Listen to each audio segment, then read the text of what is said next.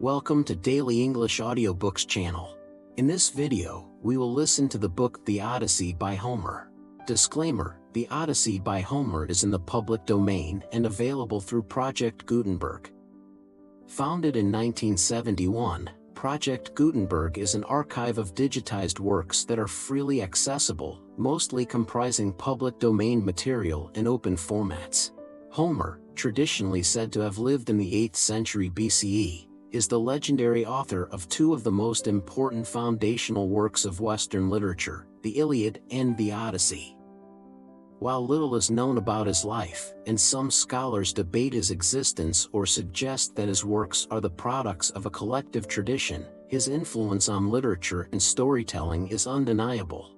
The Odyssey is an epic poem that follows the Greek hero Odysseus on his long and perilous journey home after the fall of Troy. Spanning over 10 years, his voyage is fraught with challenges, from mystical creatures and divine beings to tempestuous seas. The poem explores themes of heroism, loyalty, perseverance, and the human struggle against the gods' whims. The Odyssey is not only a tale of adventure but also a poignant exploration of the Greek concept of xenia, hospitality, fate, and the power of cunning over brute strength. Now let's get started. The Odyssey. Book I. The gods in council, Minerva's visit to Ithaca, the challenge from Telemachus to the suitors. Tell me, O Muse, of that ingenious hero who traveled far and wide after he had sacked the famous town of Troy. Many cities did he visit, and many were the nations with whose manners and customs he was acquainted. Moreover, he suffered much by sea while trying to save his own life and bring his men safely home. But do what he might, he could not save his men, for they perished through their own sheer folly in eating the cattle of the sun god Hyperion, so the god prevented them from ever reaching home. Tell me, too, about all these things, O daughter of Jove, from whatsoever source you may know them. So now all who escaped death in battle or by shipwreck had got safely home except Ulysses, and he, though he was longing to return to his wife and country, was detained by the goddess Calypso, who had got him into a large cave and wanted to marry him. But as years went by, there came a time when the gods settled that he should go back to Ithaca. Even then, however, when he was among his own people, his troubles were not yet over. Nevertheless, all the gods had now begun to pity him except Neptune, who still persecuted him without ceasing and would not let him get home. Now Neptune had gone off to the Ethiopians, who are at the world's end, and lie in two halves, the one looking west and the other east. He had gone there to accept a hecatomb of sheep and oxen, and was enjoying himself at his festival, but the other gods met in the house of Olympian Jove, and the sire of gods and men spoke first. At that moment he was thinking of Aegisthus, who had been killed by Agamemnon's son Orestes, so he said to the other gods, "See now, how men lay blame upon us gods for what is after all nothing but their own folly. Look at Aegisthus, he must needs make love to Agamemnon's wife unrighteously and then kill Agamemnon, though he knew it would be the death of him, for I sent Mercury to warn him not to do either of these things, inasmuch as Orestes would be sure to take his revenge when he grew up and wanted to return home. Mercury told him this in all goodwill, but he would not listen, and now he has paid for everything in full." Then Minerva said, "Father, son of Saturn, king of kings, it served Aegisthus right, and so it would anyone else who does as he did, but Aegisthus is neither here nor there. It is for Ulysses that my heart bleeds, when I think of his sufferings in that lonely sea-girt island, far away, poor man, from all his friends. It is an island covered with forest, in the very middle of the sea, and a goddess lives there, daughter of the magician Atlas, who looks after the bottom of the ocean, and carries the great columns that keep heaven and earth asunder. This daughter of Atlas has got hold of poor unhappy Ulysses, and keeps trying by every kind of blandishment to make him forget his home, so that he is tired of life, and thinks of nothing but how he may once more see the smoke of his own chimneys. You, sir, take no heed of this. And yet when Ulysses was before Troy, did he not propitiate you with many a burnt sacrifice? Why then should you keep on being so angry with him?" And Jove said, My child, what are you talking about? How can I forget Ulysses, than whom there is no more capable man on earth, nor more liberal in his offerings to the immortal gods that live in heaven? Bear in mind, however, that Neptune is still furious with Ulysses for having blinded an eye of Polyphemus, king of the Cyclopes. Polyphemus is son to Neptune by the nymph Ithaca, daughter to the sea king Circe. Therefore, though he will not kill Ulysses outright, he torments him by preventing him from getting home. Still, let us lay our heads together and see how we can help him to return. Neptune will then be pacified, for if we are all of a mind, he can hardly stand out against us. And Minerva said, Father, son of Saturn, king of kings, if, then, the gods now mean that Ulysses should get home, we should first send Mercury to the Ogygian island to tell Calypso that we have made up our minds and that he is to return. In the meantime, I will go to Ithaca, to put heart into Ulysses' son Telemachus. I will embolden him to call the Achaeans in assembly, and speak out to the suitors of his mother Penelope, who persist in eating up any number of his sheep and oxen. I will also conduct him to Sparta and to Pylos, to see if he can hear anything about the return of his dear father, for this will make people speak well of him. So saying, she bound on her glittering golden sandals, imperishable, with which she can fly like the wind over land or sea. She grasped the redoubtable bronze-shod spear, so stout and sturdy and strong, wherewith she quells the ranks of heroes who have displeased her, and down she darted from the topmost summits of Olympus, whereon forthwith she was in Ithaca, at the gateway of Ulysses' house, disguised as a visitor, Mentes, chief of the Taphians, and she held a bronze spear in her hand.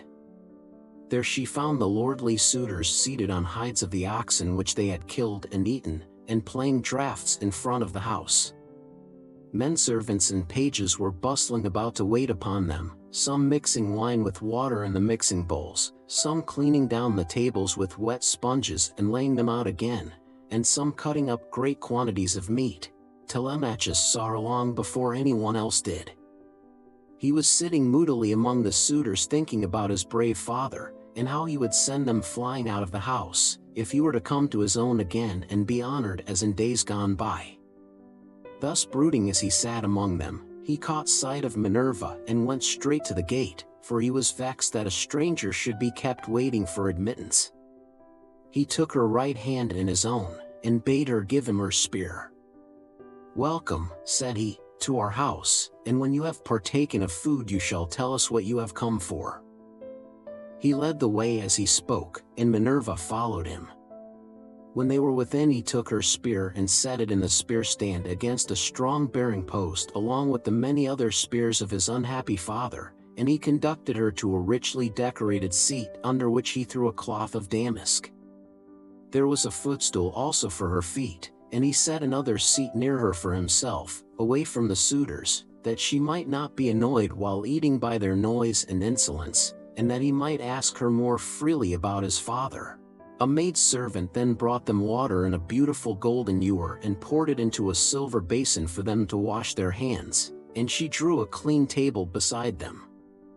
An upper servant brought them bread, and offered them many good things of what there was in the house. The carver fetched them plates of all manner of meats and set cups of gold by their side, and a manservant brought them wine and poured it out for them. Then the suitors came in and took their places on the benches and seats. Forthwith men-servants poured water over their hands, maids went round with the bread baskets, pages filled the mixing bowls with wine and water, and they laid their hands upon the good things that were before them. As soon as they had had enough to eat and drink, they wanted music and dancing, which are the crowning embellishments of a banquet, so a servant brought a lyre to Phemius, whom they compelled perforce to sing to them. As soon as he touched his lyre and began to sing, Telemachus spoke low to Minerva, with his head close to hers that no man might hear. "I hope, sir," said he, "that you will not be offended with what I am going to say. Singing comes cheap to those who do not pay for it, and all this is done at the cost of one whose bones lie rotting in some wilderness or grinding to powder in the surf. If these men were to see my father come back to Ithaca, they would pray for longer legs rather than a longer purse, for money would not serve them, but he, alas, has fallen on an ill fate, and even when people do sometimes say that he is coming, we no longer heed them, we shall never see him again. And now, sir, tell me and tell me true, who you are and where you come from. Tell me of your town and parents, what manner of ship you came in, how your crew brought you to Ithaca, and of what nation they declared themselves to be, for you cannot have come by land. Tell me also truly, for I want to know, are you a stranger to this house, or have you been here in my father's time? In the old days we had many visitors, for my father went about much himself. And Minerva answered, I will tell you truly and particularly all about it. I am Mentes, son of Anchialus, and I am king of the Taphians. I have come here with my ship and crew, on a voyage to men of a foreign tongue, being bound for Temesa with a cargo of iron, and I shall bring back copper. As for my ship, it lies over yonder off the open country away from the town, in the harbor Rhythron under the wooded mountain Neritum. Our fathers were friends before us, as old Laertes will tell you, if you will go and ask him. They say, however, that he never comes to town now, and lives by himself in the country, faring hardly, with an old woman to look after him and get his dinner for him, when he comes in tired from pottering about his vineyard. They told me your father was at home again, and that was why I came, but it seems the gods are still keeping him back, for he is not dead yet, not on the mainland. It is more likely he is on some seagirt island in mid-ocean, or a prisoner among savages who are detaining him against his will. I am no prophet, and know very little about omens, but I speak as it is borne in upon me from heaven, and assure you that he will not be away much longer, for he is a man of such resource that even though he were in chains of iron he would find some means of getting home again. But tell me, and tell me true, can Ulysses really have such a fine-looking fellow for a son? You are indeed wonderfully like him about the head and eyes, for we were close friends before he set sail for Troy, where the flower of all the Argives went also. Since that time we have never either of us seen the other. My mother, answered Telemachus, tells me I am son to Ulysses, but it is a wise child that knows his own father. Would that I were son to one who had grown old upon his own estates, for, since you ask me, there is no more ill-starred man under heaven than he who they tell me is my father. And Minerva said, there is no fear of your race dying out yet, while Penelope has such a fine son as you are. But tell me, and tell me true, what is the meaning of all this feasting, and who are these people? What is it all about? Have you some banquet, or is there a wedding in the family, for no one seems to be bringing any provisions of his own? And the guests, how atrociously they are behaving, what riot they make over the whole house, it is enough to disgust any respectable person who comes near them. Sir, said Telemachus, as regards your question, so long as my father was here it was well with us and with the house, but the gods in their displeasure have willed it otherwise, and have hidden him away more closely than mortal man was ever yet hidden. I could have borne it better even though he were dead, if he had fallen with his men before Troy, or had died with friends around him when the days of his fighting were done, for then the Achaeans would have built a mound over his ashes, and I should myself have been heir to his renown. But now the storm winds have spirited him away we know not whither, he is gone without leaving so much as a trace behind him, and I inherit nothing but dismay. Nor does the matter end simply with grief for the loss of my father. Heaven has laid sorrows upon me of yet another kind, for the chiefs from all our islands, Dulichium, Same, and the woodland island of Zacynthus, as also all the principal men of Ithaca itself, are eating up my house under the pretext of paying their court to my mother, who will neither point blank say that she will not marry, nor yet bring matters to an end, so they are making havoc of my estate, and before long will do so. Also with myself. Is that so? Exclaimed Minerva, then you do indeed want Ulysses home again. Give him his helmet, shield, and a couple of lances, and if he is the man he was when I first knew him in our house, drinking and making merry, he would soon lay his hands about these rascally suitors, were he to stand once more upon his own threshold. He was then coming from Ephyra, where he had been to beg poison for his arrows from Ilus, son of Murmurus. Ilus feared the ever-living gods and would not give him any, but my father let him have some, for he was very fond of him. If Ulysses is the man he then was, these suitors will have a short shrift and a sorry wedding. But there, it rests with heaven to determine whether he is to return and take his revenge in his own house or no. I would, however, urge you to set about trying to get rid of these suitors at once. Take my advice, call the Achaean heroes in assembly tomorrow morning, lay your case before them, and call heaven to bear you witness. Bid the suitors take themselves off, each to his own place, and if your mother's mind is set on marrying again, let her go back to her father, who will find her a husband and provide her with all the marriage gifts that so dear a daughter may expect. As for yourself, let me prevail upon you to take the best ship you can get, with a crew of 20 men, and go in quest of your father who has so long been missing. Someone may tell you something, and people often hear things in this way, some heaven-sent message may direct you. First go to Pylus and ask Nestor, thence go on to Sparta and visit Menelaus, for he got home last of all the Achaeans. If you hear that your father is alive and on his way home, you can put up with the waste these suitors will make for yet another 12 months. If on the other hand you hear of his death, come home at once, celebrate his funeral rites with all due pomp, build a barrow to his memory, and make your mother marry again. Then, having done all this, think it well over in your mind how, by fair means or foul, you may kill these suitors in your own house. You are too old to plead infancy any longer. Have you not heard how people are singing Orestes' praises for having killed his father's murderer Aegisthus? You are a fine, smart-looking fellow. Show your mettle, then, and make yourself a name and story. Now, however, I must go back to my ship and to my crew, who will be impatient if I keep them waiting longer. Think the matter over for yourself, and remember what I have said to you. Sir, answered Telemachus, it has been very kind of you to talk to me in this way, as though I were your own son, and I will do all you tell me. I know you want to be getting on with your voyage, but stay a little longer till you have taken a bath and refreshed yourself. I will then give you a present, and you shall go on your way rejoicing. I will give you one of great beauty and value, a keepsake such as only dear friends give to one another. Minerva answered, do not try to keep me, for I would be on my way at once. As for any present you may be disposed to make me, keep it till I come again, and I will take it home with me. You shall give me a very good one, and I will give you one of no less value in return.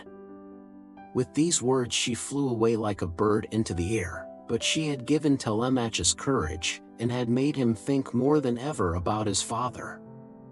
He felt the change, wondered at it, and knew that the stranger had been a god, so he went straight to where the suitors were sitting. Phemius was still singing, and his hearers sat wrapped in silence as he told the sad tale of the return from Troy, and the ills Minerva had laid upon the Achaeans. Penelope, daughter of Icarius, heard his song from her room upstairs, and came down by the great staircase, not alone, but attended by 2 of her handmaids. When she reached the suitors she stood by one of the bearing posts that supported the roof of the cloisters with a staid maiden on either side of her. She held a veil, moreover, before her face, and was weeping bitterly. Phemius, she cried, you know many another feat of gods and heroes, such as poets love to celebrate. Sing the suitors some one of these, and let them drink their wine in silence, but cease this sad tale, for it breaks my sorrowful heart, and reminds me of my lost husband whom I mourn ever without ceasing, and whose name was great over all Hellas and middle Argos. Mother, answered Telemachus, let the bard sing what he has a mind to. Bards do not make the ills they sing of, it is Jove, not they, who makes them, and who sends weal or woe upon mankind according to his own good pleasure. This fellow means no harm by singing the ill-fated return of the Danaans, for people always applaud the latest songs most warmly. Make up your mind to it and bear it. Ulysses is not the only man who never came back from Troy, but many another went down as well as he.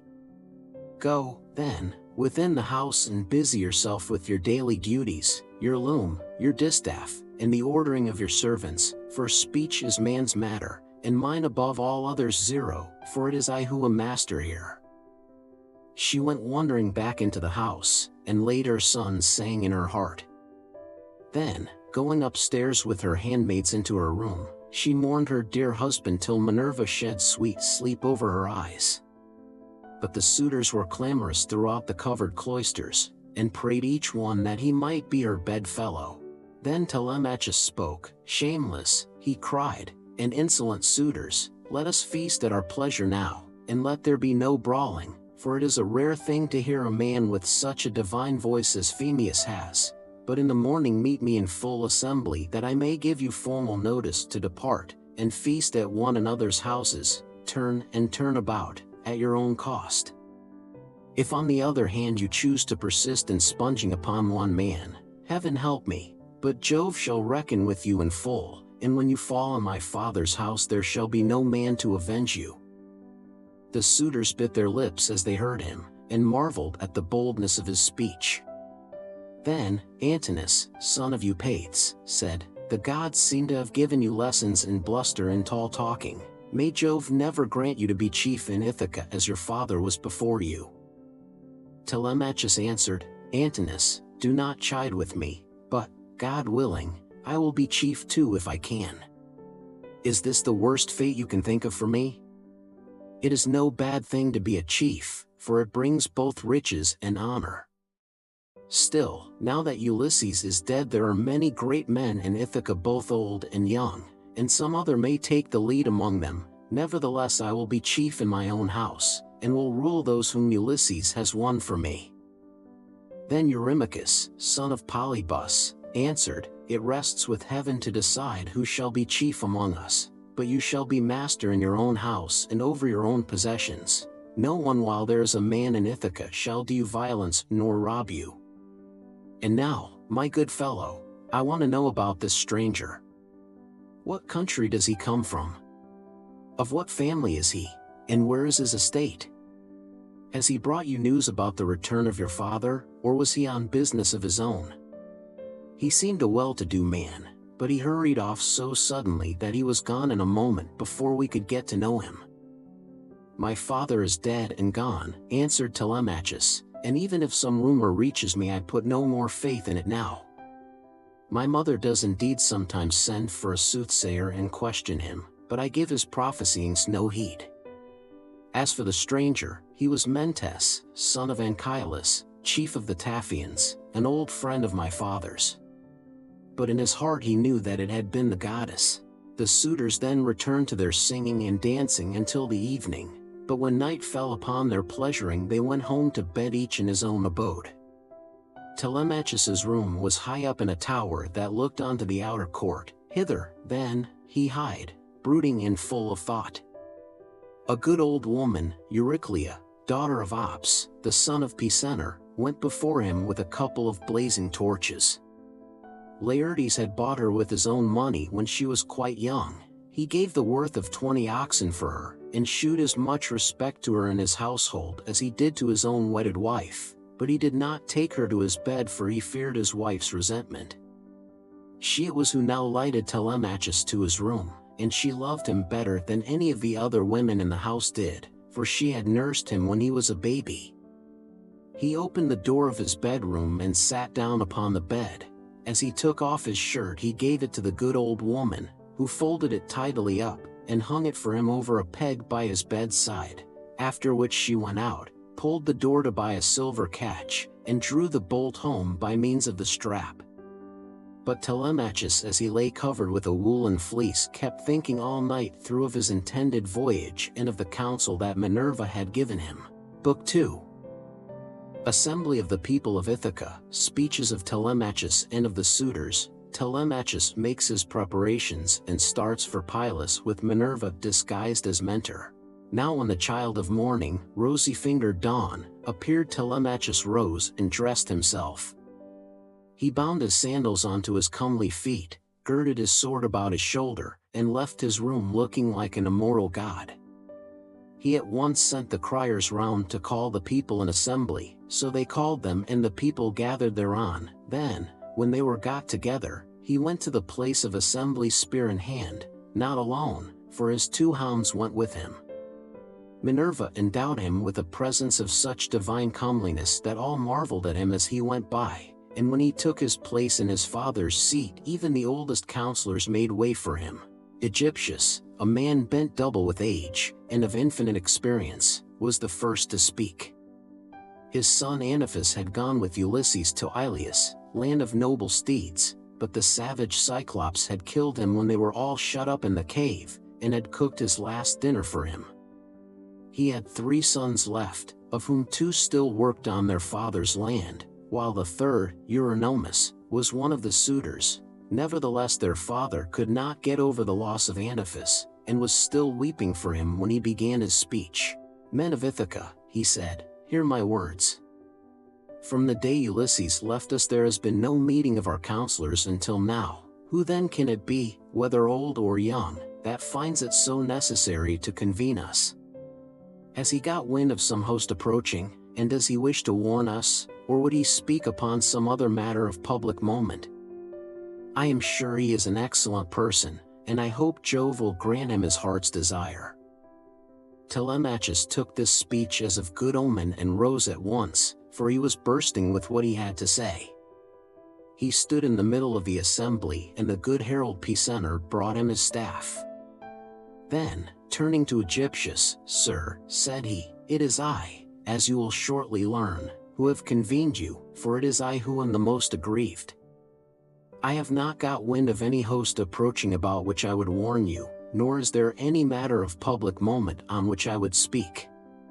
My grievance is purely personal, and turns on 2 great misfortunes which have fallen upon my house.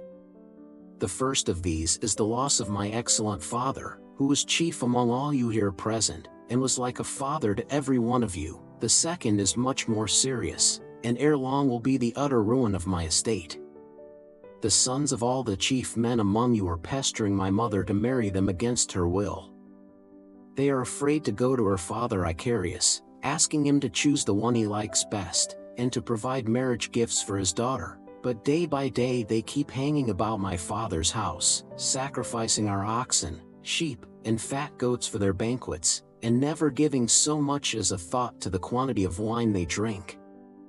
No estate can stand such recklessness. We have now no Ulysses to ward off harm from our doors, and I cannot hold my own against them. I shall never all my days be as good a man as he was, still I would indeed defend myself if I had power to do so, for I cannot stand such treatment any longer. My house is being disgraced and ruined. Have respect, therefore, to your own consciences and to public opinion. Fear, too, the wrath of heaven, lest the gods should be displeased and turn upon you. I pray you by Jove and Themis, who is the beginning and the end of counsels, do not hold back, my friends, and leave me single-handed, unless it be that my brave father Ulysses did some wrong to the Achaeans which you would now avenge on me, by aiding and abetting these suitors.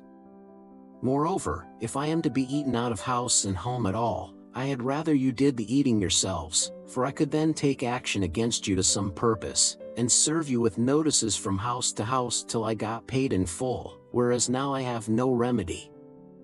With this Telemachus dashed his staff to the ground and burst into tears. Every one was very sorry for him, but they all sat still and no one ventured to make him an angry answer, save only Antinous, who spoke thus: "Telemachus, insolent braggart that you are, how dare you try to throw the blame upon us suitors? It is your mother's fault, not ours, for she is a very artful woman. This 3 years past, and close on 4, she had been driving us out of our minds, by encouraging each one of us, and sending him messages without meaning one word of what she says. And then there was that other trick she played us. She set up a great tambour frame in her room, and began to work on an enormous piece of fine needlework. 'Sweethearts,' said she, 'Ulysses is indeed dead. Still do not press me to marry again immediately. Wait, for I would not have skill in needlework perish unrecorded, till I have completed a pall for the hero Laertes, to be in readiness against the time when death shall take him. He is very rich, and the women of the place will talk if he is laid out without a pall." This was what she said, and we assented, whereon we could see her working on her great web all day long, but at night she would unpick the stitches again by torchlight. She fooled us in this way for 3 years and we never found her out, but as time wore on and she was now in her 4th year, one of her maids who knew what she was doing told us, and we caught her in the act of undoing her work, so she had to finish it whether she would or no. The suitors, therefore, make you this answer, that both you and the Achaeans may understand: send your mother away, and bid her marry the man of her own and of her father's choice, for I do not know what will happen if she goes on plaguing us much longer with the airs she gives herself on the score of the accomplishments Minerva has taught her, and because she is so clever. We never yet heard of such a woman. We know all about Tyro, Alcmena, Mycene, and the famous women of old, but they were nothing to your mother, any one of them.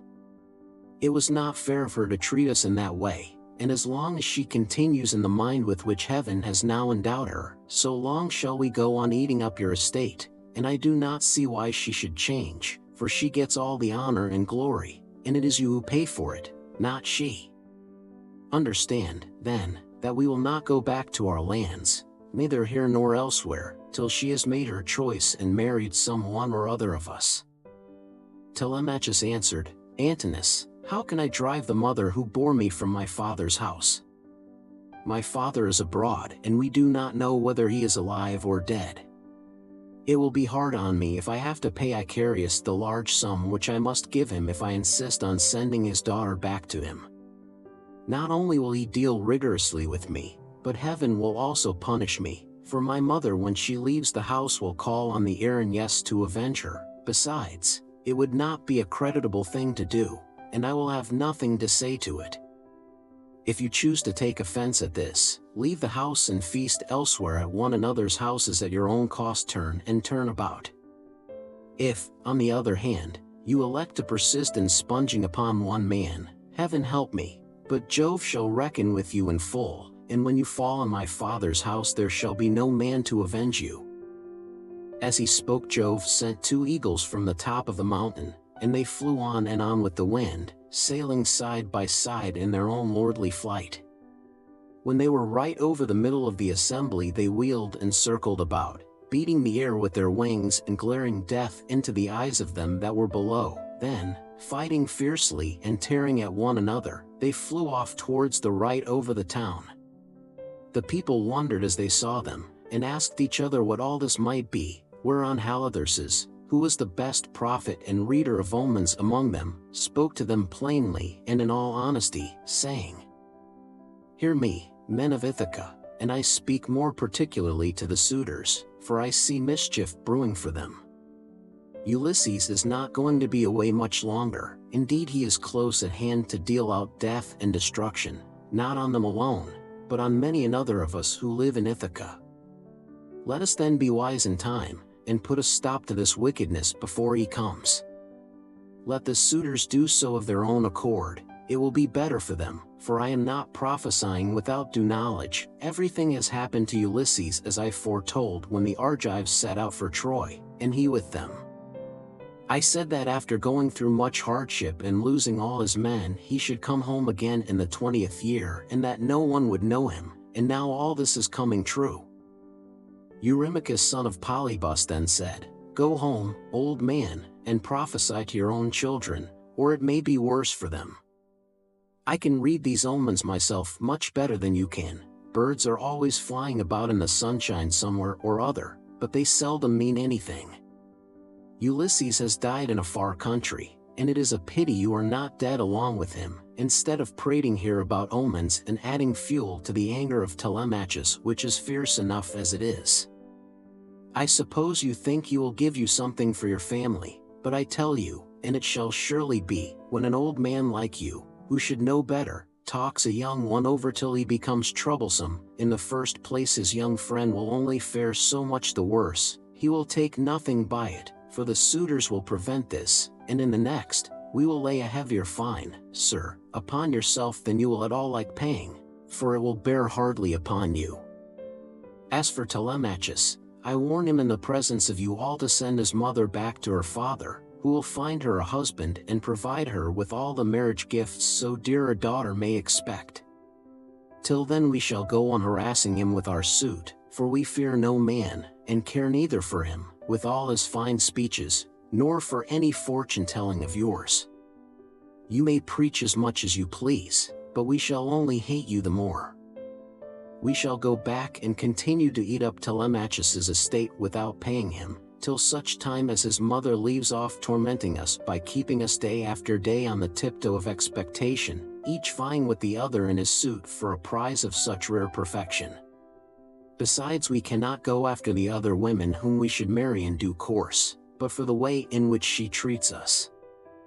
Then Telemachus said, Eurymachus, and you other suitors, I shall say no more, and entreat you no further, for the gods and the people of Ithaca now know my story.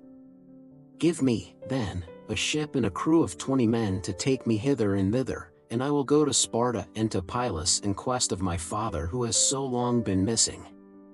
Someone may tell me something, or, and people often hear things in this way, some heaven-sent message may direct me. If I can hear of him as alive and on his way home, I will put up with the waste you suitors will make for yet another 12 months.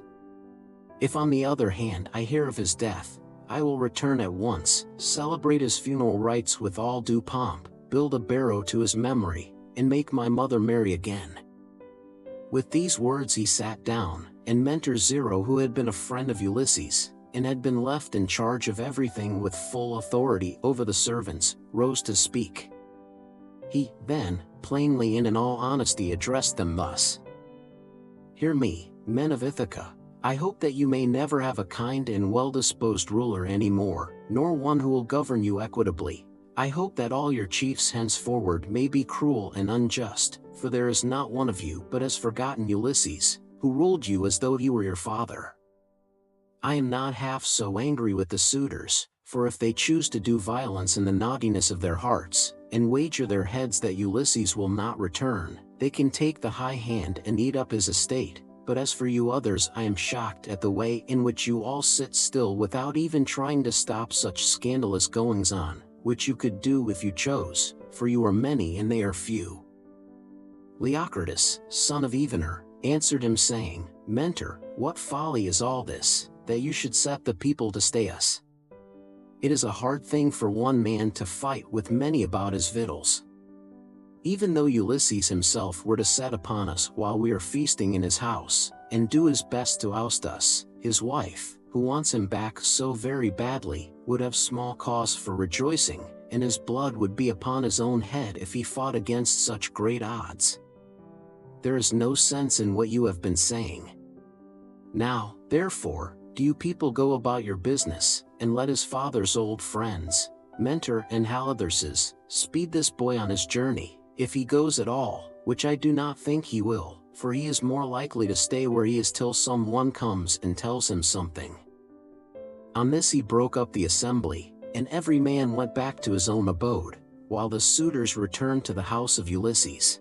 Then Telemachus went all alone by the seaside, washed his hands in the grey waves, and prayed to Minerva.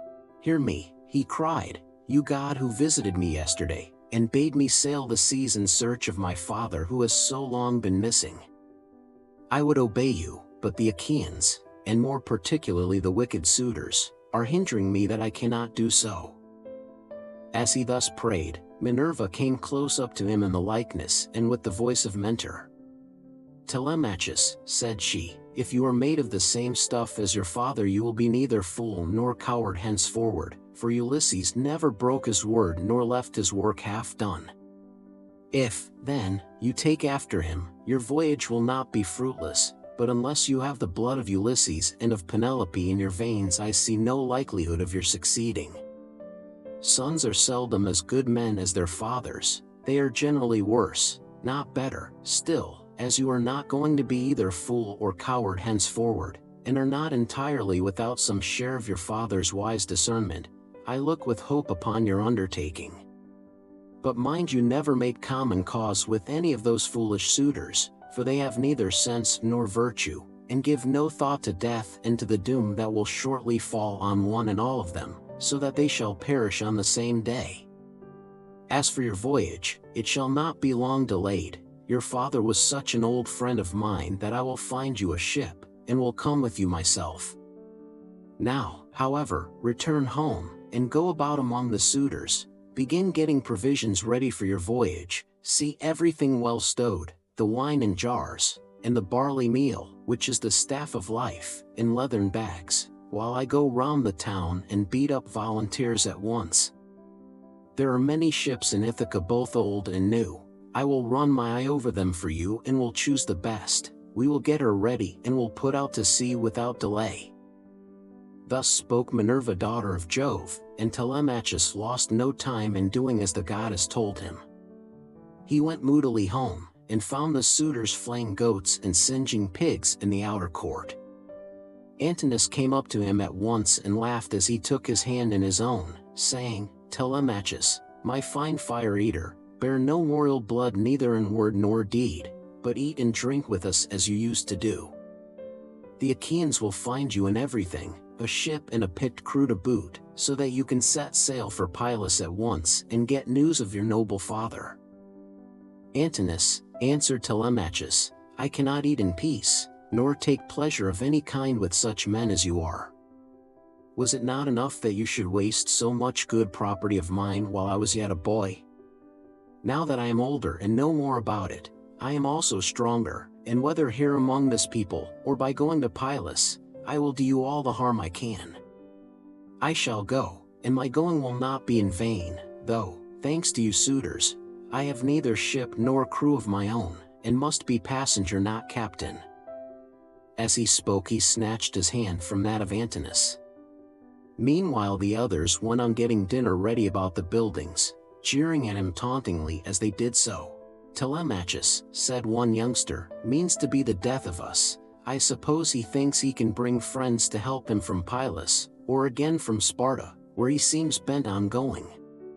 Or will he go to Ephyra as well, for poison to put in our wine and kill us?" Another said, "Perhaps if Telemachus goes on board ship, he will be like his father and perish far from his friends.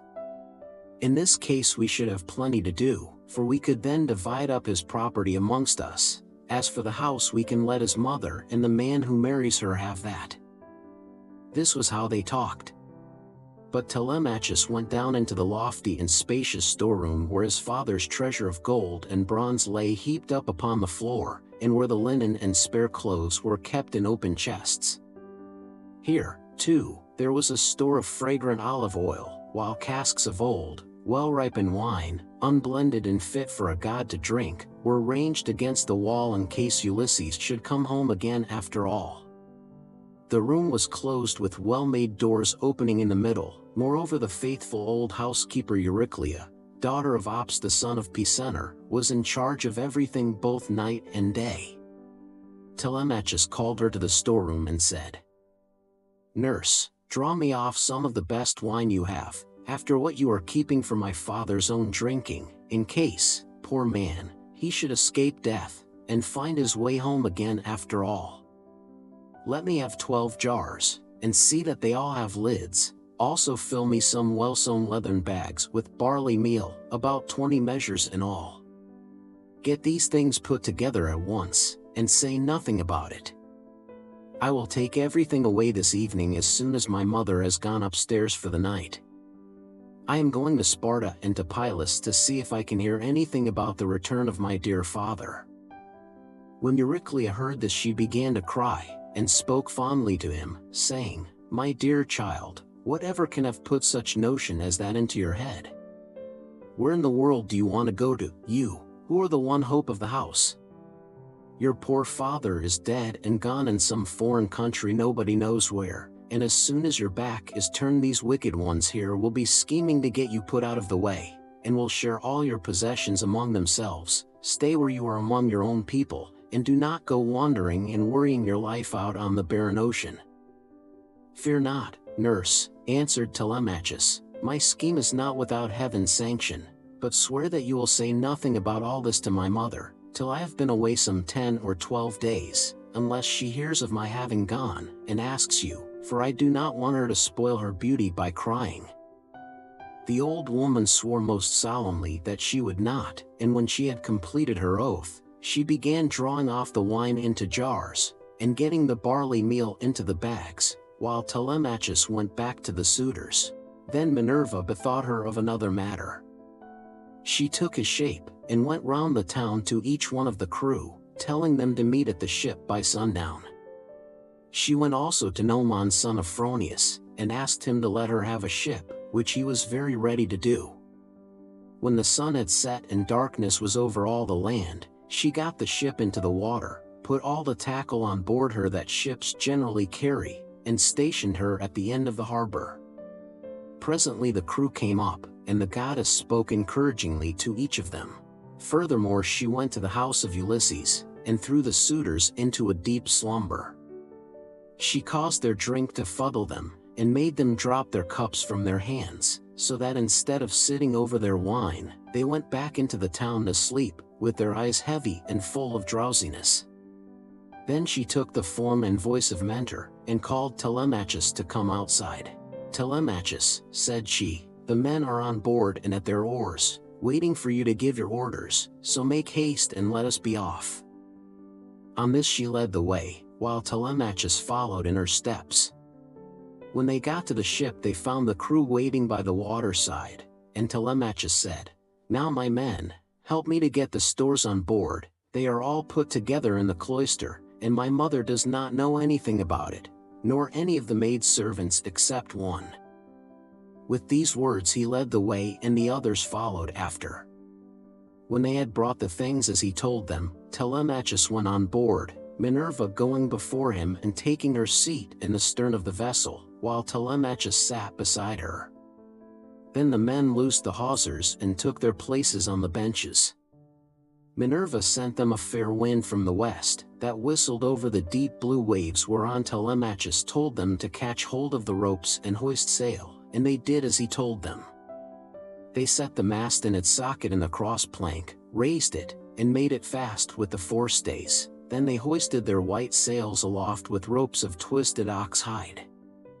As the sail bellied out with the wind, the ship flew through the deep blue water, and the foam hissed against her bows as she sped onward. Then they made all fast throughout the ship, filled the mixing bowls to the brim, and made drink offerings to the immortal gods that are from everlasting, but more particularly to the grey-eyed daughter of Jove. Thus, then, the ship sped on her way through the watches of the night from dark till dawn. Book 3. Telemachus visits Nestor at Pylos. But as the sun was rising from the fair sea into the firmament of heaven to shed light on mortals and immortals, they reached Pylos, the city of Neleus. Now the people of Pylos were gathered on the seashore to offer sacrifice of black bulls to Neptune, lord of the earthquake. There were 9 guilds with 500 men in each, and there were 9 bulls to each guild. As they were eating the inward meats and burning the thigh bones on the embers in the name of Neptune, Telemachus and his crew arrived, furled their sails, brought their ship to anchor, and went ashore. Minerva led the way and Telemachus followed her. Presently she said, "Telemachus, you must not be in the least shy or nervous. You have taken this voyage to try and find out where your father is buried and how he came by his end, so go straight up to Nestor that we may see what he has got to tell us. Beg of him to speak the truth, and he will tell no lies, for he is an excellent person." "But how, Mentor," replied Telemachus, "dare I go up to Nestor, and how am I to address him? I have never yet been used to holding long conversations with people, and am ashamed to begin questioning one who is so much older than myself." "Some things, Telemachus," answered Minerva, "will be suggested to you by your own instinct, and heaven will prompt you further, for I am assured that the gods have been with you from the time of your birth until now." She then went quickly on, and Telemachus followed in her steps till they reached the place where the guilds of the Pylian people were assembled. There they found Nestor sitting with his sons, while his company round him were busy getting dinner ready, and putting pieces of meat onto the spits while other pieces were cooking. When they saw the strangers, they crowded round them, took them by the hand, and bade them take their places. Nestor's son Pisistratus at once offered his hand to each of them, and seated them on some soft sheepskins that were lying on the sands near his father and his brother Thrasymes's. Then he gave them their portions of the inward meats and poured wine for them into a golden cup, handing it to Minerva first, and saluting her at the same time. "Offer a prayer, sir," said he, "to King Neptune, for it is his feast that you are joining. When you have duly prayed and made your drink offering, pass the cup to your friend that he may do so also." I doubt not that he too lifts his hands in prayer, for man cannot live without God in the world. Still he is younger than you are, and is much of an age with myself, so I will give you the precedence. As he spoke, he handed her the cup. Minerva thought it very right and proper of him to have given it to herself first. She accordingly began praying heartily to Neptune. "O thou," she cried, "that encirclest the earth, vouchsafe to grant the prayers of thy servants that call upon thee. More especially we pray thee send down thy grace on Nestor and on his sons. Thereafter also make the rest of the Pylian people some handsome return for the goodly hecatomb they are offering you. Lastly, grant Telemachus and myself a happy issue, in respect of the matter that has brought us in our ship to Pylos." When she had thus made an end of praying, she handed the cup to Telemachus, and he prayed likewise. By and by, when the outer meats were roasted and had been taken off the spits, the carvers gave every man his portion, and they all made an excellent dinner. As soon as they had had enough to eat and drink, Nestor, knight of Gerene, began to speak. "Now," said he, "that our guests have done their dinner, it will be best to ask them who they are. Who, then, sir strangers, are you, and from what port have you sailed? Are you traders? Or do you sail the seas as rovers with your hand against every man, and every man's hand against you?" Telemachus answered boldly, for Minerva had given him courage to ask about his father and get himself a good name. "Nestor," said he, "son of Neleus, honor to the Achaean name, you ask whence we come, and I will tell you. We come from Ithaca under Neritum, and the matter about which I would speak is of private not public import. I seek news of my unhappy father Ulysses, who is said to have sacked the town of Troy in company with yourself. We know what fate befell each one of the other heroes who fought at Troy, but as regards Ulysses, heaven has hidden from us the knowledge even that he is dead at all, for no one can certify us in what place he perished, nor say whether he fell in battle on the mainland, or was lost at sea amid the waves of Amphitrite. Therefore I am suppliant at your knees, if haply you may be pleased to tell me of his melancholy end, whether you saw it with your own eyes, or heard it from some other traveler, for he was a man born to trouble. Do not soften things out of any pity for me, but tell me in all plainness exactly what you saw. If my brave father Ulysses ever did you loyal service, either by word or deed, when you Achaeans were harassed among the Trojans, bear it in mind now as in my favor and tell me truly all." "My friend," answered Nestor, "you recall a time of much sorrow to my mind, for the brave Achaeans suffered much both at sea, while privateering under Achilles, and when fighting before the great city of King Priam. Our best men all of them fell there, Ajax, Achilles, Patroclus peer of gods in council, and my own dear son Antilochus, a man singularly fleet of foot and in fight valiant. But we suffered much more than this. What mortal tongue indeed could tell the whole story? Though you were to stay here and question me for 5 years, or even 6, I could not tell you all that the Achaeans suffered, and you would turn homeward weary of my tale before it ended. 9 long years did we try every kind of stratagem, but the hand of heaven was against us. During all this time there was no one who could compare with your father in subtlety. If indeed you are his son, I can hardly believe my eyes, and you talk just like him too. No one would say that people of such different ages could speak so much alike. He and I never had any kind of difference from first to last, neither in camp nor council, but in singleness of heart and purpose we advised the Argives how all might be ordered for the best. When, however, we had sacked the city of Priam, and were setting sail in our ships as heaven had dispersed us. Then Jove saw fit to vex the Argives on their homeward voyage, for they had not all been either wise or understanding, and hence many came to a bad end through the displeasure of Jove's daughter Minerva, who brought about a quarrel between the two sons of Atreus. The sons of Atreus called a meeting which was not as it should be, for it was sunset and the Achaeans were heavy with wine. When they explained why they had called the people together, it seemed that Menelaus was for sailing homeward at once, and this displeased Agamemnon, who thought that we should wait till we had offered hecatombs to appease the anger of Minerva. Fool that he was, he might have known that he would not prevail with her, for when the gods have made up their minds they do not change them lightly.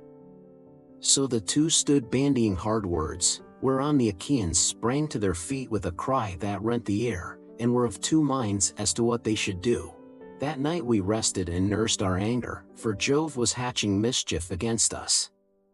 But in the morning some of us drew our ships into the water and put our goods with our women on board, while the rest, about half in number, stayed behind with Agamemnon. We, the other half, embarked and sailed, and the ships went well, for heaven had smoothed the sea. When we reached Tenedos we offered sacrifices to the gods, for we were longing to get home. Cruel Jove, however, did not yet mean that we should do so, and raised a second quarrel in the course of which some among us turned their ships back again, and sailed away under Ulysses to make their peace with Agamemnon. But I, and all the ships that were with me pressed forward, for I saw that mischief was brewing. The son of Tydeus went on also with me, and his crews with him. Later on Menelaus joined us at Lesbos, and found us making up our minds about our course, for we did not know whether to go outside Chios by the island of Syra, keeping this to our left, or inside Chios, over against the stormy headland of Mimas. So we asked heaven for a sign, and were shown one to the effect that we should be soonest out of danger if we headed our ships across the open sea to Euboea. This we therefore did, and a fair wind sprang up which gave us a quick passage during the night to Geriestus, where we offered many sacrifices to Neptune for having helped us so far on our way.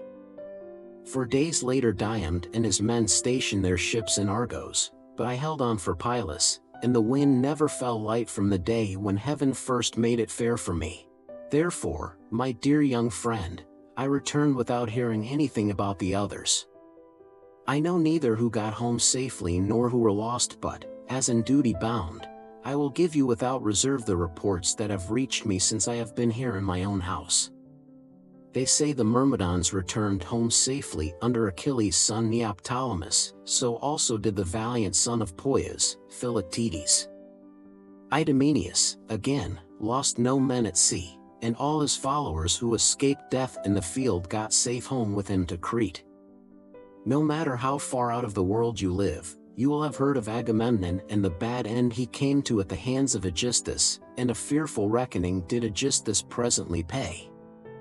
See what a good thing it is for a man to leave a son behind him to do as Orestes did, who killed false Aegisthus the murderer of his noble father. You too, then, for you are a tall smart-looking fellow, show your mettle and make yourself a name in story. Nestor son of Neleus, answered Telemachus, honor to the Achaean name. The Achaeans applaud Orestes, and his name will live through all time, for he has avenged his father nobly. Would that heaven might grant me to do like vengeance on the insolence of the wicked suitors, who are ill-treating me and plotting my ruin, but the gods have no such happiness in store for me and for my father, so we must bear it as best we may. My friend, said Nestor, now that you remind me, I remember to have heard that your mother has many suitors, who are ill-disposed towards you and are making havoc of your estate. Do you submit to this tamely, or are public feeling and the voice of heaven against you? Who knows but what Ulysses may come back after all, and pay these scoundrels in full, either single-handed or with a force of Achaeans behind him? If Minerva were to take as great a liking to you as she did to Ulysses when we were fighting before Troy, for I never yet saw the gods so openly fond of anyone as Minerva then was of your father, if she would take as good care of you as she did of him, these wooers would soon some of them forget their wooing. Telemachus answered, I can expect nothing of the kind, it would be far too much to hope for. I dare not let myself think of it. Even though the gods themselves willed that no such good fortune could befall me. On this Minerva said, Telemachus, what are you talking about? Heaven has a long arm if it is minded to save a man, and if it were me, I should not care how much I suffered before getting home, provided I could be safe when I was once there. I would rather this, than get home quickly, and then be killed in my own house as Agamemnon was by the treachery of Aegisthus and his wife. Still, death is certain, and when a man's hour is come, not even the gods can save him, no matter how fond they are of him. Mentor, answered Telemachus, do not let us talk about it any more. There is no chance of my father's ever coming back, the gods have long since counseled his destruction. There is something else, however, about which I should like to ask Nestor, for he knows much more than anyone else does. They say he has reigned for 3 generations, so that it is like talking to an immortal. Tell me, therefore, Nestor, and tell me true, how did Agamemnon come to die in that way? What was Menelaus doing? And how came false Aegisthus to kill so far better a man than himself? Was Menelaus away from Achaean Argos, voyaging elsewhither among mankind, that Aegisthus took heart and killed Agamemnon? I will tell you truly, answered Nestor, and indeed you have yourself divined how it all happened. If Menelaus when he got back from Troy had found Aegisthus still alive in his house, there would have been no barrow heaped up for him, not even when he was dead, but he would have been thrown outside the city to dogs and vultures, and not a woman would have mourned him, for he had done a deed of great wickedness, but we were over there, fighting hard at Troy, and Aegisthus, who was taking his ease quietly in the heart of Argos, cajoled Agamemnon's wife Clytemnestra with incessant flattery. At first she would have nothing to do with his wicked scheme, for she was of a good natural disposition. Moreover there was a bard with her, to whom Agamemnon had given strict orders on setting out for Troy, that he was to keep guard over his wife. But when heaven had counseled her destruction, Aegisthus carried this bard off to a desert island and left him there for crows and seagulls to batten upon, after which she went willingly enough to the house of Aegisthus. Then he offered many burnt sacrifices to the gods, and decorated many temples with tapestries and gilding, for he had succeeded far beyond his expectations. Meanwhile Menelaus and I were on our way home from Troy, on good terms with one another.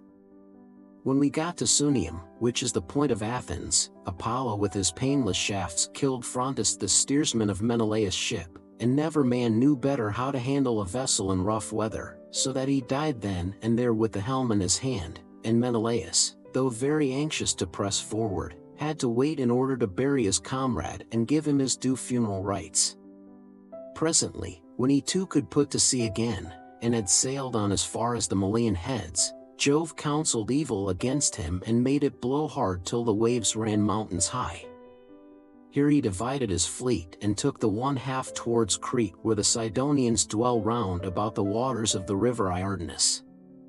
There is a high headland hereabouts stretching out into the sea from a place called Gorton, and all along this part of the coast as far as Festus the sea runs high when there is a south wind blowing, but after Festus the coast is more protected, for a small headland can make a great shelter. Here this part of the fleet was driven onto the rocks and wrecked, but the crews just managed to save themselves. As for the other 5 ships, they were taken by winds and seized to Egypt, where Menelaus gathered much gold and substance among people of an alien speech. Meanwhile Aegisthus here at home plotted his evil deed. For 7 years after he had killed Agamemnon he ruled in Mycene, and the people were obedient under him, but in the 8th year Orestes came back from Athens to be his bane, and killed the murderer of his father. Then he celebrated the funeral rites of his mother and of false Aegisthus by a banquet to the people of Argos, and on that very day Menelaus came home, with as much treasure as his ships could carry.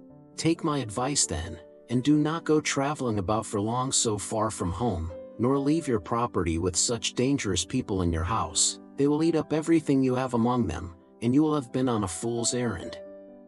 Still, I should advise you by all means to go and visit Menelaus, who has lately come off a voyage among such distant peoples as no man could ever hope to get back from. When the winds had once carried him so far out of his reckoning, even birds cannot fly the distance in a 12-month, so vast and terrible are the seas that they must cross. Go to him, therefore, by sea, and take your own men with you, or if you would rather travel by land you can have a chariot, you can have horses, and here are my sons who can escort you to Lacedaemon where Menelaus lives. Beg of him to speak the truth, and he will tell you no lies, for he is an excellent person." As he spoke the sun set and it came on dark, whereon Minerva said, "Sir, all that you have said is well. Now, however, order the tongues of the victims to be cut, and mix wine that we may make drink offerings to Neptune, and the other immortals, and then go to bed, for it is bedtime. People should go away early and not keep late hours at a religious festival." Thus spoke the daughter of Jove, and they obeyed her saying. Men servants poured water over the hands of the guests, while pages filled the mixing bowls with wine and water, and handed it round after giving every man his drink offering. Then they threw the tongues of the victims into the fire, and stood up to make their drink offerings. When they had made their offerings and had drunk each as much as he was minded, Minerva and Telemachus were for going on board their ship, but Nestor caught them up at once and stayed them. "Heaven and the immortal gods," he exclaimed, "forbid that you should leave my house to go on board of a ship. Do you think I am so poor and short of clothes, or that I have so few cloaks and as to be unable to find comfortable beds both for myself and for my guests? Let me tell you, I have store both of rugs and cloaks, and shall not permit the son of my old friend Ulysses to camp down on the deck of a ship, not while I live, nor yet will my sons after me, but they will keep open house as I have done."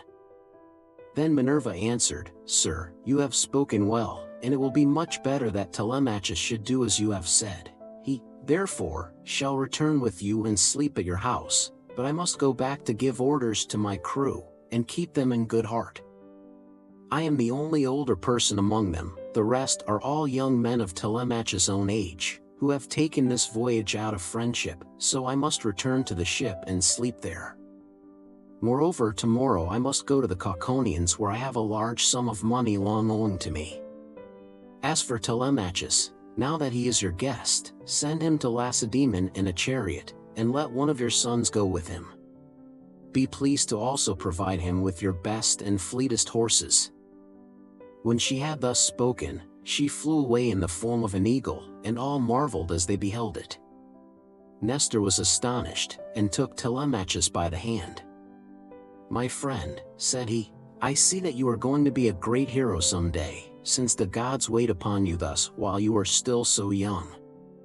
This can have been none other of those who dwell in heaven than Jove's redoubtable daughter, the Trito-born, who shewed such favor towards your brave father among the Argives.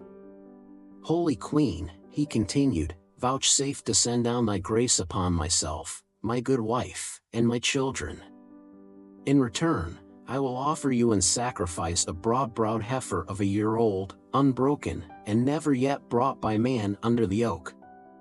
I will gild her horns, and will offer her up to you in sacrifice." Thus did he pray, and Minerva heard his prayer. He then led the way to his own house, followed by his sons and sons-in-law. When they had got there and had taken their places on the benches and seats, he mixed them a bowl of sweet wine that was 11 years old when the housekeeper took the lid off the jar that held it. As he mixed the wine, he prayed much and made drink offerings to Minerva, daughter of aegis-bearing Jove. Then, when they had made their drink offerings and had drunk each as much as he was minded, the others went home to bed each in his own abode, but Nestor put Telemachus to sleep in the room that was over the gateway along with Pisistratus, who was the only unmarried son now left him. As for himself, he slept in an inner room of the house, with the queen his wife by his side. Now when the child of morning rosy-fingered dawn appeared, Nestor left his couch and took his seat on the benches of white and polished marble that stood in front of his house. Here aforetime sat Neleus, peer of gods in council, but he was now dead, and had gone to the house of Hades, so Nestor sat in his seat, scepter in hand, as guardian of the public weal. His sons, as they left their rooms, gathered round him: Echephron, Stratius, Perseus, Aretus, and Thrasymedes. The sixth son was Pisistratus, and when Telemachus joined them they made him sit with them. Nestor then addressed them. "My sons," said he, "make haste to do as I shall bid you. I wish first and foremost to propitiate the great goddess Minerva, who manifested herself visibly to me during yesterday's festivities. Go, then, one or other of you to the plain, tell the stockman to look me out a heifer, and come on here with it at once. Another must go to Telemachus' ship, and invite all the crew, leaving 2 men only in charge of the vessel. Someone else will run and fetch Circe the goldsmith to gild the horns of the heifer. The rest, stay all of you where you are. Tell the maids in the house to prepare an excellent dinner, and to fetch seats and logs of wood for a burnt offering.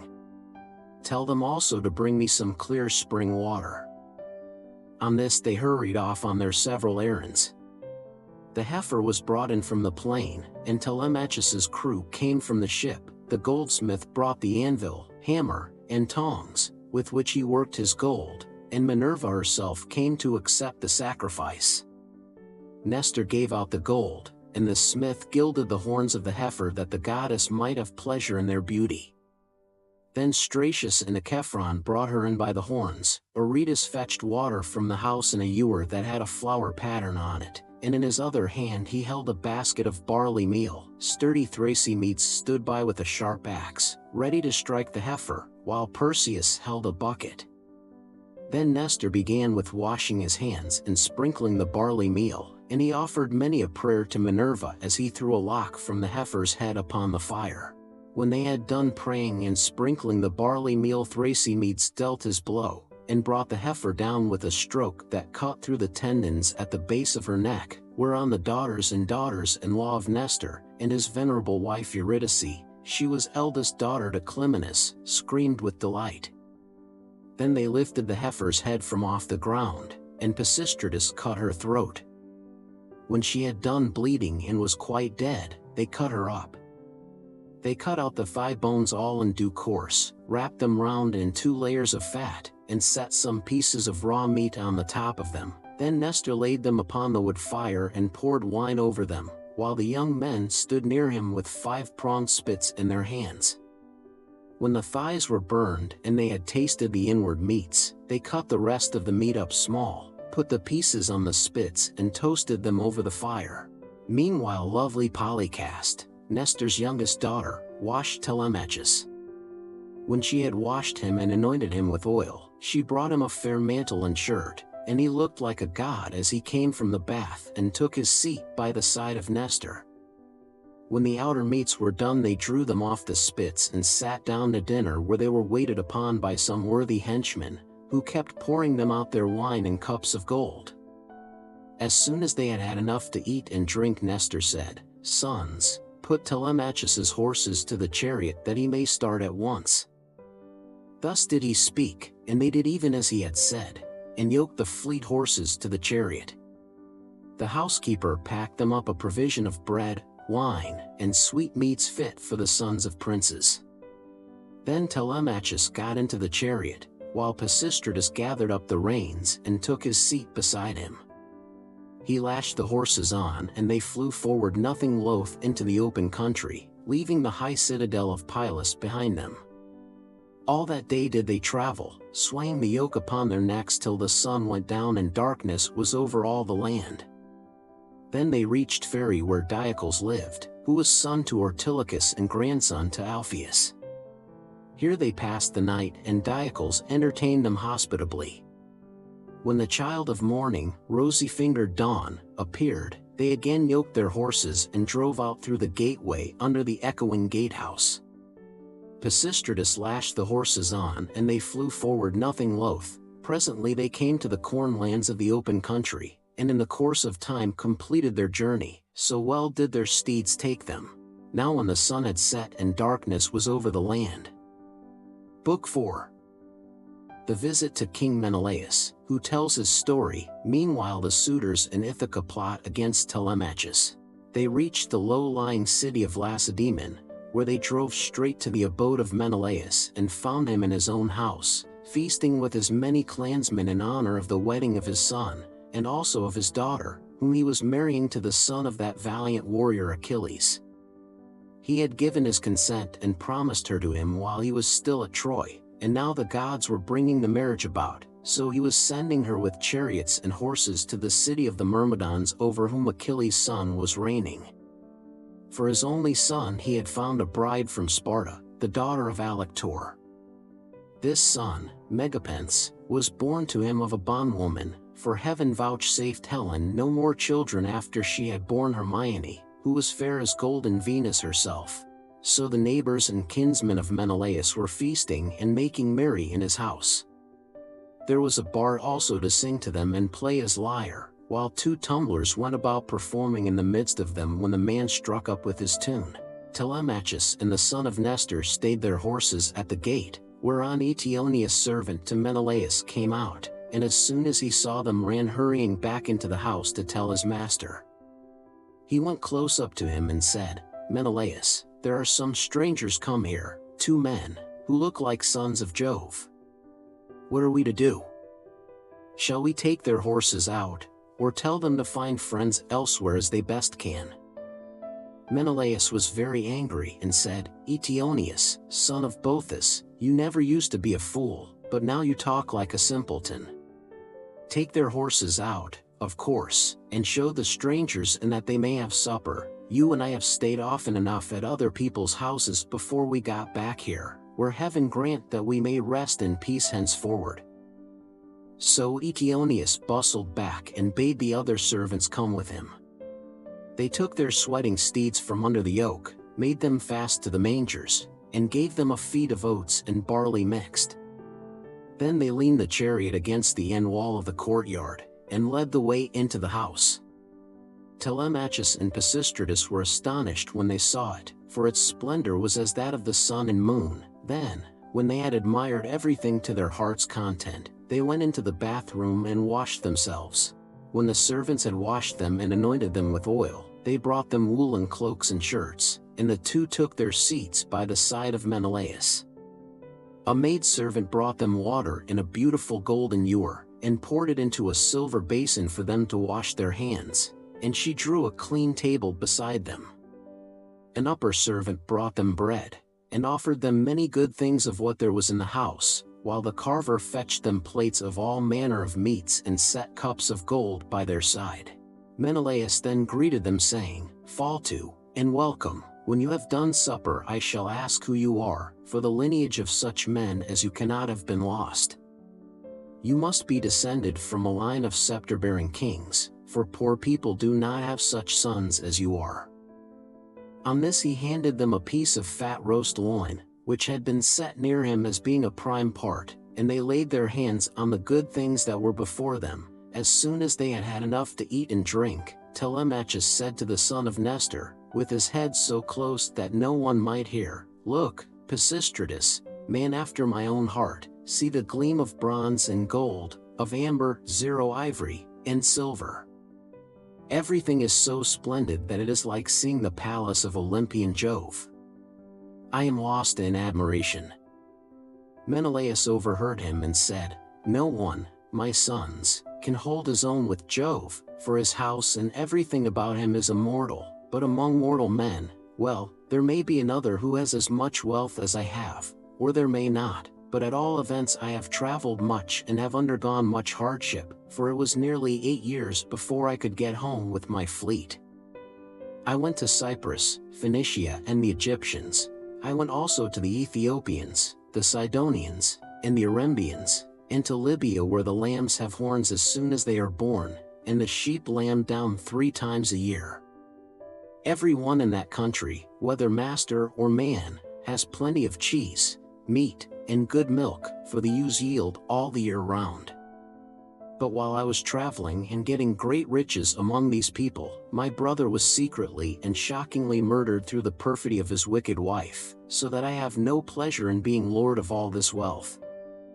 Whoever your parents may be, they must have told you about all this, and of my heavy loss and the ruin of a stately mansion fully and magnificently furnished. Would that I had only a third of what I now have, so that I had stayed at home, and all those were living who perished on the plain of Troy, far from Argos. I often grieve, as I sit here in my house, for one and all of them. At times I cry aloud for sorrow, but presently I leave off again, for crying is cold comfort and one soon tires of it. Yet grieve for these as I may, I do so for one man more than for them all. I cannot even think of him without loathing both food and sleep, so miserable does he make me, for no one of all the Achaeans worked so hard or risked so much as he did.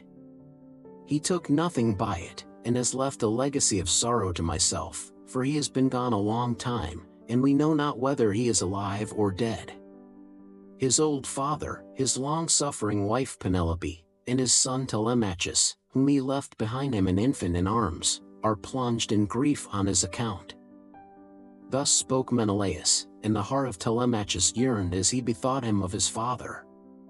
Tears fell from his eyes as he heard him thus mentioned, so that he held his cloak before his face with both hands.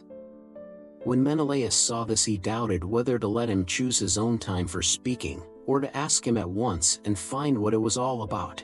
While he was thus in two minds, Helen came down from her high-vaulted and perfumed room, looking as lovely as Diana herself. Adraste brought her a seat, Alcippe a soft woolen rug, while Philo fetched her the silver workbox which Alcandra, wife of Polybus, had given her.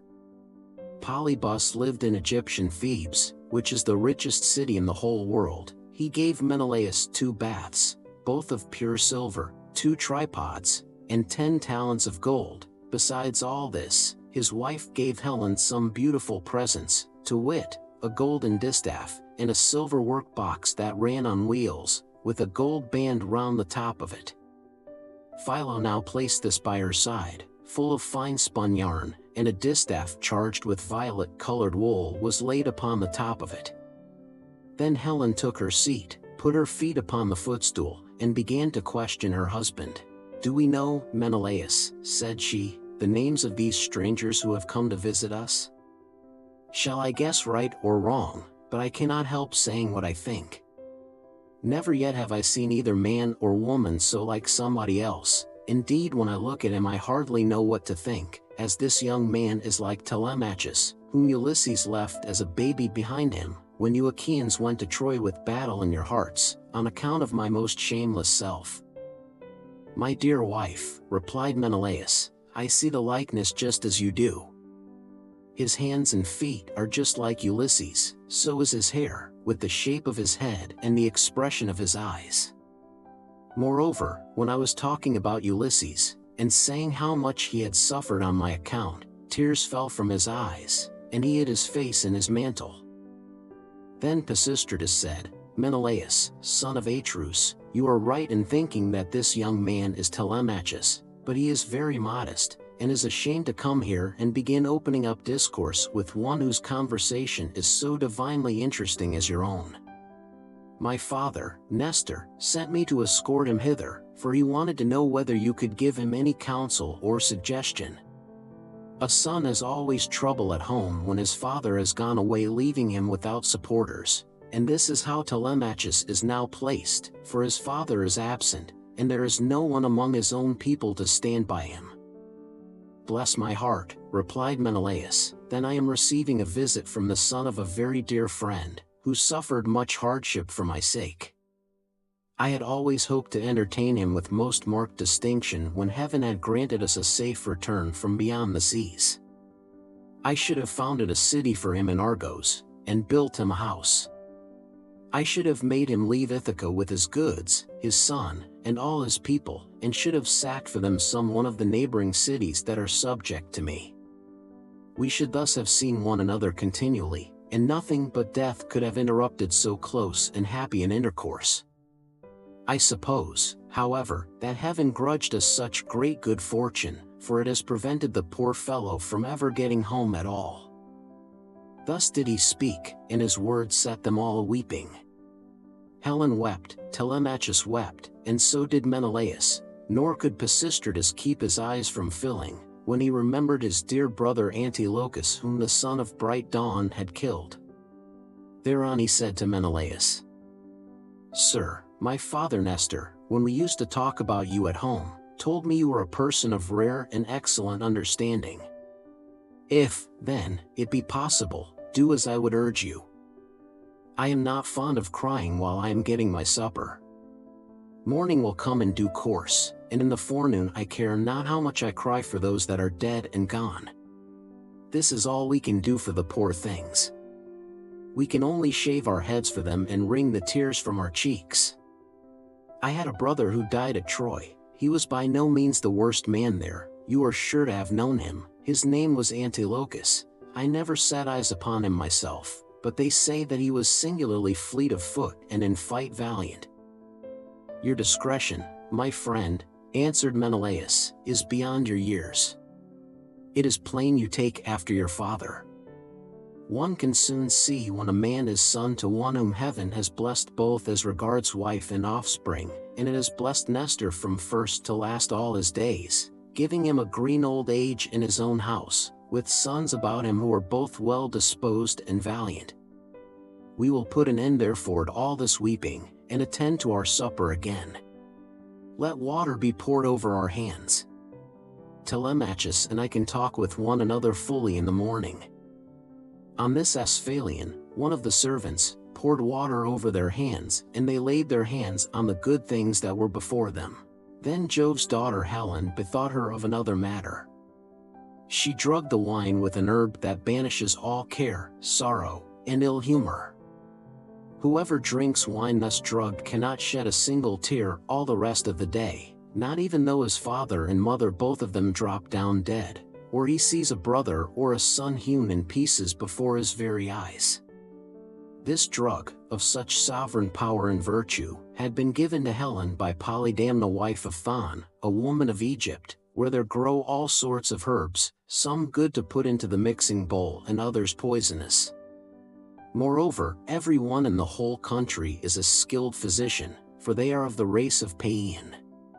When Helen had put this drug in the bowl, and had told the servants to serve the wine round, she said, "Menelaus, son of Atreus, and you my good friends, sons of honorable men, which is as Jove wills, for he is the giver both of good and evil, and can do what he chooses, feast here as you will, and listen while I tell you a tale in season. I cannot indeed name every single one of the exploits of Ulysses, but I can say what he did when he was before Troy, and you Achaeans were in all sorts of difficulties. He covered himself with wounds and bruises, dressed himself all in rags, and entered the enemy's city looking like a menial or a beggar, and quite different from what he did when he was among his own people. In this disguise he entered the city of Troy, and no one said anything to him. I alone recognized him and began to question him, but he was too cunning for me. When, however, I had washed and anointed him and had given him clothes, and after I had sworn a solemn oath not to betray him to the Trojans till he had got safely back to his own camp and to the ships, he told me all that the Achaeans meant to do. He killed many Trojans and got much information before he reached the Argive camp, for all which things the Trojan women made lamentation, but for my own part one was glad, for my heart was beginning to yearn after my home, and I was unhappy about the wrong that Venus had done me in taking me over there, away from my country, my girl, and my lawful wedded husband, who is indeed by no means deficient either in person or understanding." Then Menelaus said, "All that you have been saying, my dear wife, is true. I have traveled much, and have had much to do with heroes, but I have never seen such another man as Ulysses. What endurance too, and what courage he displayed within the wooden horse, wherein all the bravest of the Argives were lying in wait to bring death and destruction upon the Trojans. At that moment you came up to us, some god who wished well to the Trojans must have set you onto it, and you had Deiphobus with you. 3 times did you go all round our hiding place and pat it, you called our chiefs each by his own name, and mimicked all our wives, Diomed, Ulysses, and I from our seats inside heard what a noise you made. Diamed and I could not make up our minds whether to spring out then and there, or to answer you from inside. But Ulysses held us all in check, so we sat quite still, all except Anticlus, who was beginning to answer you, when Ulysses clapped his two brawny hands over his mouth, and kept them there. It was this that saved us all, for he muzzled Anticlus till Minerva took you away again. How sad, exclaimed Telemachus, that all this was of no avail to save him, nor yet his own iron courage. But now, sir, be pleased to send us all to bed, that we may lie down and enjoy the blessed boon of sleep. On this Helen told the maidservants to set beds in the room that was in the gatehouse, and to make them with good red rugs, and spread coverlets on the top of them with woolen cloaks for the guests to wear. So the maids went out, carrying a torch, and made the beds, to which a manservant presently conducted the strangers. Thus, then, did Telemachus and Pisistratus sleep there in the forecourt, while the son of Atreus lay in an inner room with lovely Helen by his side. When the child of morning, rosy-fingered dawn appeared, Menelaus rose and dressed himself. He bound his sandals onto his comely feet, girded his sword about his shoulders, and left his room looking like an immortal god. Then, taking a seat near Telemachus, he said, "And what, Telemachus, has led you to take this long sea voyage to Lacedaemon? Are you on public or private business? Tell me all about it." "I have come, sir," replied Telemachus, "to see if you can tell me anything about my father. I am being eaten out of house and home, my fair estate is being wasted, and my house is full of miscreants who keep killing great numbers of my sheep and oxen, on the pretense of paying their addresses to my mother. Therefore, I am suppliant at your knees if haply you may tell me about my father's melancholy end, whether you saw it with your own eyes, or heard it from some other traveler, for he was a man born to trouble. Do not soften things out of any pity for myself, but tell me in all plainness exactly what you saw. If my brave father Ulysses ever did you loyal service either by word or deed, when you Achaeans were harassed by the Trojans, bear it in mind now as in my favor and tell me truly all." Menelaus on hearing this was very much shocked.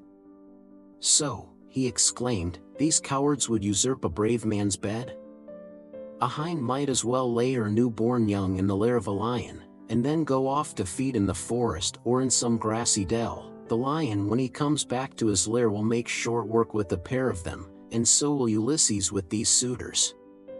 By Father Jove, Minerva, and Apollo, if Ulysses is still the man that he was when he wrestled with Philomelides in Lesbos, and threw him so heavily that all the Achaeans cheered him, if he is still such and were to come near these suitors, they would have a short shrift and a sorry wedding.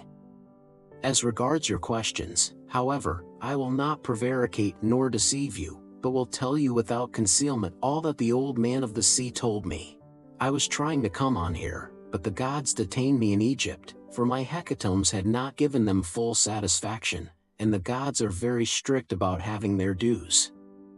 Now off Egypt, about as far as a ship can sail in a day with a good stiff breeze behind her, there is an island called Pharos. It has a good harbor from which vessels can get out into open sea when they have taken in water, and here the gods becalmed me 20 days without so much as a breath of fair wind to help me forward.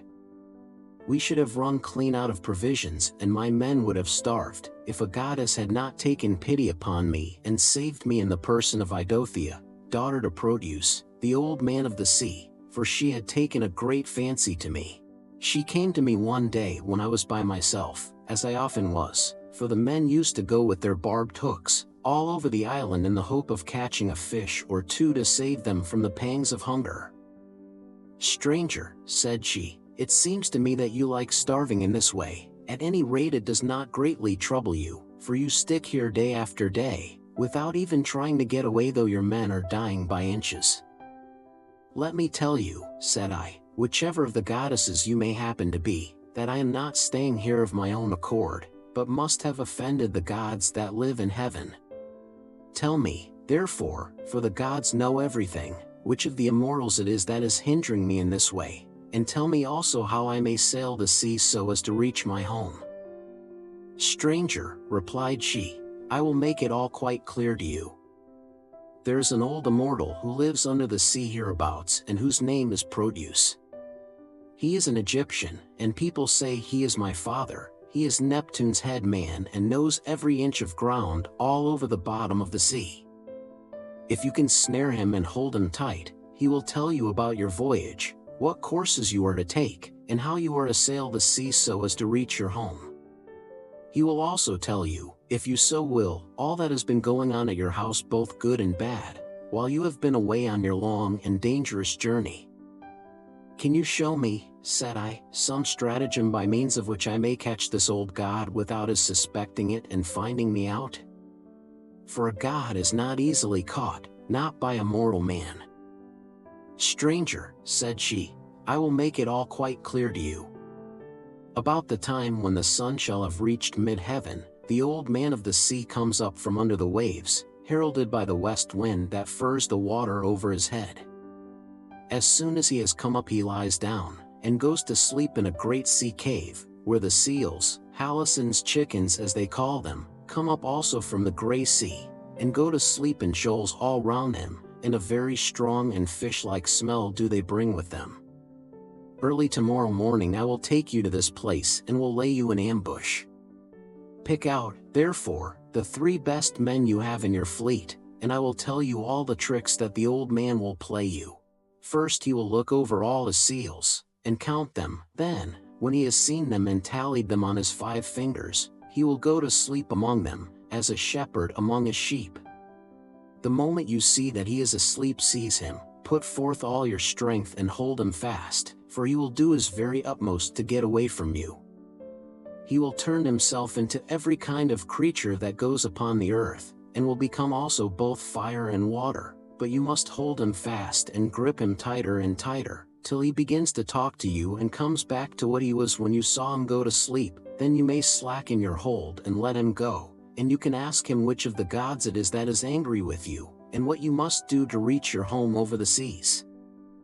Having so said, she dived under the waves, whereon I turned back to the place where my ships were ranged upon the shore, and my heart was clouded with care as I went along.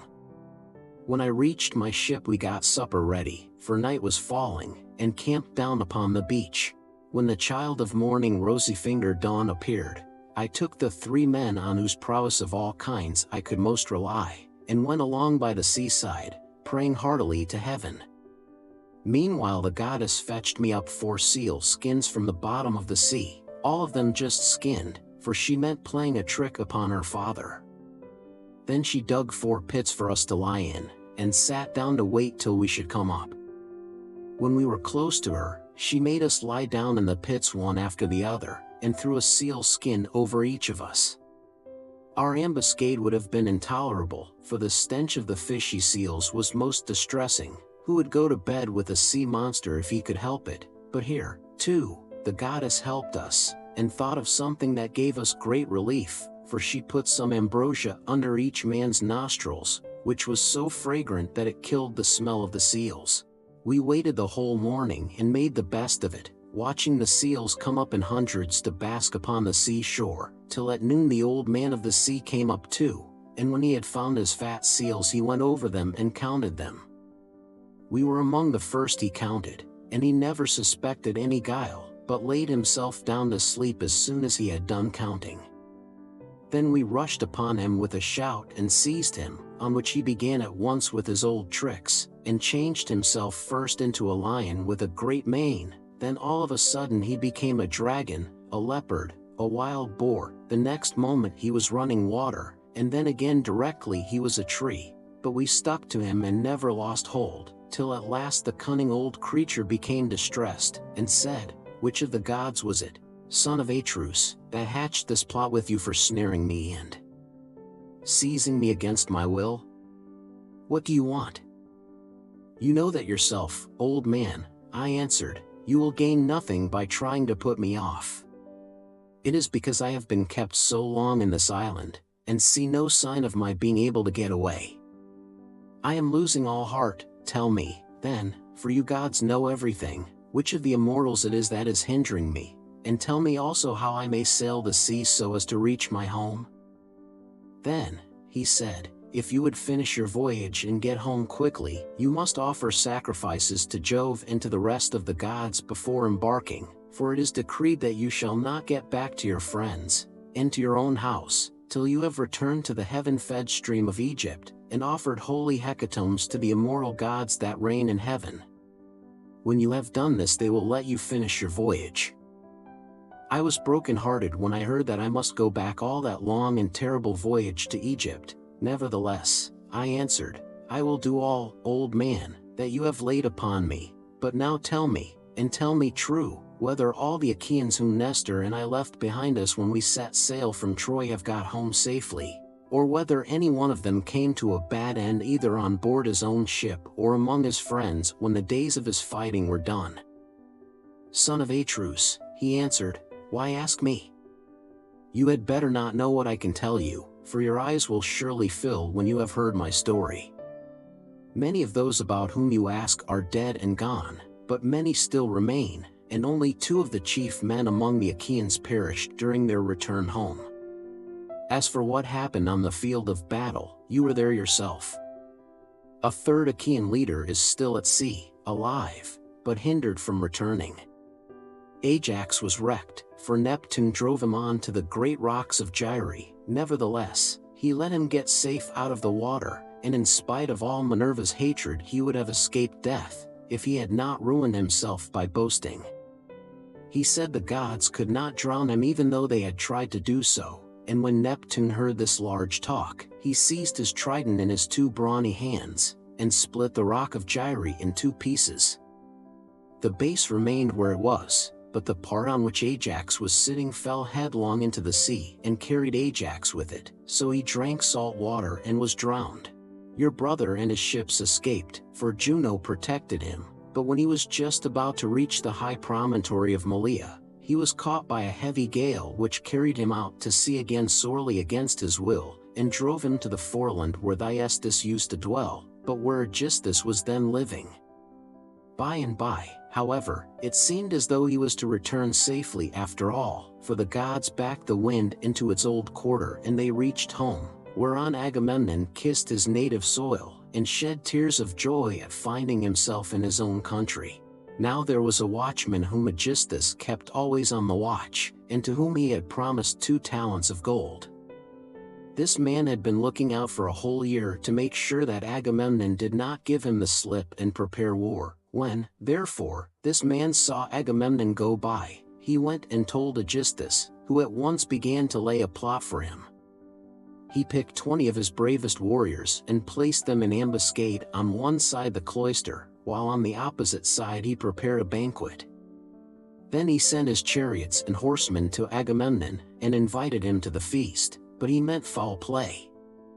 He got him there, all unsuspicious of the doom that was awaiting him, and killed him when the banquet was over as though he were butchering an ox in the shambles. Not one of Agamemnon's followers was left alive, nor yet one of Aegisthus, but they were all killed there in the cloisters. Thus spoke Proteus, and I was broken-hearted as I heard him. I sat down upon the sands and wept. I felt as though I could no longer bear to live nor look upon the light of the sun. Presently, when I had had my fill of weeping and writhing upon the ground, the old man of the sea said, Son of Atreus, do not waste any more time in crying so bitterly, it can do no manner of good. Find your way home as fast as ever you can, for Aegisthus may be still alive, and even though Orestes has been beforehand with you in killing him, you may yet come in for his funeral. On this I took comfort in spite of all my sorrow, and said, I know, then, about these 2, tell me, therefore, about the 3rd man of whom you spoke. Is he still alive, but at sea, and unable to get home?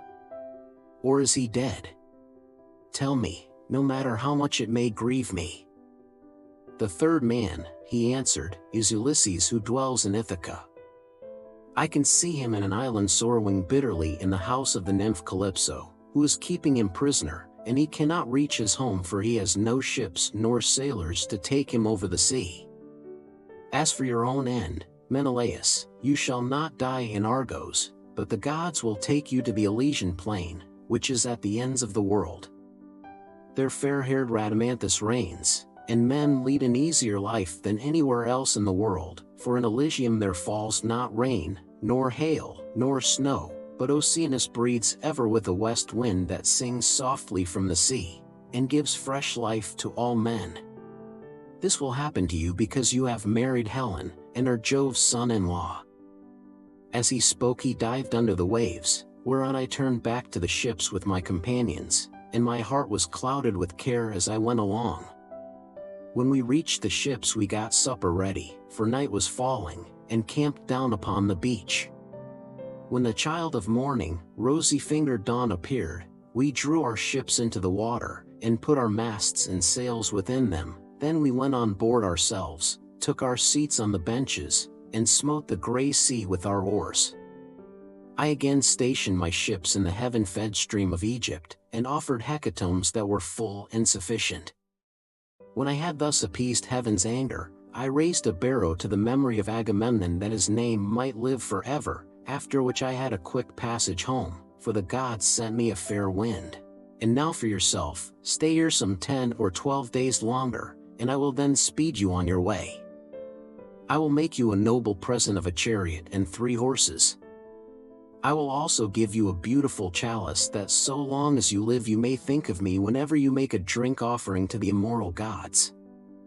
"Son of Atreus," replied Telemachus, "do not press me to stay longer. I should be contented to remain with you for another 12 months. I find your conversation so delightful that I should never once wish myself at home with my parents, but my crew whom I have left at Pylos are already impatient, and you are detaining me from them.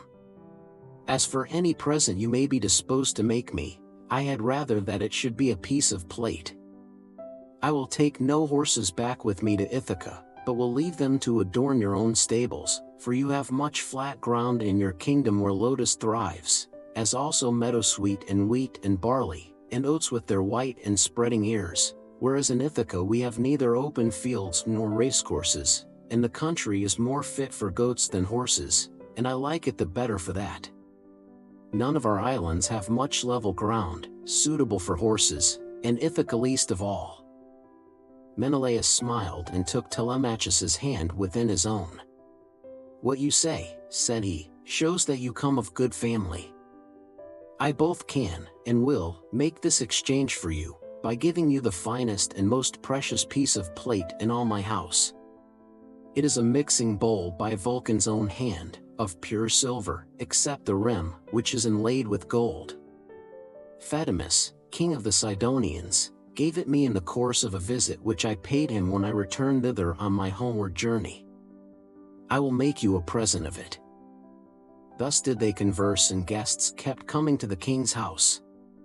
They brought sheep and wine, while their wives had put up bread for them to take with them, so they were busy cooking their dinners in the courts. Meanwhile the suitors were throwing discs or aiming with spears at a mark on the leveled ground in front of Ulysses' house, and were behaving with all their old insolence. Antinous and Eurymachus, who were their ringleaders and much the foremost among them all, were sitting together when Noemon son of Phronius came up and said to Antinous, "Have we any idea, Antinous, on what day Telemachus returns from Pylos? He has a ship of mine, and I want it, to cross over to Elis. I have 12 broodmares there with yearling mule foals by their side not yet broken in, and I want to bring one of them over here and break him." They were astounded when they heard this, for they had made sure that Telemachus had not gone to the city of Neleus. They thought he was only away somewhere on the farms, and was with the sheep, or with the swineherd. So Antinous said, "When did he go?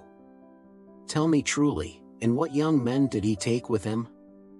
Were they freemen or his own bondsmen, for he might manage that too? Tell me also, did you let him have the ship of your own free will because he asked you, or did he take it without your leave?" "I lent it him," answered Noemon. "What else could I do when a man of his position said he was in a difficulty, and asked me to oblige him? I could not possibly refuse. As for those who went with him, they were the best young men we have, and I saw Mentor go on board as captain, or some god who was exactly like him. I cannot understand it, for I saw Mentor here myself yesterday morning, and yet he was then setting out for Pylos." Nomon then went back to his father's house, but Antinous and Eurymachus were very angry. They told the others to leave off playing, and to come and sit down along with themselves. When they came, Antinous son of Eupates spoke in anger. His heart was black with rage, and his eyes flashed fire as he said, "Good heavens, this voyage of Telemachus is a very serious matter. We had made sure that it would come to nothing, but the young fellow has got away in spite of us, and with a picked crew too. He will be giving us trouble presently. May Jove take him before he is full grown. Find me a ship, therefore, with a crew of 20 men, and I will lie in wait for him in the straits between Ithaca and Samos. He will then rue the day that he set out to try and get news of his father." Thus did he speak, and the others applauded his saying. They then all of them went inside the buildings. It was not long ere Penelope came to know what the suitors were plotting, for a manservant, Medon, overheard them from outside the outer court as they were laying their schemes within, and went to tell his mistress. As he crossed the threshold of her room, Penelope said, "Medon, what have the suitors sent you here for? Is it to tell the maids to leave their master's business and cook dinner for them? I wish they may neither woo nor dine henceforward, neither here nor anywhere else, but let this be the very last time, for the waste you all make of my son's estate. Did not your fathers tell you when you were children, how good Ulysses had been to them, never doing anything high-handed, nor speaking harshly to anybody? Kings may say things sometimes, and they may take a fancy to one man and dislike another, but Ulysses never did an unjust thing by anybody, which shows what bad hearts you have, and that there is no such thing as gratitude left in this world." Then Medon said, "I wish, madam, that this were all, but they are plotting something much more dreadful now. May heaven frustrate their design. They are going to try and murder Telemachus as he is coming home from Pylos and Lacedaemon, where he has been to get news of his father." Then Penelope's heart sank within her, and for a long time she was speechless, her eyes filled with tears, and she could find no utterance. At last, however, she said, "Why did my son leave me? What business had he to go sailing off in ships that make long voyages over the ocean like seahorses? Does he want to die without leaving anyone behind him to keep up his name?" "I do not know," answered Medon, "whether some god set him onto it, or whether he went on his own impulse to see if he could find out if his father was dead, or alive and on his way home." Then he went downstairs again, leaving Penelope in an agony of grief.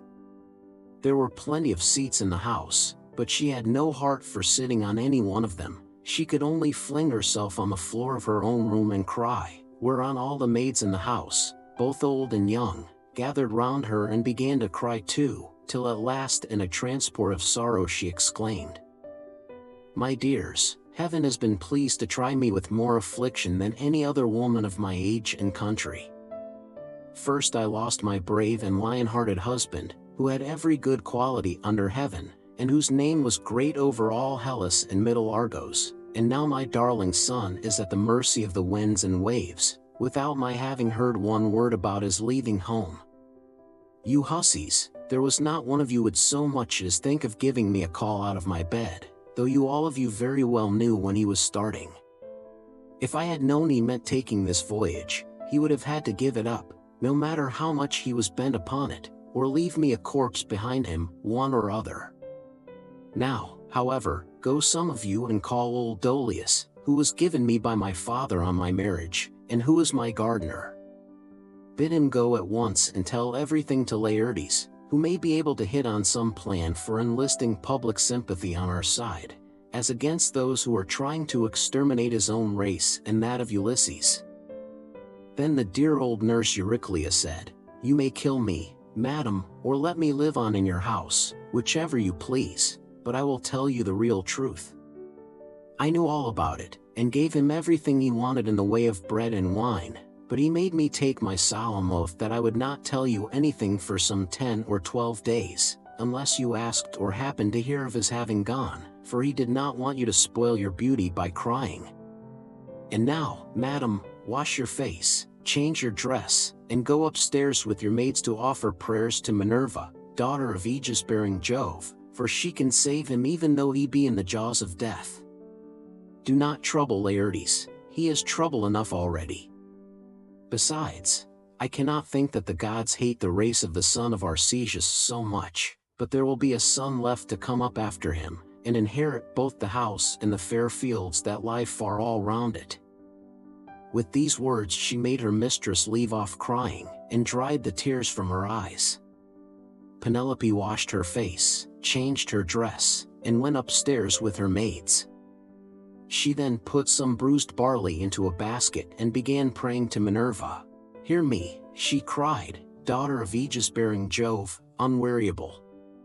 If ever Ulysses while he was here burned you fat thigh bones of sheep or heifer, bear it in mind now as in my favor, and save my darling son from the villainy of the suitors." She cried aloud as she spoke, and the goddess heard her prayer. Meanwhile the suitors were clamorous throughout the covered cloister, and one of them said, "The queen is preparing for her marriage with one or other of us. Little does she dream that her son has now been doomed to die." This was what they said, but they did not know what was going to happen. Then Antinous said, "Comrades, let there be no loud talking, lest some of it get carried inside. Let us be up and do that in silence, about which we are all of a mind." He then chose 20 men, and they went down to their ship into the seaside. They drew the vessel into the water and got her mast and sails inside her. They bound the oars to the thole pins with twisted thongs of leather, all in due course, and spread the white sails aloft, while their fine servants brought them their armor. Then they made the ship fast a little way out, came on shore again, got their suppers, and waited till night should fall. But Penelope lay in her own room upstairs unable to eat or drink, and wondering whether her brave son would escape, or be overpowered by the wicked suitors. Like a lioness caught in the toils with huntsmen hemming her in on every side she thought till she sank into a slumber, and lay on her bed bereft of thought and motion. Then Minerva bethought her of another matter, and made a vision in the likeness of Penelope's sister Iphthyme daughter of Icarius, who had married Eumelus and lived in Pheræ. She told the vision to go to the house of Ulysses, and to make Penelope leave off crying, so it came into her room by the hole through which the thong went for pulling the door to, and hovered over her head saying, "You are asleep, Penelope, the gods who live at ease will not suffer you to weep and be so sad. Your son has done them no wrong, so he will yet come back to you." Penelope, who was sleeping sweetly at the gates of dreamland, answered, "Sister, why have you come here? You do not come very often, but I suppose that is because you live such a long way off. Am I, then, to leave off crying and refrain from all the sad thoughts that torture me? I, who have lost my brave and lion-hearted husband, who had every good quality under heaven, and whose name was great over all Hellas and Middle Argos, and now my darling son has gone off on board of a ship, a foolish fellow who has never been used to roughing it, nor to going about among gatherings of men. I am even more anxious about him than about my husband. I am all in a tremble when I think of him, lest something should happen to him either from the people among whom he has gone, or by sea, for he has many enemies who are plotting against him, and are bent on killing him before he can return home." Then the vision said, "Take heart, and be not so much dismayed. There is one gone with him whom many a man would be glad enough to have stand by his side. I mean Minerva. It is she who has compassion upon you, and who has sent me to bear you this message." Then, said Penelope, "If you are a god or have been sent here by divine commission, tell me also about that other unhappy one. Is he still alive, or is he already dead and in the house of Hades?" And the vision said, "I shall not tell you for certain whether he is alive or dead, and there is no use in idle conversation." Then it vanished through the thong hole of the door and was dissipated into thin air. But Penelope rose from her sleep refreshed and comforted, so vivid had been her dream. Meantime the suitors went on board and sailed their ways over the sea, intent on murdering Telemachus. Now there is a rocky islet called Asteris, of no great size, in mid-channel between Ithaca and Samos, and there is a harbor on either side of it where a ship can lie. Here then the Achaeans placed themselves in ambush. Book V. Calypso, Ulysses reaches Scheria on a raft. And now, as dawn rose from her couch beside Tithonus, harbinger of light alike to mortals and immortals, the gods met in council, and with them, Jove the Lord of Thunder, who is their king. Thereon Minerva began to tell them of the many sufferings of Ulysses, for she pitied him away there in the house of the nymph Calypso.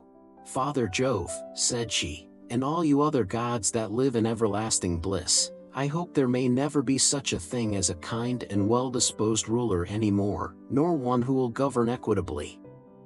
I hope they will be all henceforth cruel and unjust, for there is not one of his subjects but has forgotten Ulysses, who ruled them as though he were their father. There he is, lying in great pain in an island where dwells the nymph Calypso, who will not let him go, and he cannot get back to his own country, for he can find neither ships nor sailors to take him over the sea. Furthermore, wicked people are now trying to murder his only son Telemachus, who is coming home from Pylos and Lacedaemon, where he has been to see if he can get news of his father. What, my dear, are you talking about? Replied her father. Did you not send him there yourself, because you thought it would help Ulysses to get home and punish the suitors? Besides, you are perfectly able to protect Telemachus, and to see him safely home again, while the suitors have to come scurrying back without having killed him. When he had thus spoken, he said to his son Mercury, Mercury, you are our messenger, go therefore and tell Calypso we have decreed that poor Ulysses is to return home. He is to be convoyed neither by gods nor men, but after a perilous voyage of 20 days upon a raft he is to reach fertile Scheria, the land of the Phaeacians, who are near of kin to the gods, and will honor him as though he were one of ourselves. They will send him in a ship to his own country, and will give him more bronze and gold and raiment than he would have brought back from Troy, if he had had all his prize money and had got home without disaster. This is how we have settled that he shall return to his country and his friends. Thus he spoke, and Mercury, guide and guardian, slayer of Argus, did as he was told. Forthwith he bound on his glittering golden sandals with which he could fly like the wind over land and sea. He took the wand with which he seals men's eyes in sleep or wakes them just as he pleases, and flew holding it in his hand over Pieria. Then he swooped down through the firmament till he reached the level of the sea, whose waves he skimmed like a cormorant that flies fishing every hole and corner of the ocean, and drenching its thick plumage in the spray. He flew and flew over many a weary wave, but when at last he got to the island which was his journey's end, he left the sea and went on by land till he came to the cave where the nymph Calypso lived. He found her at home. There was a large fire burning on the hearth, and one could smell from far the fragrant reek of burning cedar and sandalwood. As for herself, she was busy at her loom, shooting her golden shuttle through the warp and singing beautifully. Round her cave there was a thick wood of alder, poplar, and sweet-smelling cypress trees, wherein all kinds of great birds had built their nests, owls, hawks, and chattering sea crows that occupy their business in the waters.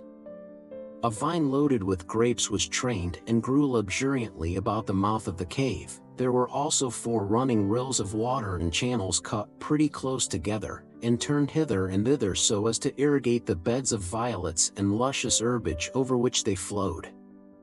Even a god could not help being charmed with such a lovely spot, so Mercury stood still and looked at it, but when he had admired it sufficiently he went inside the cave. Calypso knew him at once, for the gods all know each other, no matter how far they live from one another, but Ulysses was not within. He was on the seashore as usual, looking out upon the barren ocean with tears in his eyes, groaning and breaking his heart for sorrow. Calypso gave Mercury a seat and said, "Why have you come to see me, Mercury, honored, and ever welcome, for you do not visit me often? Say what you want, I will do it for you at once if I can, and if it can be done at all, but come inside, and let me set refreshment before you." As she spoke, she drew a table loaded with ambrosia beside him and mixed him some red nectar. So Mercury ate and drank till he had had enough, and then said, "We are speaking God and Goddess to one another, and you ask me why I have come here, and I will tell you truly as you would have me do. Jove sent me. It was no doing of mine. Who could possibly want to come all this way over the sea where there are no cities full of people to offer me sacrifices or choice hecatombs? Nevertheless I had to come, for none of us other gods can cross Jove, nor transgress his orders. He says that you have here the most ill start of all those who fought 9 years before the city of King Priam and sailed home in the 10th year after having sacked it. On their way home they sinned against Minerva, who raised both wind and waves against them, so that all his brave companions perished, and he alone was carried hither by wind and tide. Jove says that you are to let this man go at once, for it is decreed that he shall not perish here, far from his own people, but shall return to his house and country and see his friends again." Calypso trembled with rage when she heard this. "You gods," she exclaimed, "ought to be ashamed of yourselves. You are always jealous and hate seeing a goddess take a fancy to a mortal man, and live with him in open matrimony. So when rosy-fingered Dawn made love to Orion, you precious gods were all of you furious till Diana went and killed him in Ortygia. So again when Ceres fell in love with Iasion, and yielded to him in a thrice-plowed fallow field, Jove came to hear of it before so very long and killed Iasion with his thunderbolts. And now you are angry with me too because I have a man here. I found the poor creature sitting all alone astride of a keel, for Jove had struck his ship with lightning and sunk it in mid-ocean, so that all his crew were drowned, while he himself was driven by wind and waves onto my island. I got fond of him and cherished him, and had set my heart on making him immortal, so that he should never grow old all his days. Still I cannot cross Jove, nor bring his counsels to nothing. Therefore, if he insists upon it, let the man go beyond the seas again. But I cannot send him anywhere myself, for I have neither ships nor men who can take him. Nevertheless I will readily give him such advice, in all good faith, as will be likely to bring him safely to his own country." "Then send him away," said Mercury, "or Jove will be angry with you and punish you." On this he took his leave, and Calypso went out to look for Ulysses, for she had heard Jove's message. She found him sitting upon the beach with his eyes ever filled with tears, and dying of sheer homesickness, for he had got tired of Calypso, and though he was forced to sleep with her in the cave by night, it was she, not he, that would have it so. As for the daytime, he spent it on the rocks and on the sea-shore, weeping, crying aloud for his despair, and always looking out upon the sea. Calypso then went close up to him and said, "My poor fellow, you shall not stay here grieving and fretting your life out any longer. I am going to send you away of my own free will, so go, cut some beams of wood, and make yourself a large raft with an upper deck that it may carry you safely over the sea. I will put bread, wine, and water on board to save you from starving. I will also give you clothes, and will send you a fair wind to take you home, if the gods in heaven so will it, for they know more about these things, and can settle them better than I can." Ulysses shuddered as he heard her. "Now goddess," he answered, "there is something behind all this. You cannot be really meaning to help me home when you bid me do such a dreadful thing as put to sea on a raft. Not even a well-found ship with a fair wind could venture on such a distant voyage. Nothing that you can say or do shall make me go on board a raft unless you first solemnly swear that you mean me no mischief." Calypso smiled at this and caressed him with her hand. "You know a great deal," said she, "but you are quite wrong here. May heaven above and earth below be my witnesses, with the waters of the river Styx, and this is the most solemn oath which a blessed god can take, that I mean you no sort of harm, and am only advising you to do exactly what I should do myself in your place. I am dealing with you quite straightforwardly. My heart is not made of iron, and I am very sorry for you." When she had thus spoken she led the way rapidly before him, and Ulysses followed in her steps, so the pair, goddess and man, went on and on till they came to Calypso's cave, where Ulysses took the seat that Mercury had just left. Calypso set meat and drink before him of the food that mortals eat, but her maids brought ambrosia and nectar for herself, and they laid their hands on the good things that were before them. When they had satisfied themselves with meat and drink, Calypso spoke, saying, "Ulysses, noble son of Laertes, so you would start home to your own land at once? Good luck go with you, but if you could only know how much suffering is in store for you before you get back to your own country, you would stay where you are, keep house along with me, and let me make you immortal, no matter how anxious you may be to see this wife of yours, of whom you are thinking all the time day after day. Yet I flatter myself that I am no whit less tall or well-looking than she is, for it is not to be expected that a mortal woman should compare in beauty with an immortal." "Goddess," replied Ulysses, "do not be angry with me about this. I am quite aware that my wife Penelope is nothing like so tall or so beautiful as yourself.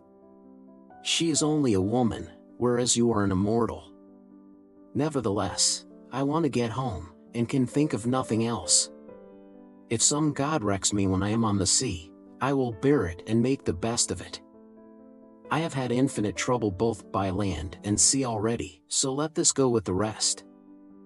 Presently the sun set and it became dark, whereon the pair retired into the inner part of the cave and went to bed. When the child of morning rosy-fingered dawn appeared, Ulysses put on his shirt and cloak, while the goddess wore a dress of a light gossamer fabric, very fine and graceful, with a beautiful golden girdle about her waist and a veil to cover her head. She at once set herself to think how she could speed Ulysses on his way. So she gave him a great bronze axe that suited his hands. It was sharpened on both sides, and had a beautiful olive wood handle fitted firmly onto it. She also gave him a sharp adze, and then led the way to the far end of the island where the largest trees grew, alder, poplar and pine, that reached the sky, very dry and well seasoned, so as to sail light for him in the water.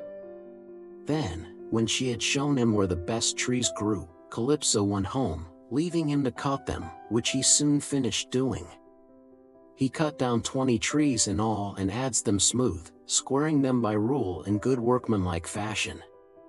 Meanwhile Calypso came back with some augers, so he bored holes with them and fitted the timbers together with bolts and rivets. He made the raft as broad as a skilled shipwright makes the beam of a large vessel, and he fixed a deck on top of the ribs, and ran a gunwale all round it. He also made a mast with a yard arm, and a rudder to steer with.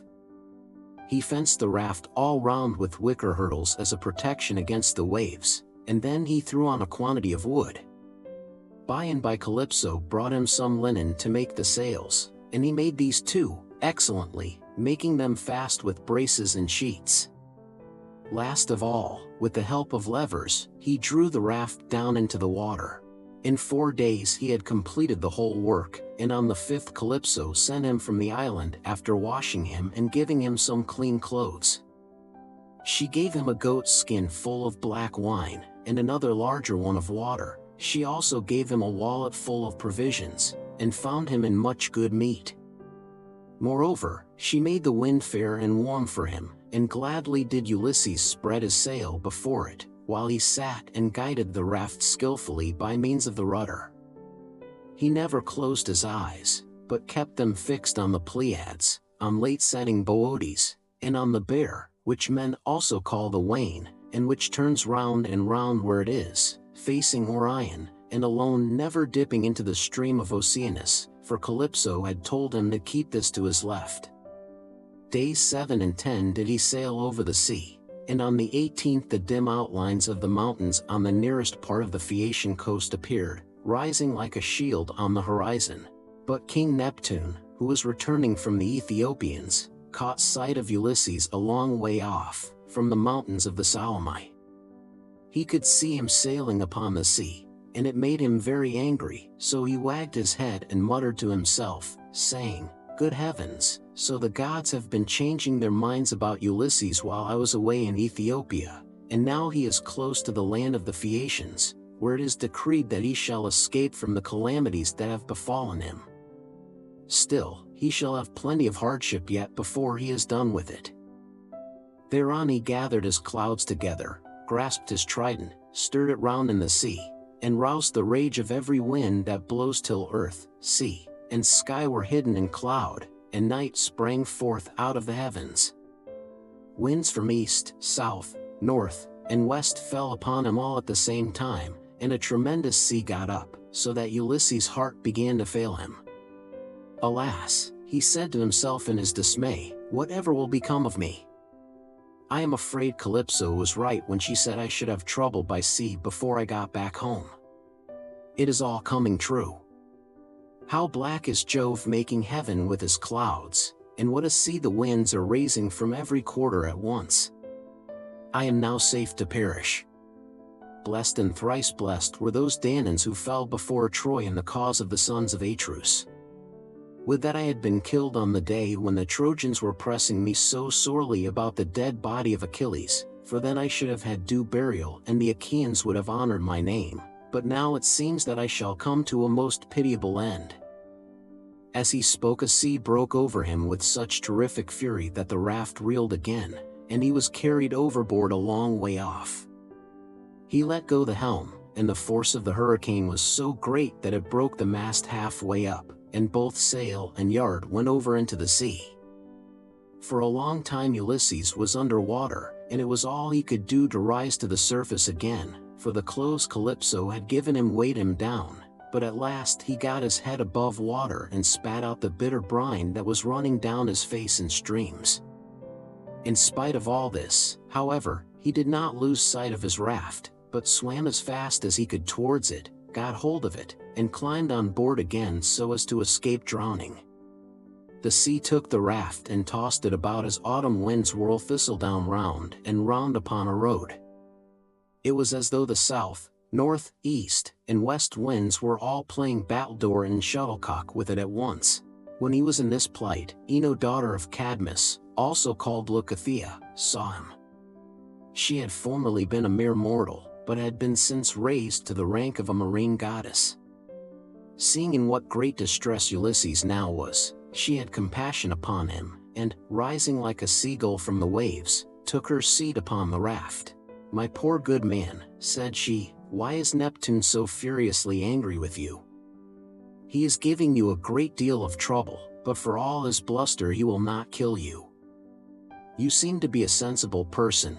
Do then as I bid you, strip, leave your raft to drive before the wind, and swim to the Phaeacian coast where better luck awaits you. And here, take my veil and put it round your chest. It is enchanted, and you can come to no harm so long as you wear it. As soon as you touch land, take it off, throw it back as far as you can into the sea, and then go away again." With these words she took off her veil and gave it him. Then she dived down again like a seagull and vanished beneath the dark blue waters. But Ulysses did not know what to think. "Alas," he said to himself in his dismay, "this is only some one or other of the gods who is luring me to ruin by advising me to quit my raft. At any rate, I will not do so at present, for the land where she said I should be quit of all troubles seemed to be still a good way off. I know what I will do. I am sure it will be best. No matter what happens, I will stick to the raft as long as her timbers hold together, but when the sea breaks her up I will swim for it. I do not see how I can do any better than this." While he was thus in two minds, Neptune sent a terrible great wave that seemed to rear itself above his head till it broke right over the raft, which then went to pieces as though it were a heap of dry chaff tossed about by a whirlwind. Ulysses got astride of one plank and rode upon it as if he were on horseback. He then took off the clothes Calypso had given him, bound Ino's veil under his arms, and plunged into the sea, meaning to swim on shore.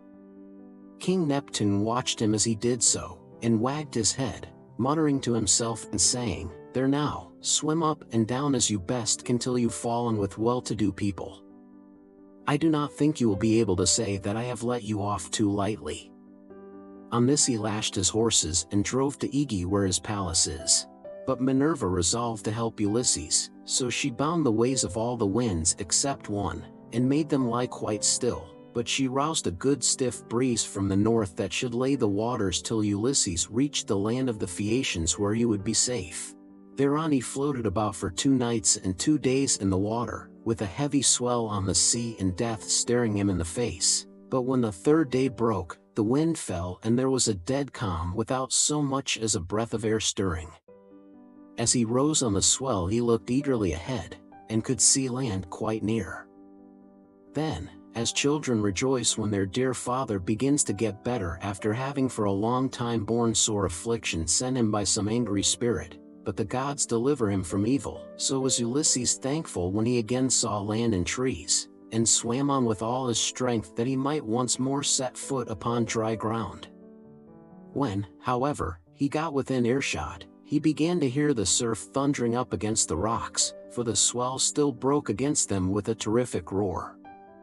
Everything was enveloped in spray. There were no harbors where a ship might ride, nor shelter of any kind, but only headlands, low-lying rocks, and mountain tops.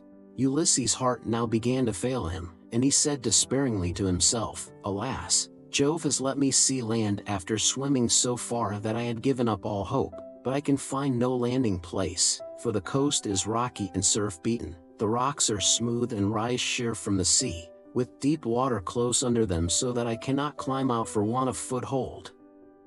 I am afraid some great wave will lift me off my legs and dash me against the rocks as I leave the water, which would give me a sorry landing. If, on the other hand, I swim further in search of some shelving beach or harbor, a hurricane may carry me out to sea again sorely against my will, or heaven may send some great monster of the deep to attack me, for Amphitrite breeds many such, and I know that Neptune is very angry with me." While he was thus in 2 minds, a wave caught him and took him with such force against the rocks that he would have been smashed and torn to pieces if Minerva had not shown him what to do.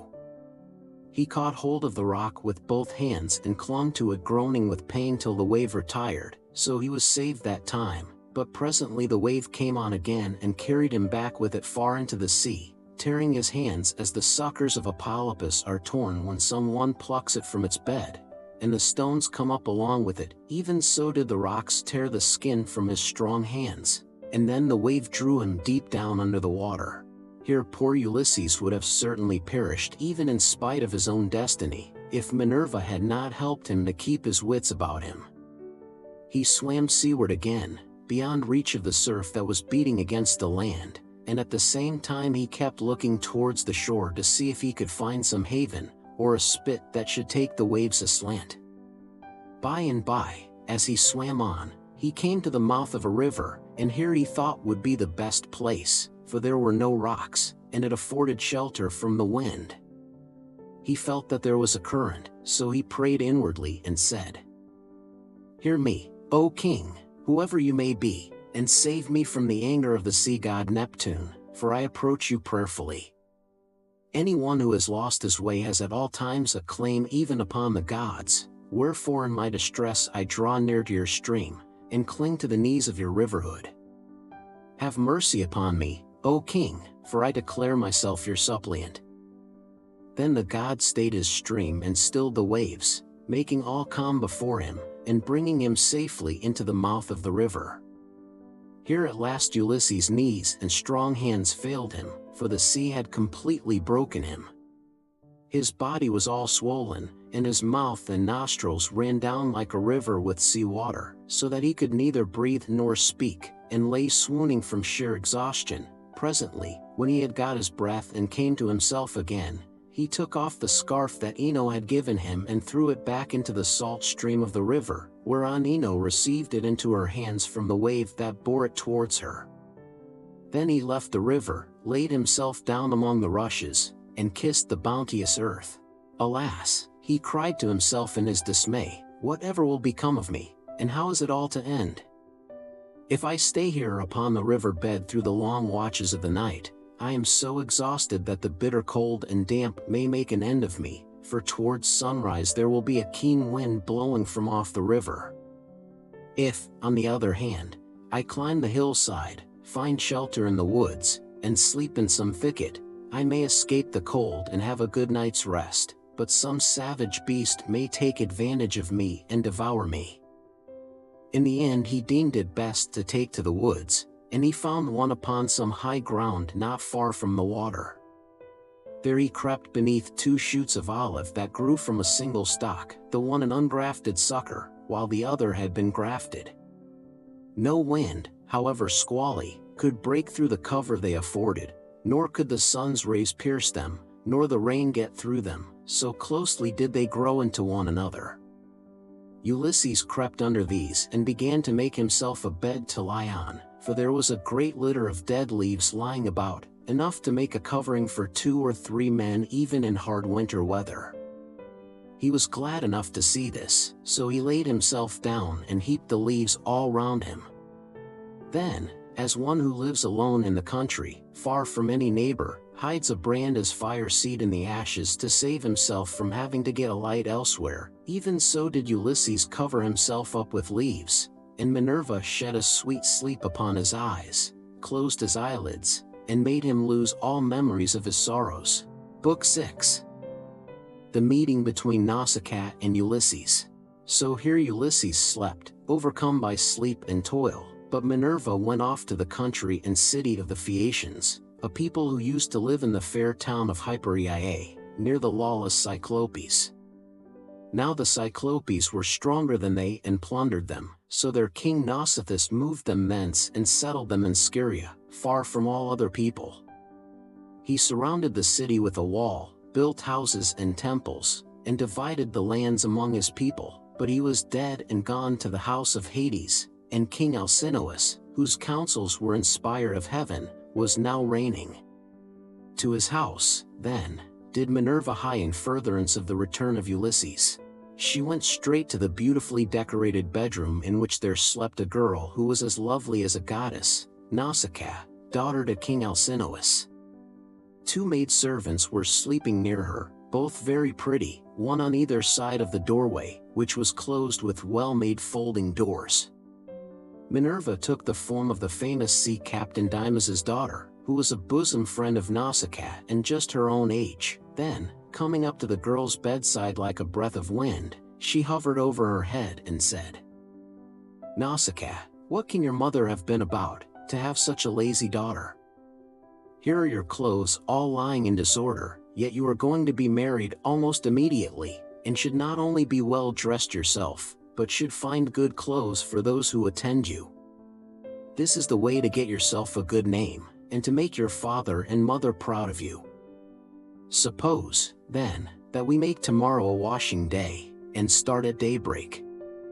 I will come and help you so that you may have everything ready as soon as possible, for all the best young men among your own people are courting you, and you are not going to remain a maid much longer.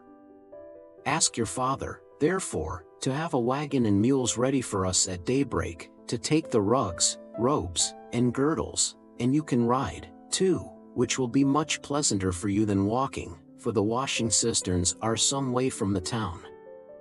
When she had said this, Minerva went away to Olympus, which they say is the everlasting home of the gods. Here no wind beats roughly, and neither rain nor snow can fall, but it abides in everlasting sunshine and in a great peacefulness of light, wherein the blessed gods are illumined forever and ever. This was the place to which the goddess went when she had given instructions to the girl. By and by morning came and woke Nausicaa, who began wondering about her dream. She therefore went to the other end of the house to tell her father and mother all about it, and found them in their own room.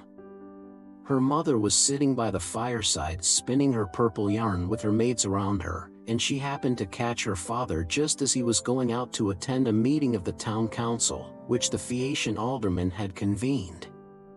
She stopped him and said, "Papa dear, could you manage to let me have a good big wagon? I want to take all our dirty clothes to the river and wash them. You are the chief man here, so it is only right that you should have a clean shirt when you attend meetings of the council.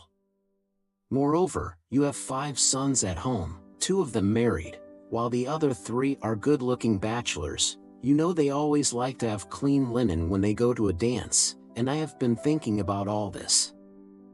She did not say a word about her own wedding, for she did not like to, But her father knew and said, "You shall have the mules, my love, and whatever else you have a mind for. Be off with you, and the men shall get you a good strong wagon with a body to it that will hold all your clothes." On this he gave his orders to the servants, who got the wagon out, harnessed the mules, and put them to, while the girl brought the clothes down from the linen room and placed them on the wagon. Her mother prepared her a basket of provisions with all sorts of good things, and a goat's skin full of wine. The girl now got into the wagon, and her mother gave her also a golden cruse of oil, that she and her women might anoint themselves. Then she took the whip and reins and lashed the mules on, whereon they set off, and their hoofs clattered on the road. They pulled without flagging, and carried not only Nausicaa and her wash of clothes, but the maids also who were with her. When they reached the water side they went to the washing cisterns, through which there ran at all times enough pure water to wash any quantity of linen, no matter how dirty. Here they unharnessed the mules and turned them out to feed on the sweet juicy herbage that grew by the water side. They took the clothes out of the wagon, put them in the water, and vied with one another in treading them in the pits to get the dirt out. After they had washed them and got them quite clean, they laid them out by the seaside, where the waves had raised a high beach of shingle, and set about washing themselves and anointing themselves with olive oil. Then they got their dinner by the side of the stream, and waited for the sun to finish drying the clothes. When they had done dinner they threw off the veils that covered their heads and began to play at ball, while Nausicaa sang for them. As the huntress Diana goes forth upon the mountains of Taygetus or Erymanthus to hunt wild boars or deer, and the wood nymphs, daughters of aegis-bearing Jove, take their sport along with her, then is Leto proud at seeing her daughters stand a full head taller than the others, and eclipse the loveliest amid a whole bevy of beauties. Even so did the girl outshine her handmaids. When it was time for them to start home, and they were folding the clothes and putting them into the wagon, Minerva began to consider how Ulysses should wake up and see the handsome girl who was to conduct him to the city of the Phaeacians. The girl, therefore, threw a ball at one of the maids, which missed her and fell into deep water. On this they all shouted, and the noise they made woke Ulysses, who sat up in his bed of leaves and began to wonder what it might all be. "Alas," said he to himself, "what kind of people have I come amongst? Are they cruel, savage, and uncivilized, or hospitable and humane? I seem to hear the voices of young women, and they sound like those of the nymphs that haunt mountain tops, or springs of rivers and meadows of green grass. At any rate, I am among a race of men and women. Let me try if I cannot manage to get a look at them." As he said this he crept from under his bush, and broke off a bough covered with thick leaves to hide his nakedness. He looked like some lion of the wilderness that stalks about exulting in his strength and defying both wind and rain. His eyes glare as he prowls in quest of oxen, sheep, or deer, for he is famished, and will dare break even into a well-fenced homestead, trying to get at the sheep. Even such did Ulysses seem to the young women, as he drew near to them all naked as he was, for he was in great want. On seeing one so unkempt and so begrimed with salt water, the others scampered off along the spits that jutted out into the sea. But the daughter of Alcinous stood firm, for Minerva put courage into her heart and took away all fear from her. She stood right in front of Ulysses, and he doubted whether he should go up to her, throw himself at her feet, and embrace her knees as a suppliant, or stay where he was and entreat her to give him some clothes and show him the way to the town. In the end he deemed it best to entreat her from a distance in case the girl should take offense at his coming near enough to clasp her knees, so he addressed her in honeyed and persuasive language. "O Queen," he said, "I implore your aid, but tell me, are you a goddess or are you a mortal woman? If you are a goddess and dwell in heaven, I can only conjecture that you are Jove's daughter Diana, for your face and figure resemble none but hers. If on the other hand you are a mortal and live on earth, thrice happy are your father and mother, thrice happy, too, are your brothers and sisters. How proud and delighted they must feel when they see so fair a scion as yourself going out to a dance. Most happy, however, Of all will he be whose wedding gifts have been the richest, and who takes you to his own home. I never yet saw anyone so beautiful, neither man nor woman, and am lost in admiration as I behold you. I can only compare you to a young palm tree which I saw when I was at Delos growing near the altar of Apollo, for I was there, too, with much people after me, when I was on that journey which has been the source of all my troubles. Never yet did such a young plant shoot out of the ground as that was, and I admired and wondered at it exactly as I now admire and wonder at yourself. I dare not clasp your knees, but I am in great distress. Yesterday made the 20th day that I had been tossing about upon the sea. The winds and waves have taken me all the way from the Ogygian island, and now fate has flung me upon this coast that I may endure still further suffering, for I do not think that I have yet come to the end of it, but rather that heaven has still much evil in store for me. And now, O Queen, have pity upon me, for you are the first person I have met, and I know no one else in this country. Show me the way to your town, and let me have anything that you may have brought hither to wrap your clothes in. May heaven grant you in all things your heart's desire, husband, house, and a happy, peaceful home, for there is nothing better in this world than that man and wife should be of one mind in a house. It discomfits their enemies, makes the hearts of their friends glad, and they themselves know more about it than anyone. To this Nausicaa answered, Stranger, you appear to be a sensible, well-disposed person. There is no accounting for luck. Jove gives prosperity to rich and poor just as he chooses, so you must take what he has seen fit to send you, and make the best of it. Now, however, that you have come to this our country, you shall not want for clothes nor for anything else that a foreigner in distress may reasonably look for. I will show you the way to the town, and will tell you the name of our people. We are called Phaeacians, and I am daughter to Alcinous, in whom the whole power of the state is vested. Then she called her maids and said, Stay where you are, you girls. Can you not see a man without running away from him? Do you take him for a robber or a murderer? Neither he nor anyone else can come here to do us Phaeacians any harm, for we are dear to the gods, and live apart on a land's end that juts into the sounding sea, and have nothing to do with any other people. This is only some poor man who has lost his way, and we must be kind to him, for strangers and foreigners in distress are under Jove's protection, and will take what they can get and be thankful. So, girls, give the poor fellow something to eat and drink, and wash him in the stream at some place that is sheltered from the wind. On this the maids left off running away and began calling one another back. They made Ulysses sit down in the shelter as Nausicaa had told them, and brought him a shirt and cloak. They also brought him the little golden cruse of oil, and told him to go and wash in the stream. But Ulysses said, Young women, please to stand a little on one side that I may wash the brine from my shoulders and anoint myself with oil, for it is long enough since my skin has had a drop of oil upon it. I cannot wash as long as you all keep standing there. I am ashamed to strip before a number of good-looking young women. Then they stood on one side and went to tell the girl, while Ulysses washed himself in the stream and scrubbed the brine from his back and from his broad shoulders. When he had thoroughly washed himself, and had got the brine out of his hair, he anointed himself with oil, and put on the clothes which the girl had given him. Minerva then made him look taller and stronger than before. She also made the hair grow thick on the top of his head, and flow down in curls like hyacinth blossoms. She glorified him about the head and shoulders as a skillful workman who has studied art of all kinds under Vulcan, and Minerva enriches a piece of silver plate by gilding it. And his work is full of beauty. Then he went and sat down a little way off upon the beach, looking quite young and handsome, and the girl gazed on him with admiration. Then she said to her maids, Hush, my dears, for I want to say something. I believe the gods who live in heaven have sent this man to the Phaeacians.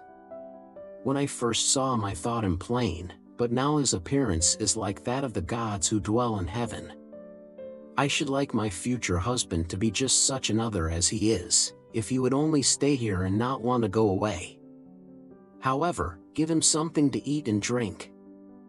They did as they were told, and set food before Ulysses, who ate and drank ravenously, for it was long since he had had food of any kind. Meanwhile, Nausicaa bethought her of another matter. She got the linen folded and placed in the wagon. She then yoked the mules, and, as she took her seat, she called Ulysses. "Stranger," said she, "rise and let us be going back to the town. I will introduce you at the house of my excellent father, where I can tell you that you will meet all the best people among the Phaeacians. But be sure and do as I bid you, for you seem to be a sensible person. As long as we are going past the fields and farmlands, follow briskly behind the wagon along with the maids, and I will lead the way myself. Presently, however, we shall come to the town, where you will find a high wall running all round it, and a good harbor on either side with a narrow entrance into the city, and the ships will be drawn up by the roadside, for every one has a place where his own ship can lie. You will see the marketplace with a temple of Neptune in the middle of it, and paved with large stones bedded in the earth. Here people deal in ship's gear of all kinds, such as cables and sails, and here, too, are the places where oars are made, for the Phaeacians are not a nation of archers, they know nothing about bows and arrows, but are a seafaring folk, and pride themselves on their masts, oars, and ships, with which they travel far over the sea. I am afraid of the gossip and scandal that may be set on foot against me later on, for the people here are very ill-natured, and some low fellow, if he met us, might say, 'Who is this fine-looking stranger that is going about with Nausicaa? Where did she find him? I suppose she is going to marry him. Perhaps he is a vagabond sailor whom she has taken from some foreign vessel, for we have no neighbors, or some god has at last come down from heaven in answer to her prayers, and she is going to live with him all the rest of her life. It would be a good thing if she would take herself off and find a husband somewhere else, for she will not look at one of the many excellent young Phaeacians who are in love with her.' This is the kind of disparaging remark that would be made about me, and I could not complain, for I should myself be scandalized at seeing any other girl do the like, and go about with men in spite of everybody, while her father and mother were still alive, and without having been married in the face of all the world. If, therefore, you want my father to give you an escort and to help you home, do as I bid you. You will see a beautiful grove of poplars by the roadside dedicated to Minerva. It has a well in it and a meadow all round it. Here my father has a field of rich garden ground, about as far from the town as a man's voice will carry. Sit down there and wait for a while till the rest of us can get into the town and reach my father's house. Then, when you think we must have done this, come into the town and ask the way to the house of my father Alcinous. You will have no difficulty in finding it, any child will point it out to you, for no one else in the whole town has anything like such a fine house as he has. When you have got past the gates and through the outer court, go right across the inner court till you come to my mother. You will find her sitting by the fire and spinning her purple wool by firelight. It is a fine sight to see her as she leans back against one of the bearing posts with her maids all ranged behind her. Close to her seat stands that of my father, on which he sits and topes like an immortal god. Never mind him, but go up to my mother, and lay your hands upon her knees if you would get home quickly. If you can gain her over, you may hope to see your own country again, no matter how distant it may be." So saying, she lashed the mules with her whip and they left the river. The mules drew well, and their hoofs went up and down upon the road. She was careful not to go too fast for Ulysses and the maids who were following on foot along with the wagon, so she plied her whip with judgment. As the sun was going down, they came to the sacred grove of Minerva, and there Ulysses sat down and prayed to the mighty daughter of Jove. "Hear me," he cried, "daughter of aegis-bearing Jove, unweariable, hear me now, for you gave no heed to my prayers when Neptune was wrecking me. Now, therefore, have pity upon me and grant that I may find friends and be hospitably received by the Phaeacians." Thus did he pray, and Minerva heard his prayer, but she would not show herself to him openly, for she was afraid of her uncle Neptune, who was still furious in his endeavors to prevent Ulysses from getting home. Book 7. Reception of Ulysses at the palace of King Alcinous. Thus, then, did Ulysses wait and pray, but the girl drove on to the town. When she reached her father's house, she drew up at the gateway, and her brothers, comely as the gods, gathered round her, took the mules out of the wagon, and carried the clothes into the house, while she went to her own room, where an old servant, Eurymedusa of Ephyra, lit the fire for her. This old woman had been brought by sea from Ephyra, and had been chosen as a prize for Alcinous because he was king over the Phaeacians, and the people obeyed him as though he were a god. She had been nursed in Ithaca, and had now lit the fire for her, and brought her supper for her into her own room. Presently Ulysses got up to go towards the town, and Minerva shed a thick mist all round him to hide him in case any of the proud Phaeacians who met him should be rude to him, or ask him who he was. Then, as he was just entering the town, she came towards him in the likeness of a little girl carrying a pitcher. She stood right in front of him, and Ulysses said, "My dear, will you be so kind as to show me the house of King Alcinous? I am an unfortunate foreigner in distress, and do not know one in your town and country." Then Minerva said, "Yes, father stranger, I will show you the house you want, for Alcinous lives quite close to my own father. I will go before you and show the way, but say not a word as you go, and do not look at any man, nor ask him questions, for the people here cannot abide strangers, and do not like men who come from some other place. They are a seafaring folk, and sail the seas by the grace of Neptune in ships that glide along like thought, or as a bird in the air." On this she led the way, and Ulysses followed in her steps, but not one of the Phaeacians could see him as he passed through the city in the midst of them, for the great goddess Minerva in her good will towards him had hidden him in a thick cloud of darkness. He admired their harbors, ships, places of assembly, and the lofty walls of the city, which, with the palisade on top of them, were very striking, and when they reached the king's house Minerva said, "This is the house, father stranger, which you would have me show you. You will find a number of great people sitting at table, but do not be afraid, go straight in, for the bolder a man is the more likely he is to carry his point, even though he is a stranger. First find the queen. Her name is Irate, and she comes of the same family as her husband Alcinous. They both descend originally from Neptune, who was father to Nausithous by Peribea, a woman of great beauty.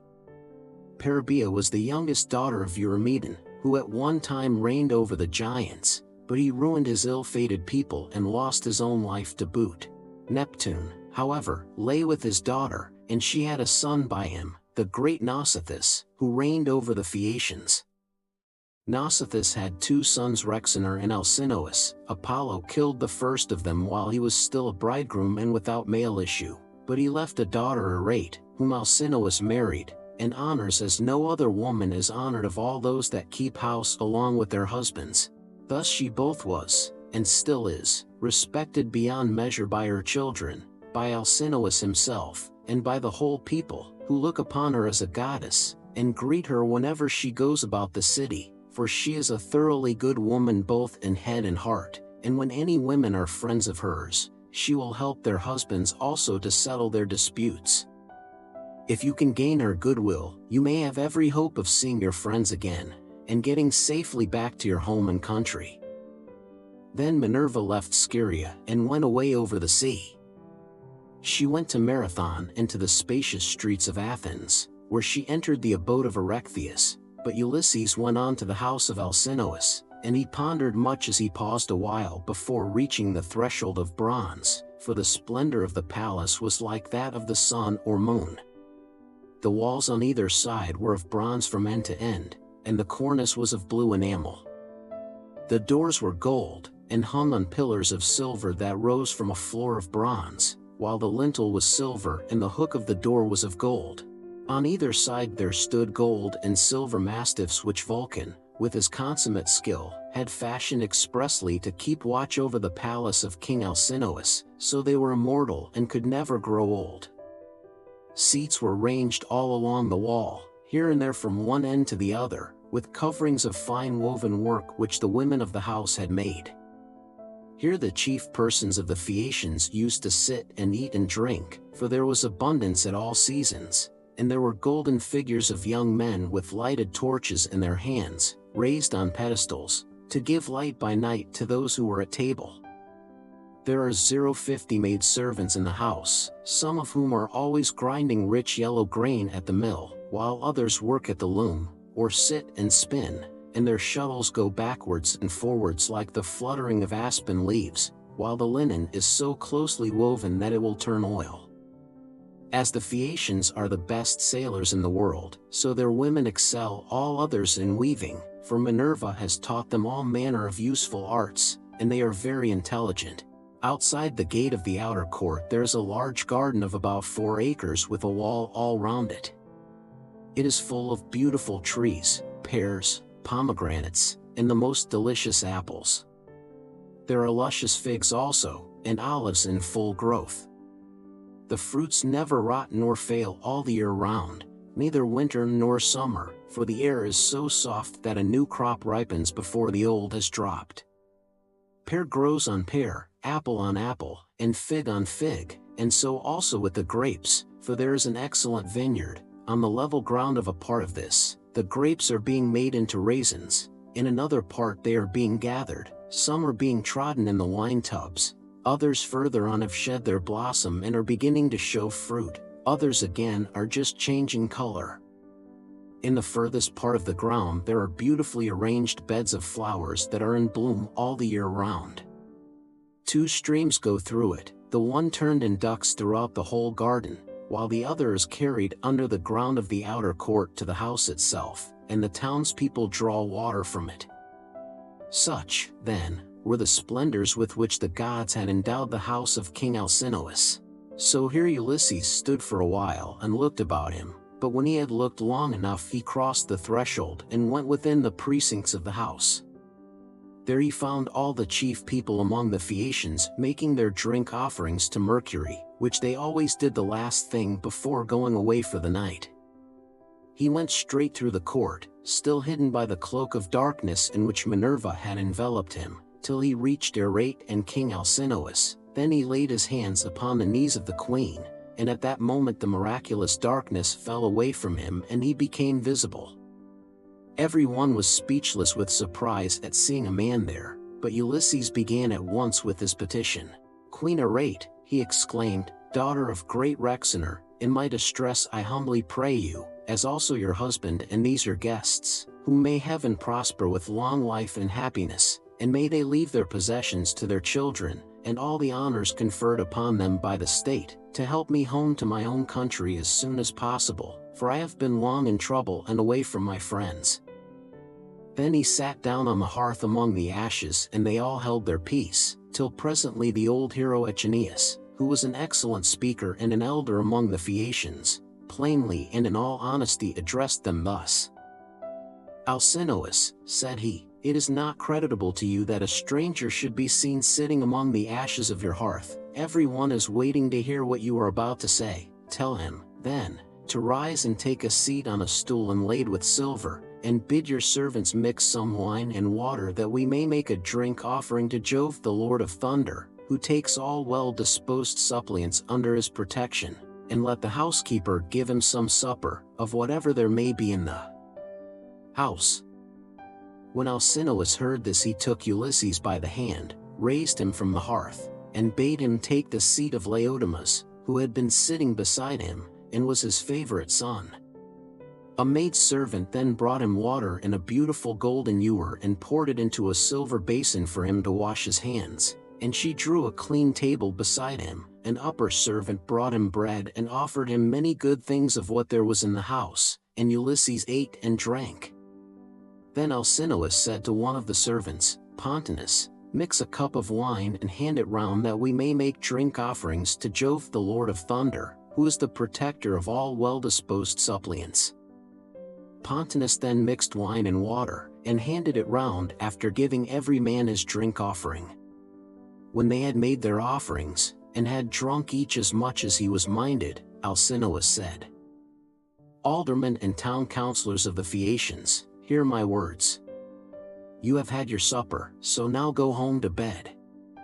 Tomorrow morning I shall invite a still larger number of aldermen, and will give a sacrificial banquet in honor of our guest. We can then discuss the question of his escort, and consider how we may at once send him back rejoicing to his own country without trouble or inconvenience to himself, no matter how distant it may be. We must see that he comes to no harm while on his homeward journey, but when he is once at home he will have to take the luck he was born with for better or worse like other people. It is possible, however, that the stranger is one of the immortals who has come down from heaven to visit us, but in this case the gods are departing from their usual practice, for hitherto they have made themselves perfectly clear to us when we have been offering them hecatombs. They come and sit at our feasts just like one of ourselves, and if any solitary wayfarer happens to stumble upon some one or other of them, they affect no concealment, for we are as near of kin to the gods as the cyclops and the savage giants are." Then Ulysses said, "Pray, Alcinous, do not take any such notion into your head. I have nothing of the immortal about me, neither in body nor mind, and most resemble those among you who are the most afflicted. Indeed, were I to tell you all that heaven has seen fit to lay upon me, you would say that I was still worse off than they are. Nevertheless, let me sup in spite of sorrow, for an empty stomach is a very importunate thing, and thrusts itself on a man's notice no matter how dire is his distress. I am in great trouble, yet it insists that I shall eat and drink, bids me lay aside all memory of my sorrows and dwell only on the due replenishing of itself. As for yourselves, do as you propose, and at break of day set about helping me to get home. I shall be content to die if I may first once more behold my property, my bondsmen, and all the greatness of my house." Thus did he speak. Every one approved his saying, and agreed that he should have his escort inasmuch as he had spoken reasonably. Then when they had made their drink offerings, and had drunk each as much as he was minded, they went home to bed every man in his own abode, leaving Ulysses in the cloister with Arete and Alcinous while the servants were taking the things away after supper. Arete was the first to speak, for she recognized the shirt, cloak, and good clothes that Ulysses was wearing, as the work of herself and of her maids, so she said, "Stranger, before we go any further, there is a question I should like to ask you. Who, and whence are you, and who gave you those clothes? Did you not say you had come here from beyond the sea?" And Ulysses answered, "It would be a long story, madam, were I to relate in full the tale of my misfortunes, for the hand of heaven has been laid heavy upon me. But as regards your question, there is an island far away in the sea which is called the Ogygian. Here dwells the cunning and powerful goddess Calypso, daughter of Atlas. She lives by herself far from all neighbors human or divine. Fortune, however, brought me to her hearth all desolate and alone, for Jove struck my ship with his thunderbolts, and broke it up in mid-ocean. My brave comrades were drowned every man of them, but I stuck to the keel and was carried hither and thither for the space of 9 days, till at last during the darkness of the 10th night the gods brought me to the Ogygian island where the great goddess Calypso lives. She took me in and treated me with the utmost kindness. Indeed, she wanted to make me immortal that I might never grow old, but she could not persuade me to let her do so. I stayed with Calypso 7 years straight on end, and watered the good clothes she gave me with my tears during the whole time, but at last when the 8th year came round she bade me depart of her own free will, either because Jove had told her she must, or because she had changed her mind. She sent me from her island on a raft, which she provisioned with abundance of bread and wine. Moreover, she gave me good stout clothing, and sent me a wind that blew both warm and fair. Days 7 and 10 did I sail over the sea, and on the 18th I caught sight of the first outlines of the mountains upon your coast, and glad indeed was I to set eyes upon them. Nevertheless there was still much trouble in store for me, for at this point Neptune would let me go no further, and raised a great storm against me. The sea was so terribly high that I could no longer keep to my raft, which went to pieces under the fury of the gale, and I had to swim for it, till wind and current brought me to your shores. There I tried to land, but could not, for it was a bad place and the waves dashed me against the rocks. So I again took to the sea and swam until I came to a river that seemed the most likely landing place, for there were no rocks and it was sheltered from the wind. Here, then, I got out of the water and gathered my senses together again. Night was coming on, so I left the river, and went into a thicket, where I covered myself all over with leaves, and presently heaven sent me off into a very deep sleep. Sick and sorry as I slept among the leaves all night, and through the next day till afternoon, when I woke as the sun was westering, and saw your daughter's maidservants playing upon the beach, and your daughter among them looking like a goddess.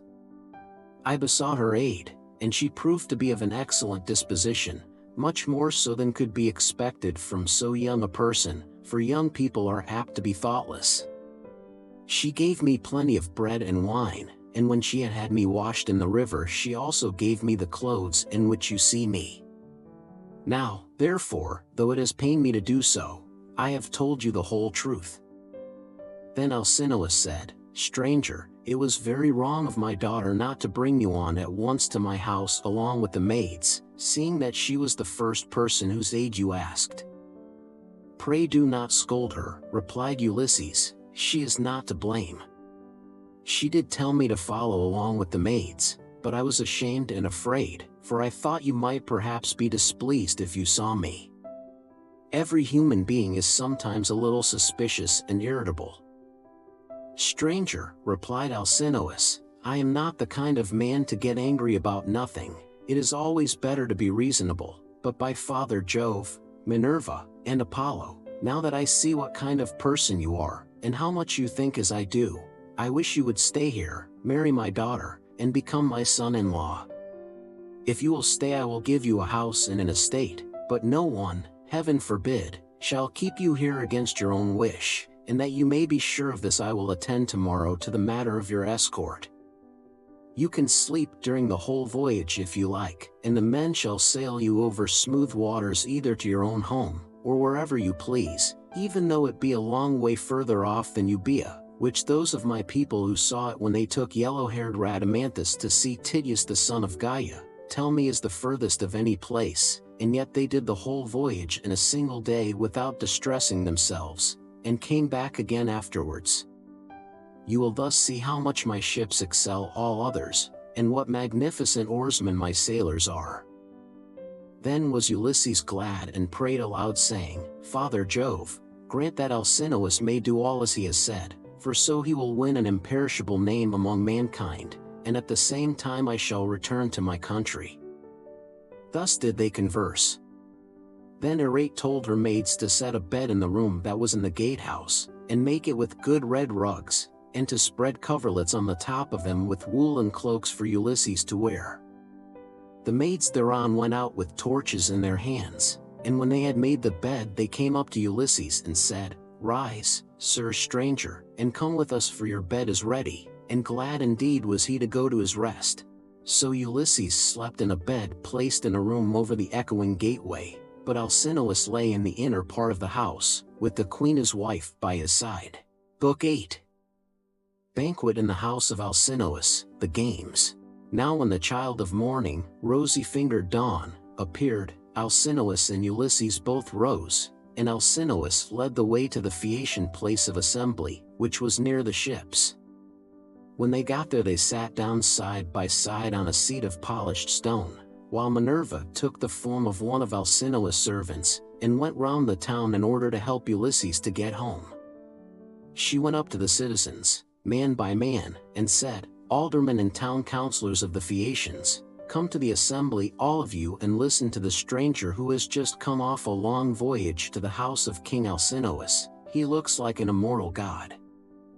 With these words she made them all want to come, and they flocked to the assembly till seats and standing room were alike crowded. Every one was struck with the appearance of Ulysses, for Minerva had beautified him about the head and shoulders, making him look taller and stouter than he really was, that he might impress the Phaeacians favorably as being a very remarkable man, and might come off well in the many trials of skill to which they would challenge him. Then, when they were got together, Alcinous spoke. "Hear me," said he, "aldermen and town councillors of the Phaeacians, that I may speak even as I am minded. This stranger, whoever he may be, has found his way to my house from somewhere or other, either east or west. He wants an escort and wishes to have the matter settled. Let us then get one ready for him, as we have done for others before him. Indeed, no one who ever yet came to my house has been able to complain of me for not speeding on his way soon enough. Let us draw a ship into the sea, one that has never yet made a voyage, and man her with 52 of our smartest young sailors. Then when you have made fast your oars each by his own seat, leave the ship and come to my house to prepare a feast. I will find you in everything. I am giving these instructions to the young men who will form the crew, for as regards you aldermen and town councillors, you will join me in entertaining our guest in the cloisters. I can take no excuses, and we will have Telemachus to sing to us, for there is no bard like him whatever he may choose to sing about." Alcinous then led the way, and the others followed after, while a servant went to fetch Telemachus. The 52 picked oarsmen went to the seashore as they had been told, and when they got there they drew the ship into the water, got her mast and sails inside her, bound the oars to the thole pins with twisted thongs of leather, all in due course, and spread the white sails aloft. They moored the vessel a little way out from land, and then came on shore and went to the house of King Alcinous. The outhouses, yards, and all the precincts were filled with crowds of men and great multitudes, both old and young, and Alcinous killed them 12 sheep, 8 full-grown pigs, and 2 oxen. These they skinned and dressed so as to provide a magnificent banquet. A servant presently led in the famous bard Telemachus, whom the muse had dearly loved, but to whom she had given both good and evil, for though she had endowed him with a divine gift of song, she had robbed him of his eyesight. Pontonous set a seat for him among the guests, leaning it up against the bearing post. He hung the lyre for him on a peg over his head, and showed him where he was to feel for it with his hands. He also set a fair table with a basket of victuals by his side, and a cup of wine from which he might drink whenever he was so disposed. The company then laid their hands upon the good things that were before them, but as soon as they had had enough to eat and drink, the muse inspired Telemachus to sing the feats of heroes, and more especially a matter that was then in the mouths of all men, to wit, the quarrel between Ulysses and Achilles, and the fierce words that they heaped on one another as they sat together at a banquet. But Agamemnon was glad when he heard his chieftains quarreling with one another, for Apollo had foretold him this at Pytho when he crossed the stone floor to consult the oracle. Here was the beginning of the evil that by the will of Jove fell both upon Danaans and Trojans. Thus sang the bard, but Ulysses drew his purple mantle over his head and covered his face, for he was ashamed to let the Phaeacians see that he was weeping. When the bard left off singing, he wiped the tears from his eyes, uncovered his face, and, taking his cup, made a drink offering to the gods. But when the Phaeacians pressed Telemachus to sing further, for they delighted in his lays, then Ulysses again drew his mantle over his head and wept bitterly. No one noticed his distress except Alcinous, who was sitting near him, and heard the heavy sighs that he was heaving.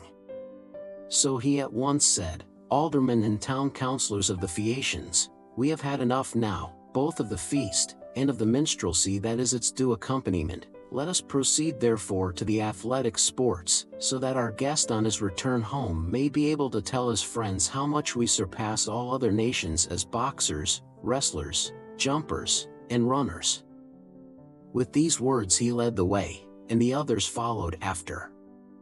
A servant hung Telemachus's lyre on its peg for him, led him out of the cloister, and set him on the same way as that along which all the chief men of the Phaeacians were going to see the sports. A crowd of several thousands of people followed them, and there were many excellent competitors for all the prizes. Acronios, Ocyllus, Elytrius, Nautius, Primnius, Anchialus, Eretmius, Pontius, Prorius, Thon, Anabasinius, and Amphialus son of Polynius son of Tecton. There was also Euryalus son of Nobilus, who was like Mars himself, and was the best-looking man among the Phaeacians except Laodamas. 3 sons of Alcinous, Laodamas, Helios, and Clytonius, competed also. The foot races came first. The course was set out for them from the starting post, and they raised a dust upon the plain as they all flew forward at the same moment. Clytonius came in first by a long way. He left every one else behind him by the length of the furrow that a couple of mules can plow in a fallow field. They then turned to the painful art of wrestling, and here Euryalus proved to be the best man. Amphialus excelled all the others in jumping, while at throwing the disc there was no one who could approach Elytrius. Alcinous's son Laodamas was the best boxer, and he it was who presently said, when they had all been diverted with the games, "Let us ask the stranger whether he excels in any of these sports. He seems very powerfully built, his thighs, calves, hands, and neck are of prodigious strength, nor is he at all old, but he has suffered much lately, and there is nothing like the sea for making havoc with a man, no matter how strong he is." "You are quite right, Laodamas," replied Euryalus. "Go up to your guest and speak to him about it yourself." When Laodamas heard this, he made his way into the middle of the crowd and said to Ulysses, "I hope, sir, that you will enter yourself for some one or other of our competitions if you are skilled in any of them, and you must have gone in for many a one before now. There is nothing that does anyone so much credit all his life long as the showing himself a proper man with his hands and feet. Have a try therefore at something, and banish all sorrow from your mind. Your return home will not be long delayed, for the ship is already drawn into the water, and the crew is found." Ulysses answered, "Laodamas, why do you taunt me in this way? My mind is set rather on cares than contests. I have been through infinite trouble, and am come among you now as a suppliant, praying your king and people to further me on my return home." Then Euryalus reviled him outright and said, "I gather, then, that you are unskilled in any of the many sports that men generally delight in. I suppose you are one of those grasping traders that go about in ships as captains or merchants, and who think of nothing but of their outward freights and homeward cargoes. There does not seem to be much of the athlete about you." "For shame, sir," answered Ulysses, fiercely, "you are an insolent fellow. So true is it that the gods do not grace all men alike in speech, person, and understanding. One man may be of weak presence, but heaven has adorned this with such a good conversation that he charms every one who sees him. His honeyed moderation carries his hearers with him so that he is leader in all assemblies of his fellows, and wherever he goes he is looked up to. Another may be as handsome as a god, but his good looks are not crowned with discretion. This is your case. No god could make a finer-looking fellow than you are, but you are a fool. Your ill-judged remarks have made me exceedingly angry, and you are quite mistaken, for I excel in a great many athletic exercises. Indeed, so long as I had youth and strength, I was among the first athletes of the age. Now, however, I am worn out by labor and sorrow, for I have gone through much both on the field of battle and by the waves of the weary sea. Still, in spite of all this I will compete, for your taunts have stung me to the quick." So he hurried up without even taking his cloak off, and seized a disc, larger, more massive and much heavier than those used by the Phaeacians when disc throwing among themselves. Then, swinging it back, he threw it from his brawny hand, and it made a humming sound in the air as he did so. The Phaeacians quailed beneath the rushing of its flight as it sped gracefully from his hand, and flew beyond any mark that had been made yet. Minerva, in the form of a man, came and marked the place where it had fallen. "A blind man, sir," said she, "could easily tell your mark by groping for it, it is so far ahead of any other. You may make your mind easy about this contest, for no Phaeacian can come near to such a throw as yours." Ulysses was glad when he found he had a friend among the lookers-on, so he began to speak more pleasantly. "Young men," said he, "come up to that throw if you can, and I will throw another disc as heavy or even heavier. If anyone wants to have a bout with me, let him come on, for I am exceedingly angry. I will box, wrestle, or run, I do not care what it is, with any man of you all except Laodamas, but not with him because I am his guest, and one cannot compete with one's own personal friend. At least I do not think it a prudent or a sensible thing for a guest to challenge his host's family at any game, especially when he is in a foreign country. He will cut the ground from under his own feet if he does, but I make no exception as regards anyone else, for I want to have the matter out and know which is the best man. I am a good hand at every kind of athletic sport known among mankind. I am an excellent archer. In battle I am always the first to bring a man down with my arrow, no matter how many more are taking aim at him alongside of me. Philoctetes was the only man who could shoot better than I could when we Achaeans were before Troy and in practice. I far excel everyone else in the whole world, of those who still eat bread upon the face of the earth, but I should not like to shoot against the mighty dead, such as Hercules, or Eurytus the Echalian, men who could shoot against the gods themselves. This in fact was how Eurytus came prematurely by his end, for Apollo was angry with him and killed him because he challenged him as an archer. I can throw a dart farther than anyone else can shoot an arrow. Running is the only point in respect of which I am afraid some of the Phaeacians might beat me, for I have been brought down very low at sea, my provisions ran short, and therefore I am still weak." They all held their peace except King Alcinous, who began, "Sir, we have had much pleasure in hearing all that you have told us, from which I understand that you are willing to show your prowess, as having been displeased with some insolent remarks that have been made to you by one of our athletes, and which could never have been uttered by anyone who knows how to talk with propriety. I hope you will apprehend my meaning, and will explain to any one of your chief men who may be dining with yourself and your family when you get home, that we have an hereditary aptitude for accomplishments of all kinds. We are not particularly remarkable for our boxing, nor yet as wrestlers, but we are singularly fleet of foot and are excellent sailors. We are extremely fond of good dinners, music, and dancing.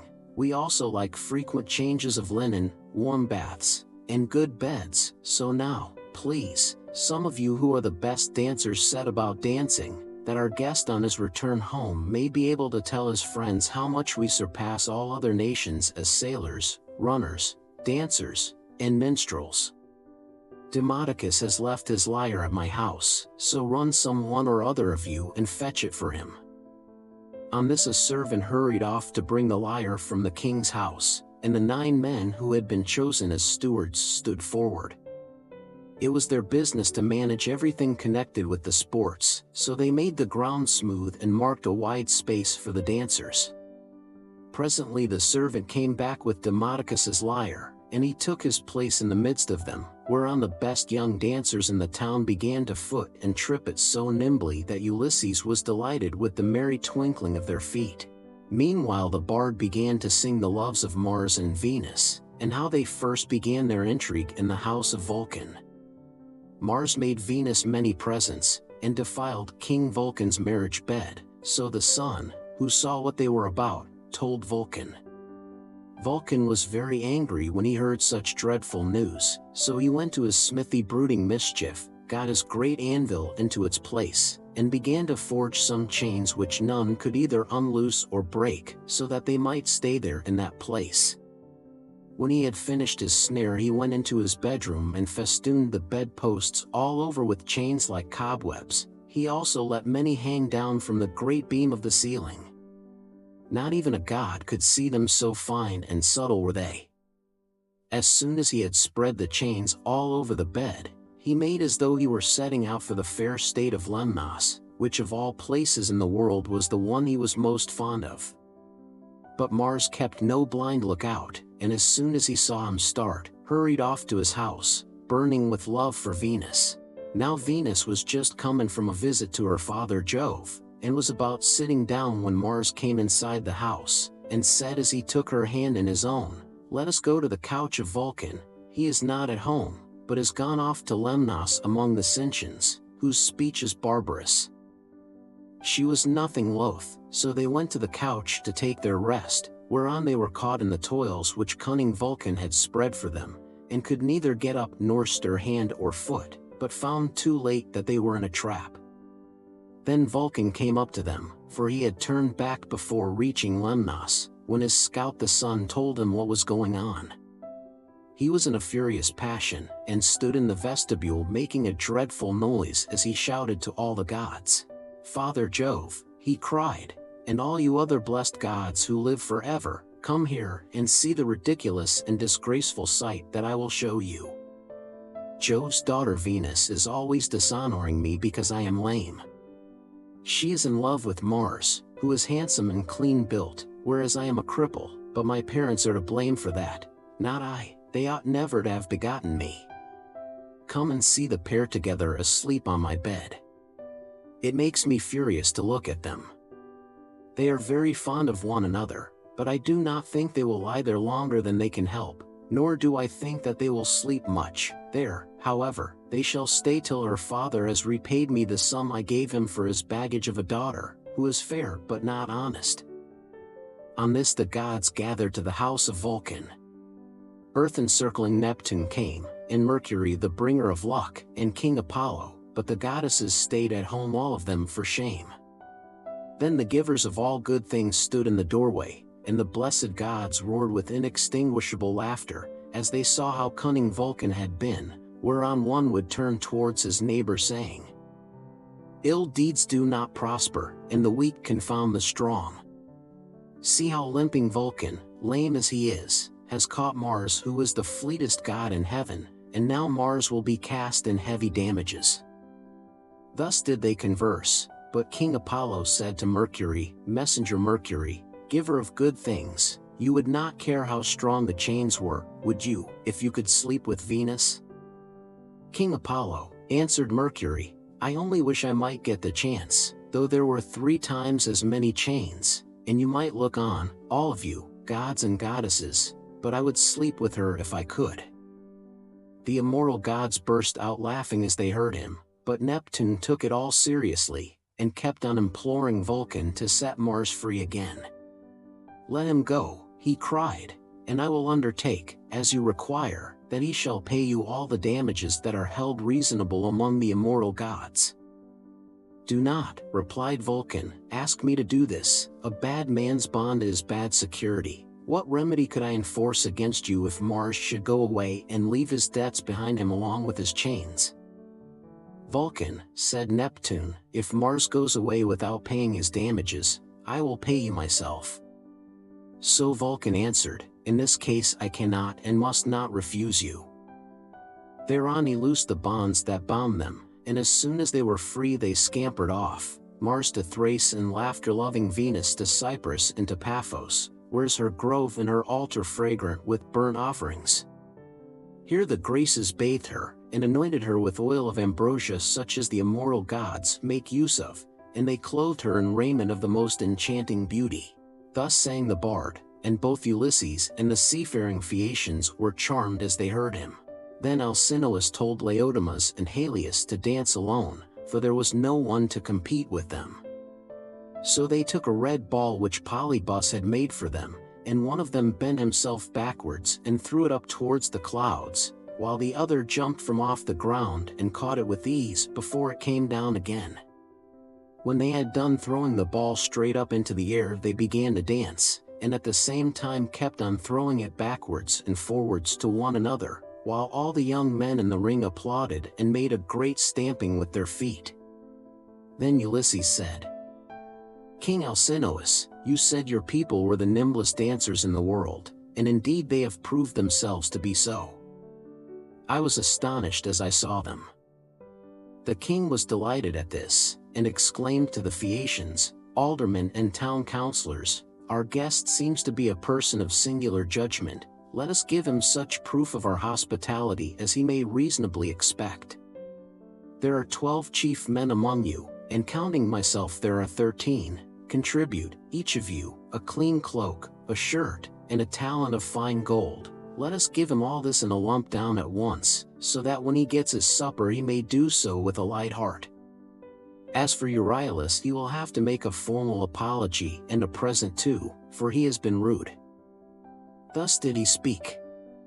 The others, all of them, applauded his saying, and sent their servants to fetch the presents. Then Euryalus said, "King Alcinous, I will give the stranger all the satisfaction you require. He shall have my sword, which is of bronze, all but the hilt, which is of silver. I will also give him the scabbard of newly sawn ivory into which it fits. It will be worth a great deal to him." As he spoke, he placed the sword in the hands of Ulysses and said, "Good luck to you, father stranger. If anything has been said amiss, may the winds blow it away with them, and may heaven grant you a safe return, for I understand you have been long away from home, and have gone through much hardship." To which Ulysses answered, "Good luck to you too, my friend, and may the gods grant you every happiness. I hope you will not miss the sword you have given me along with your apology." With these words he girded the sword about his shoulders, and towards sundown the presents began to make their appearance, as the servants of the donors kept bringing them to the house of King Alcinous. Here his sons received them, and placed them under their mother's charge. Then Alcinous led the way to the house and bade his guests take their seats. "Wife," said he, turning to Queen Arete, "go, fetch the best chest we have, and put a clean cloak and shirt in it. Also, set a copper on the fire and heat some water. Our guest will take a warm bath. See also to the careful packing of the presents that the noble Phaeacians have made him. He will thus better enjoy both his supper and the singing that will follow. I shall myself give him this golden goblet, which is of exquisite workmanship, that he may be reminded of me for the rest of his life whenever he makes a drink offering to Jove, or to any of the gods." 0. Then Arete told her maids to set a large tripod upon the fire as fast as they could, whereon they set a tripod full of bath water onto a clear fire. They threw on sticks to make it blaze, and the water became hot as the flame played about the belly of the tripod.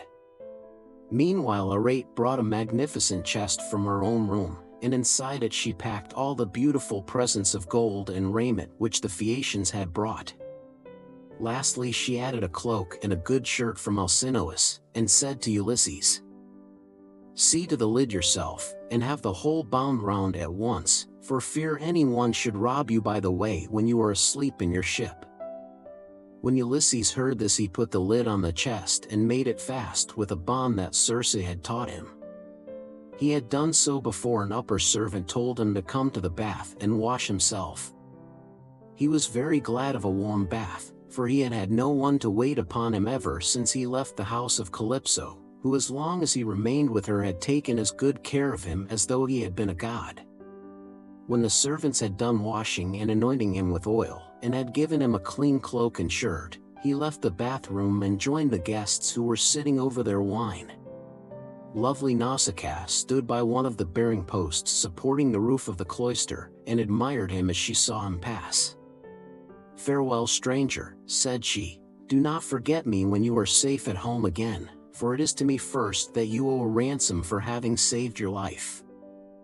And Ulysses said, "Nausicaa, daughter of great Alcinous, may Jove, the mighty husband of Juno, grant that I may reach my home, so shall I bless you as my guardian angel all my days, for it was you who saved me." When he had said this, he seated himself beside Alcinous.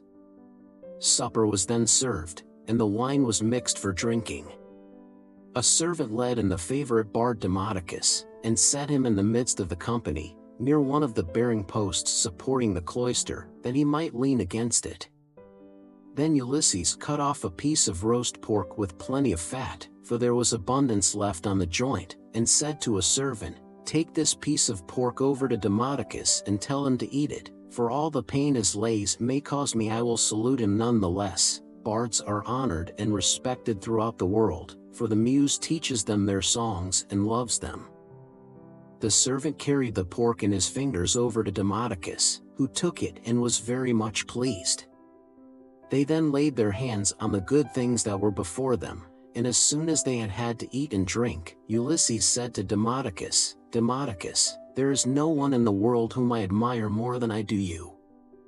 You must have studied under the Muse, Jove's daughter, and under Apollo, so accurately do you sing the return of the Achaeans with all their sufferings and adventures. If you were not there yourself, you must have heard it all from someone who was.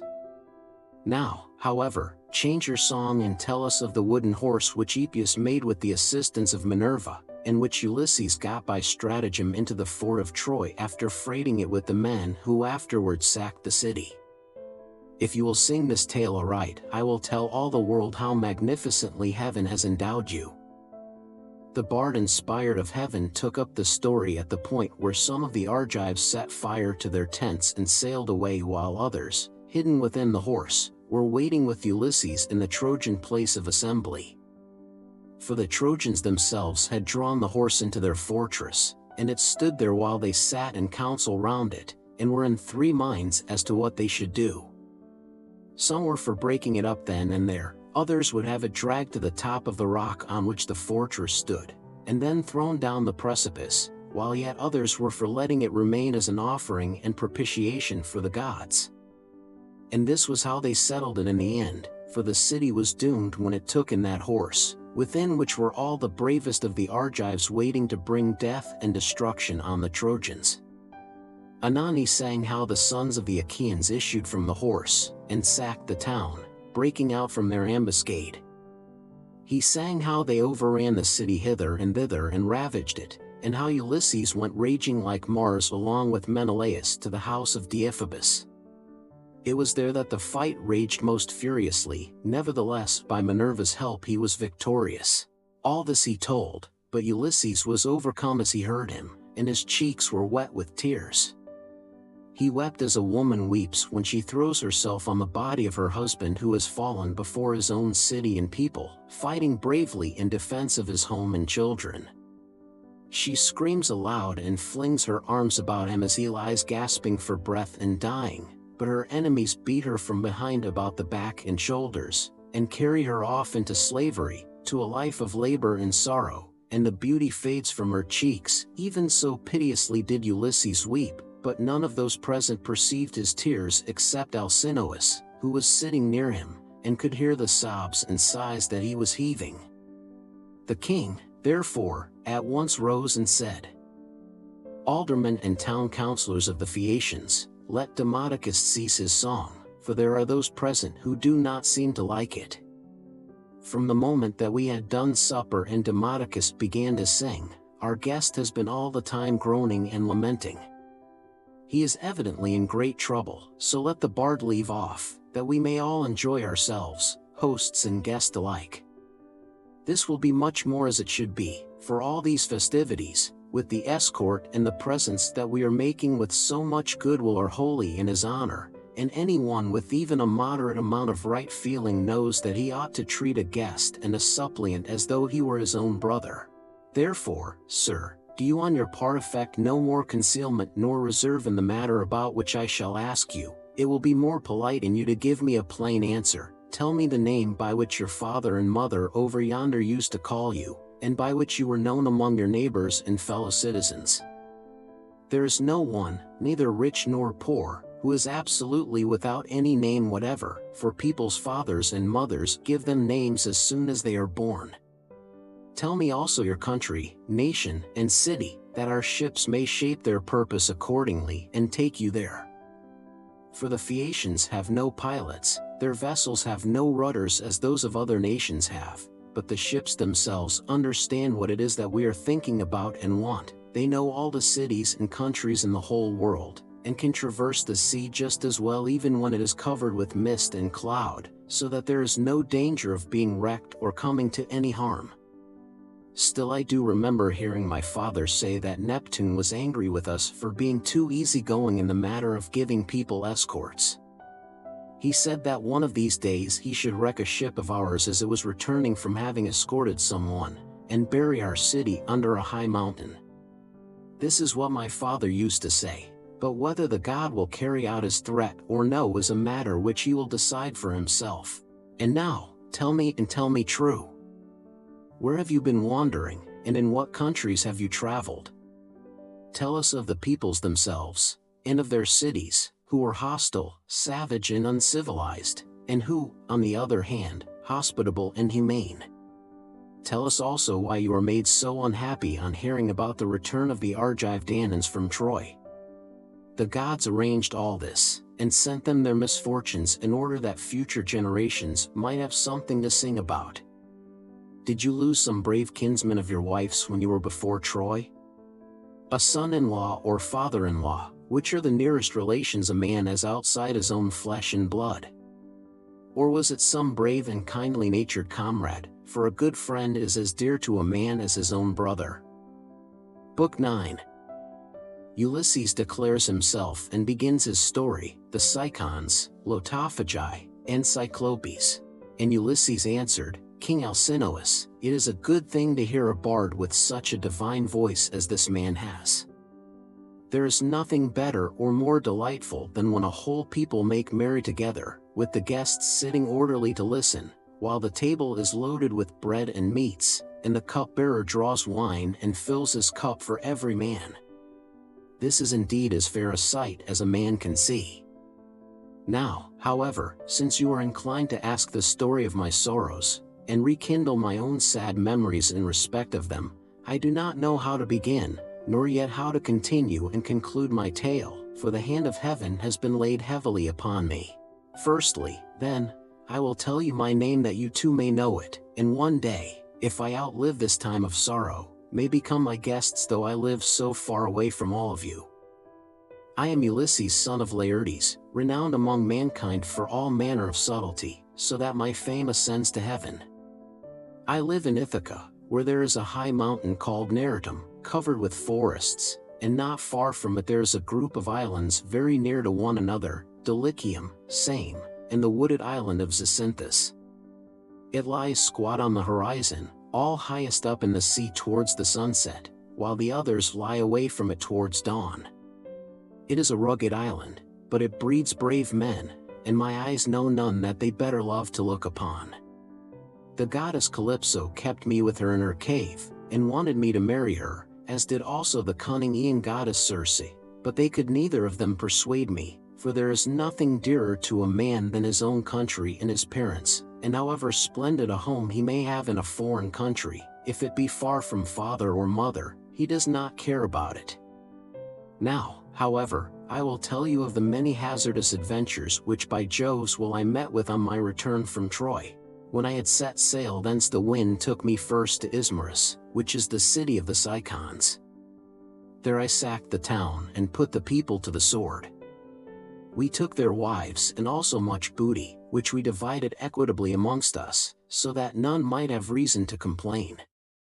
I then said that we had better make off at once, but my men very foolishly would not obey me, so they stayed there drinking much wine and killing great numbers of sheep and oxen on the seashore. Meanwhile the Cicons cried out for help to other Cicons who lived inland. These were more in number, and stronger, and they were more skilled in the art of war, for they could fight, either from chariots or on foot as the occasion served, in the morning. Therefore, they came as thick as leaves in bloom in summer, and the hand of heaven was against us, so that we were hard pressed.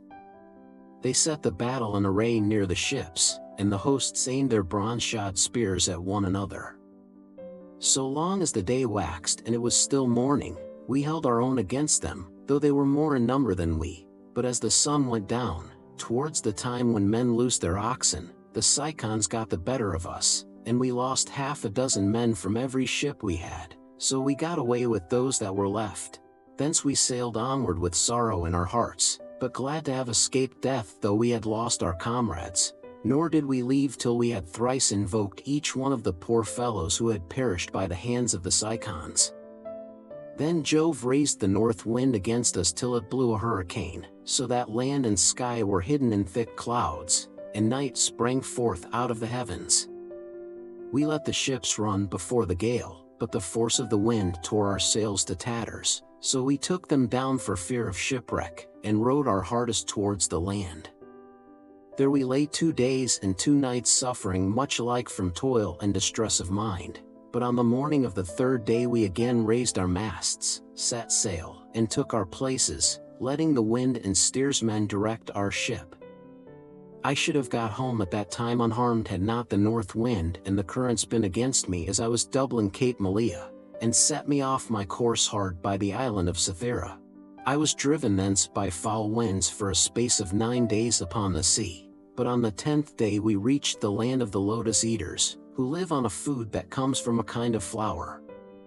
Here we landed to take in fresh water, and our crews got their midday meal on the shore near the ships. When they had eaten and drunk, I sent 2 of my company to see what manner of men the people of the place might be, and they had a 3rd man under them. They started at once, and went about among the lotus eaters, who did them no hurt, but gave them to eat of the lotus, which was so delicious that those who ate of it left off caring about home, and did not even want to go back and say what had happened to them, but were for staying and munching lotus with the lotus eaters without thinking further of their return. Nevertheless, though they wept bitterly, I forced them back to the ships and made them fast under the benches. Then I told the rest to go on board at once, lest any of them should taste of the lotus and leave off wanting to get home. So they took their places and smote the grey sea with their oars. We sailed hence, always in much distress, till we came to the land of the lawless and inhuman Cyclopes. Now the Cyclopes neither plant nor plow, but trust in Providence, and live on such wheat, barley, and grapes as grow wild without any kind of tillage, and their wild grapes yield them wine as the sun and the rain may grow them. They have no laws nor assemblies of the people, but live in caves on the tops of high mountains, each is lord and master in his family, and they take no account of their neighbors. Now off their harbor there lies a wooded and fertile island, not quite close to the land of the Cyclopes, but still not far. It is overrun with wild goats, that breed there in great numbers and are never disturbed by foot of man, for sportsmen, who as a rule will suffer so much hardship in forest or among mountain precipices, do not go there, nor yet again is it ever plowed or fed down, but it lies a wilderness untilled and unsown from year to year, and has no living thing upon it but only goats. For the Cyclopes have no ships, nor yet shipwrights who could make ships for them. They cannot therefore go from city to city, or sail over the sea to one another's country as people who have ships can do. If they had had these they would have colonized the island, for it is a very good one, and would yield everything in due season. There are meadows that in some places come right down to the seashore, well watered and full of luscious grass. Grapes would do there excellently. There is level land for plowing, and it would always yield heavily at harvest time, for the soil is deep. There is a good harbor where no cables are wanted, nor yet anchors, nor need a ship be moored, but all one has to do is to beach one's vessel and stay there till the wind becomes fair for putting out to sea again. At the head of the harbor there is a spring of clear water coming out of a cave, and there are poplars growing all round it. Here we entered, but so dark was the night that some god must have brought us in, for there was nothing whatever to be seen. A thick mist hung all round our ships. The moon was hidden behind a mass of clouds so that no one could have seen the island if he had looked for it, nor were there any breakers to tell us we were close inshore before we found ourselves upon the land itself. When, however, we had beached the ships, we took down the sails, went ashore and camped upon the beach till daybreak. When the child of morning, rosy-fingered dawn appeared, we admired the island and wandered all over it, while the nymphs Jove's daughters roused the wild goats that we might get some meat for our dinner. On this we fetched our spears and bows and arrows from the ships, and dividing ourselves into 3 bands began to shoot the goats. Heaven sent us excellent sport. I had 12 ships with me, and each ship got 9 goats, while my own ship had 10. Thus through the livelong day to the going down of the sun we ate and drank our fill, and we had plenty of wine left, for each one of us had taken many jars full when we sacked the city of the Cicons, and this had not yet run out. While we were feasting we kept turning our eyes towards the land of the Cyclopes, which was hard by, and saw the smoke of their stubble fires. We could almost fancy we heard their voices and the bleating of their sheep and goats, but when the sun went down and it came on dark, we camped down upon the beach, and next morning I called a council. "Stay here, my brave fellows," said I, "all the rest of you, while I go with my ship and exploit these people myself. I want to see if they are uncivilized savages, or a hospitable and humane race." I went on board, bidding my men to do so also and loose the hawsers, so they took their places and smote the grey sea with their oars. When we got to the land, which was not far, there, on the face of a cliff near the sea, we saw a great cave overhung with laurels. It was a station for a great many sheep and goats, and outside there was a large yard, with a high wall round it made of stones built into the ground and of trees both pine and oak. This was the abode of a huge monster who was then away from home shepherding his flocks. He would have nothing to do with other people, but led the life of an outlaw.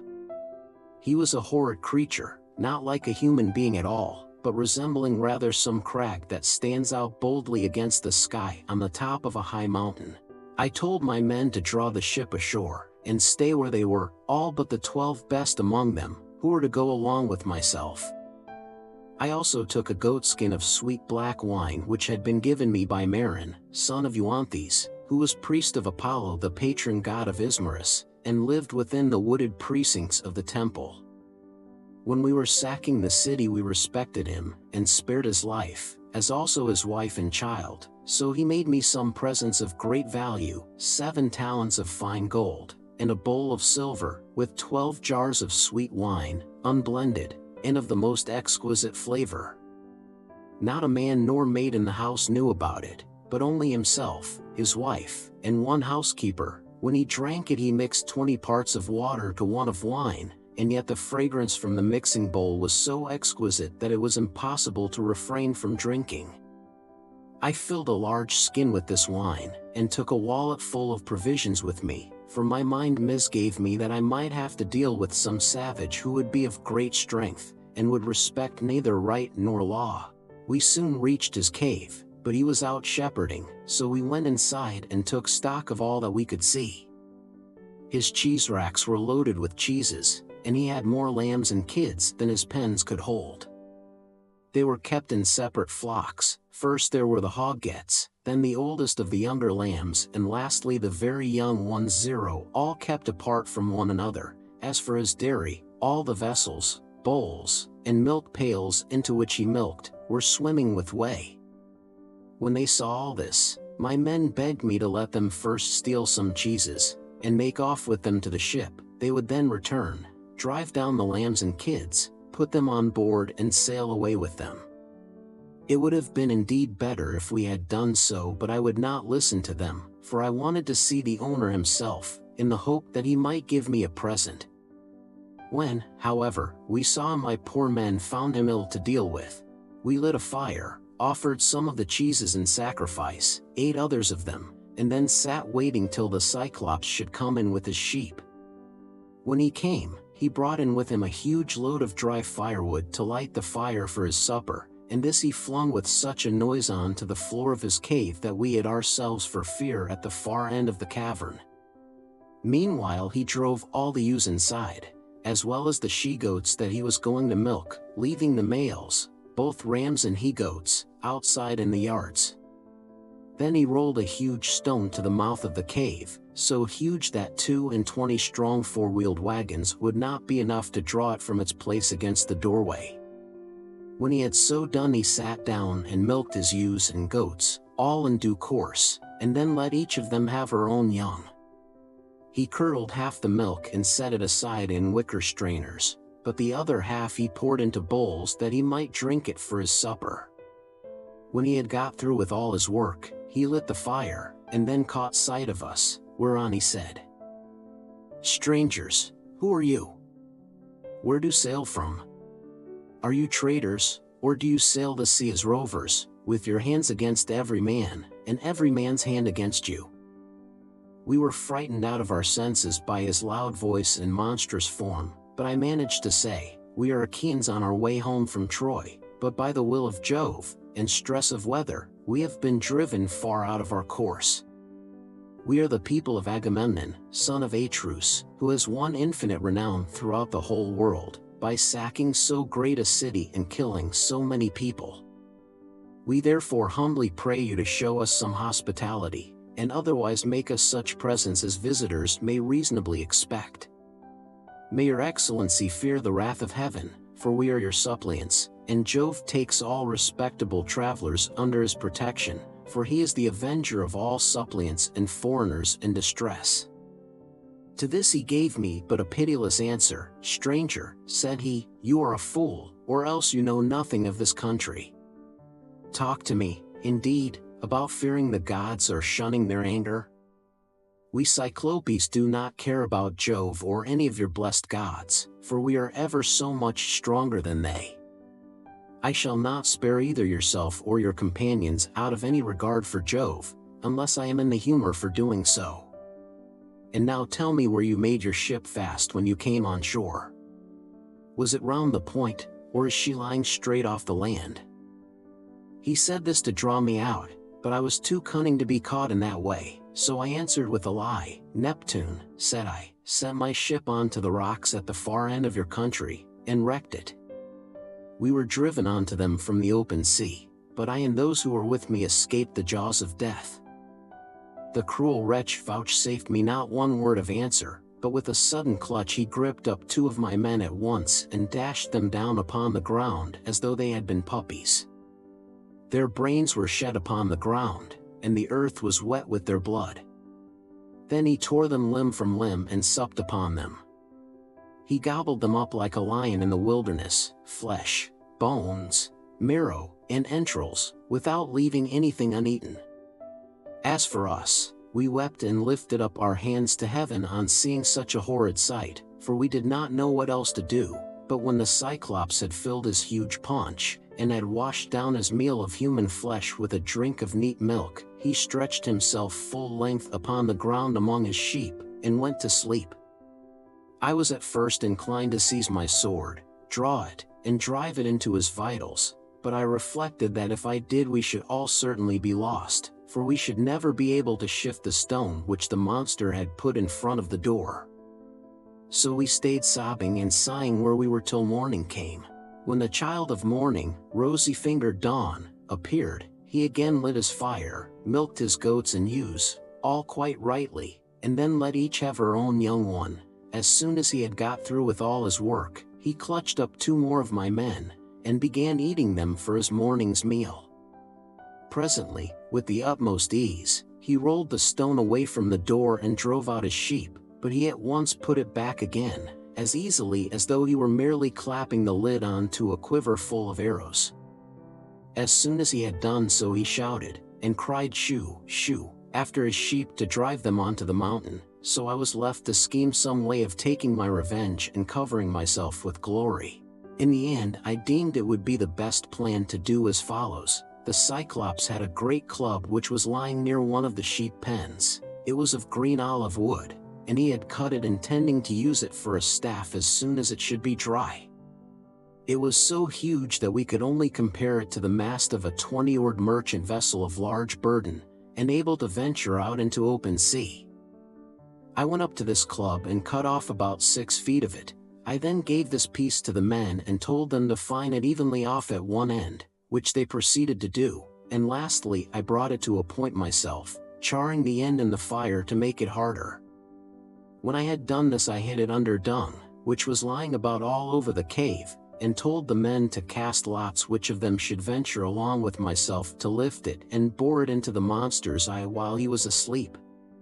The lot fell upon the very 4 whom I should have chosen, and I myself made 5. In the evening the wretch came back from shepherding, and drove his flocks into the cave, this time driving them all inside, and not leaving any in the yards. I suppose some fancy must have taken him, or a god must have prompted him to do so.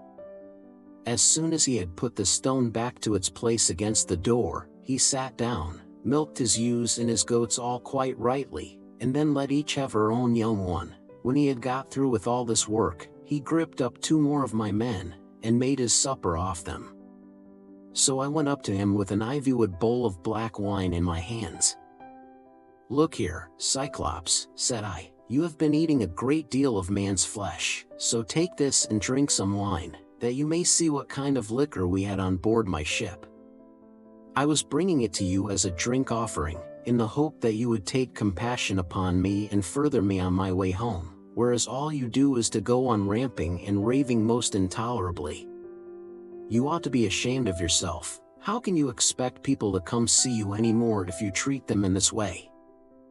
He then took the cup and drank. He was so delighted with the taste of the wine that he begged me for another bowl full. "Be so kind," he said, "as to give me some more, and tell me your name at once. I want to make you a present that you will be glad to have. We have wine even in this country, for our soil grows grapes and the sun ripens them, but this drinks like nectar and ambrosia all in one." I then gave him some more. 3 times did I fill the bowl for him, and 3 times did he drain it without thought or heed. Then, when I saw that the wine had got into his head, I said to him as plausibly as I could, "Cyclops, you ask my name and I will tell it you. Give me, therefore, the present you promised me. My name is Nomen, this is what my father and mother and my friends have always called me." But the cruel wretch said, "Then I will eat all Nomen's comrades before Nomen himself, and will keep Nomen for the last. This is the present that I will make him." As he spoke he reeled, and fell sprawling face upwards on the ground. His great neck hung heavily backwards and a deep sleep took hold upon him. Presently he turned sick, and threw up both wine and the gobbets of human flesh on which he had been gorging, for he was very drunk. Then I thrust the beam of wood far into the embers to heat it, and encouraged my men lest any of them should turn faint-hearted. When the wood, green though it was about to blaze, I drew it out of the fire glowing with heat, and my men gathered round me, for heaven had filled their hearts with courage. We drove the sharp end of the beam into the monster's eye, and bearing upon it with all my weight I kept turning it round and round as though I were boring a hole in a ship's plank with an auger, which 2 men with a wheel and strap can keep on turning as long as they choose. Even thus did we bore the red-hot beam into his eye, till the boiling blood bubbled all over it as we worked it round and round, so that the steam from the burning eyeball scalded his eyelids and eyebrows, and the roots of the eyes sputtered in the fire. As a blacksmith plunges an axe or hatchet into cold water to temper it, for it is this that gives strength to the iron, and it makes a great hiss as he does so, even thus did the Cyclops' eye hiss round the beam of olive wood, and his hideous yells made the cave ring again. We ran away in a fright, but he plucked the beam all besmirched with gore from his eye, and hurled it from him in a frenzy of rage and pain, shouting as he did so to the other Cyclopes who lived on the bleak headlands near him. So they gathered from all quarters round his cave when they heard him crying, and asked what was the matter with him.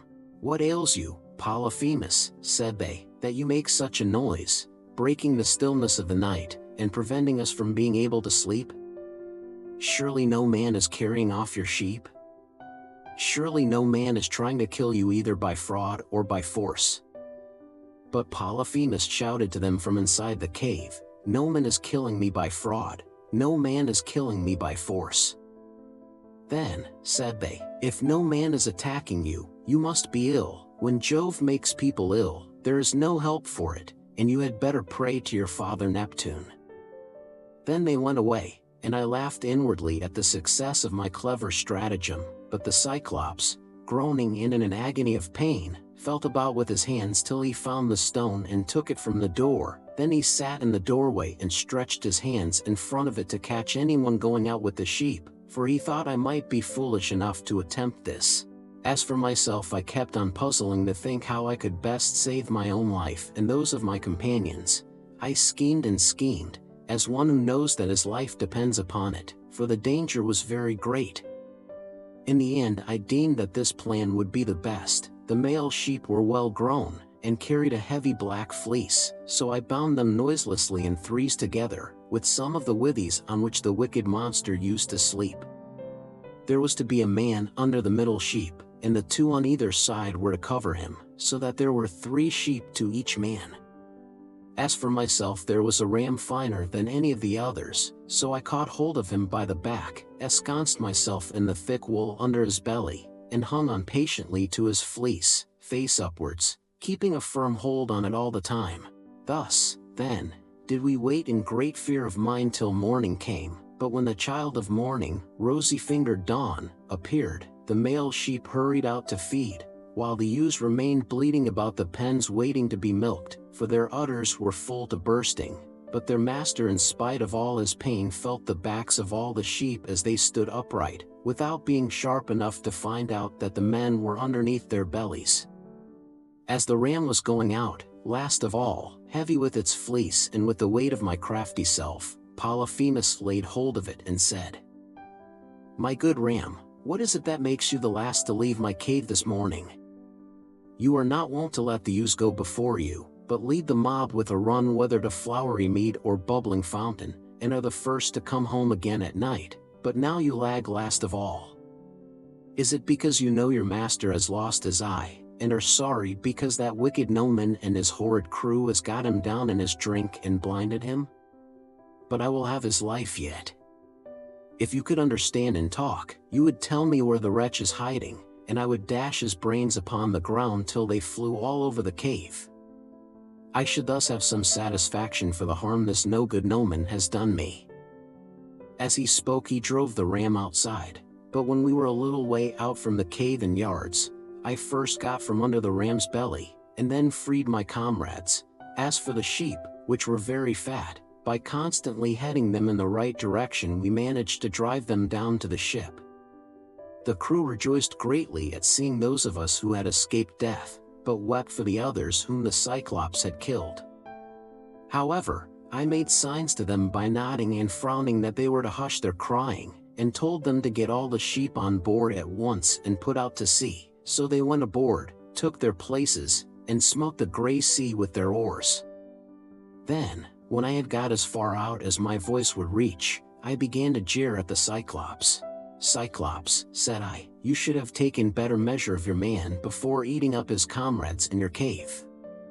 You wretch, eat up your visitors in your own house? You might have known that your sin would find you out, and now Jove and the other gods have punished you." He got more and more furious as he heard me, so he tore the top from off a high mountain, and flung it just in front of my ship so that it was within a little of hitting the end of the rudder. The sea quaked as the rock fell into it, and the wash of the wave it raised carried us back towards the mainland, and forced us towards the shore. But I snatched up a long pole and kept the ship off, making signs to my men by nodding my head, that they must row for their lives, whereon they laid out with a will. When we had got twice as far as we were before, I was for jeering at the Cyclops again, but the men begged and prayed of me to hold my tongue. "Do not," they exclaimed, "be mad enough to provoke this savage creature further. He has thrown one rock at us already which drove us back again to the mainland, and we made sure it had been the death of us. If he had then heard any further sound of voices, he would have pounded our heads and our ship's timbers into a jelly with the rugged rocks he would have heaved at us, for he can throw them a long way." But I would not listen to them, and shouted out to him in my rage, "Cyclops, if anyone asks you who it was that put your eye out and spoiled your beauty, say it was the valiant warrior Ulysses, son of Laertes, who lives in Ithaca." On this he groaned, and cried out, "Alas, alas, then the old prophecy about me is coming true. There was a prophet here, at one time, a man both brave and of great stature, Telemus son of Eurymus, who was an excellent seer, and did all the prophesying for the Cyclopes till he grew old. He told me that all this would happen to me some day, and said I should lose my sight by the hand of Ulysses. I have been all along expecting some one of imposing presence and superhuman strength, whereas he turns out to be a little insignificant weakling, who has managed to blind my eye by taking advantage of me and my drink. Come here, then, Ulysses, that I may make you presents to show my hospitality, and urge Neptune to help you forward on your journey, for Neptune and I are father and son. He, if he so will, shall heal me, which no one else, neither god nor man, can do." Then I said, "I wish I could be as sure of killing you outright and sending you down to the house of Hades, as I am that it will take more than Neptune to cure that eye of yours."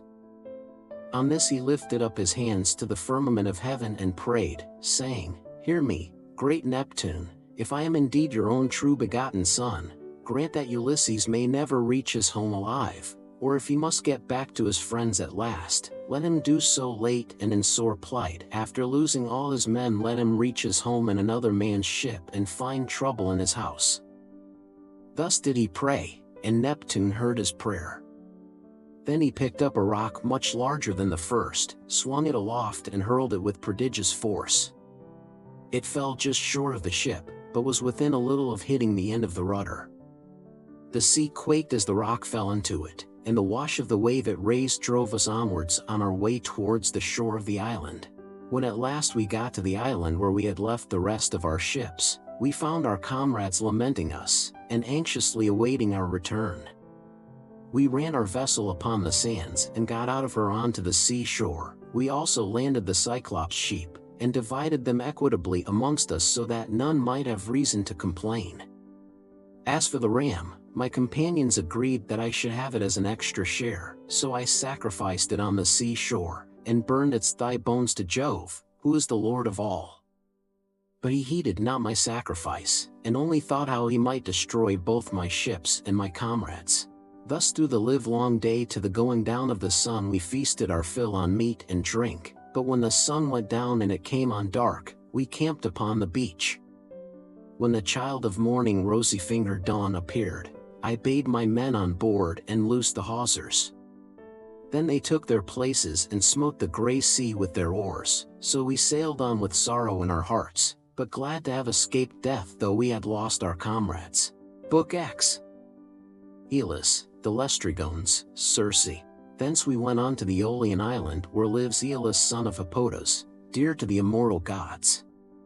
It is an island that floats, as it were, upon the sea, iron-bound with a wall that girds it.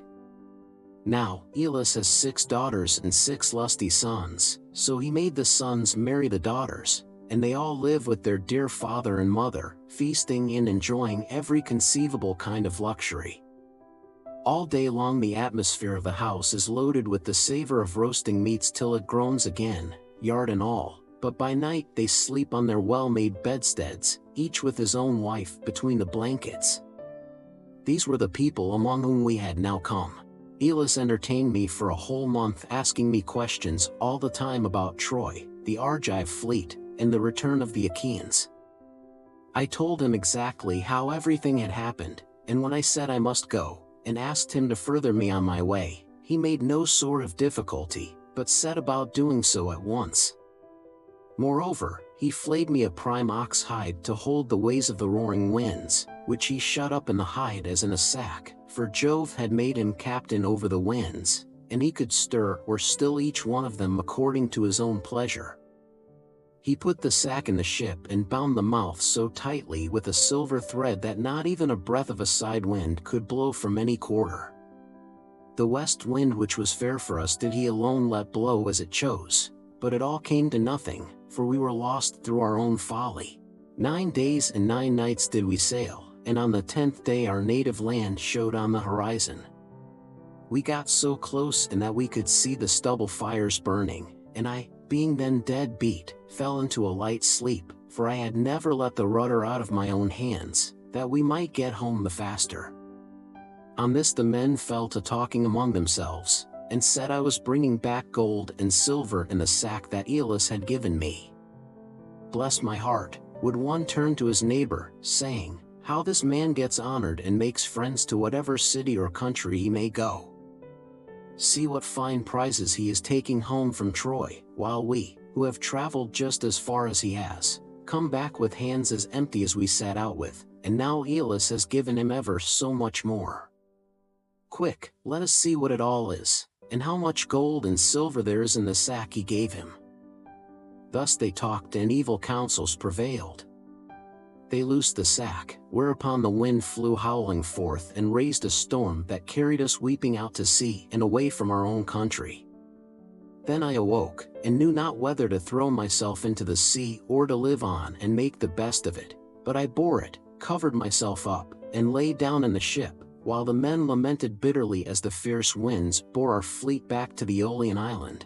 When we reached it, we went ashore to take in water, and dined hard by the ships. Immediately after dinner I took a herald and one of my men and went straight to the house of Aeolus, where I found him feasting with his wife and family, so we sat down as suppliants on the threshold. They were astounded when they saw us and said, "Ulysses, what brings you here? What god has been ill-treating you? We took great pains to further you on your way home to Ithaca, or wherever it was that you wanted to go to." Thus did they speak, but I answered sorrowfully, "My men have undone me, they, in cruel sleep, have ruined me. My friends, mend me this mischief, for you can if you will." I spoke as movingly as I could, but they said nothing, till their father answered, "Vilest of mankind, get you gone at once out of the island, him whom heaven hates will I in no wise help. Be off, for you come here as one abhorred of heaven." And with these words he sent me sorrowing from his door. Thence we sailed sadly until the men were worn out with long and fruitless rowing, for there was no longer any wind to help them. 6 days, night and day did we toil, and on the 7th day we reached the rocky stronghold of Lamus, Telepolis, the city of the Laestrygonians, where the shepherd who is driving in his sheep and goats to be milked salutes him who is driving out his flock to feed, and this last answers the salute. In that country a man who could do without sleep might earn double wages, one as a herdsman of cattle, and another as a shepherd, for they work much the same by night as they do by day. When we reached the harbor we found it landlocked under steep cliffs, with a narrow entrance between two headlands. My captains took all their ships inside, and made them fast close to one another, for there was never so much as a breath of wind inside, but it was always dead calm.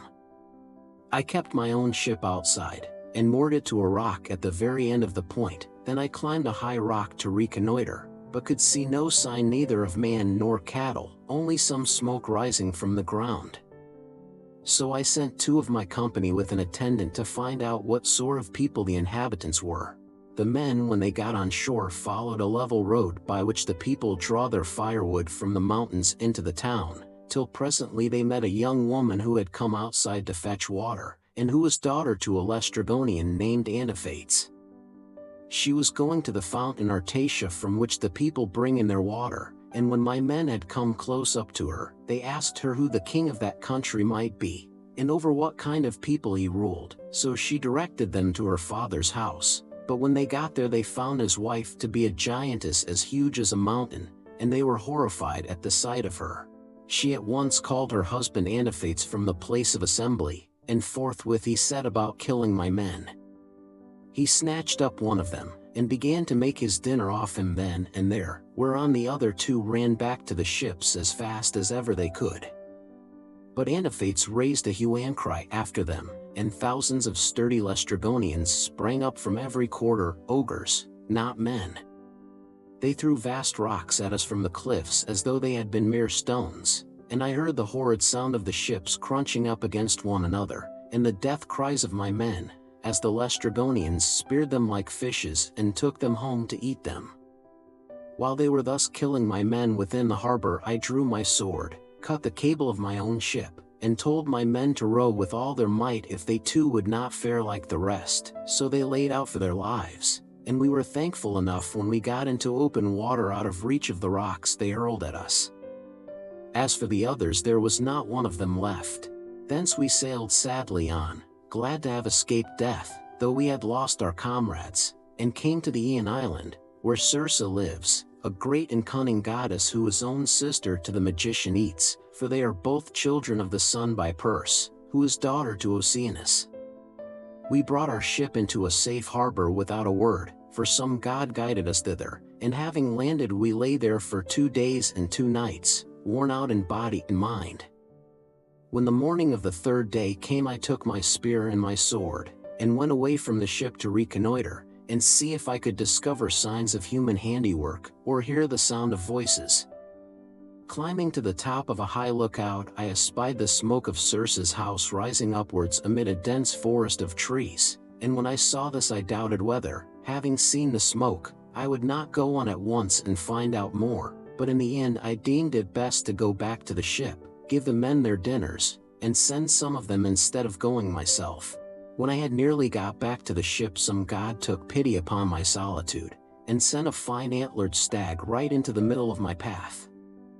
He was coming down his pasture in the forest to drink of the river, for the heat of the sun drove him, and as he passed I struck him in the middle of the back. The bronze point of the spear went clean through him, and he lay groaning in the dust until the life went out of him.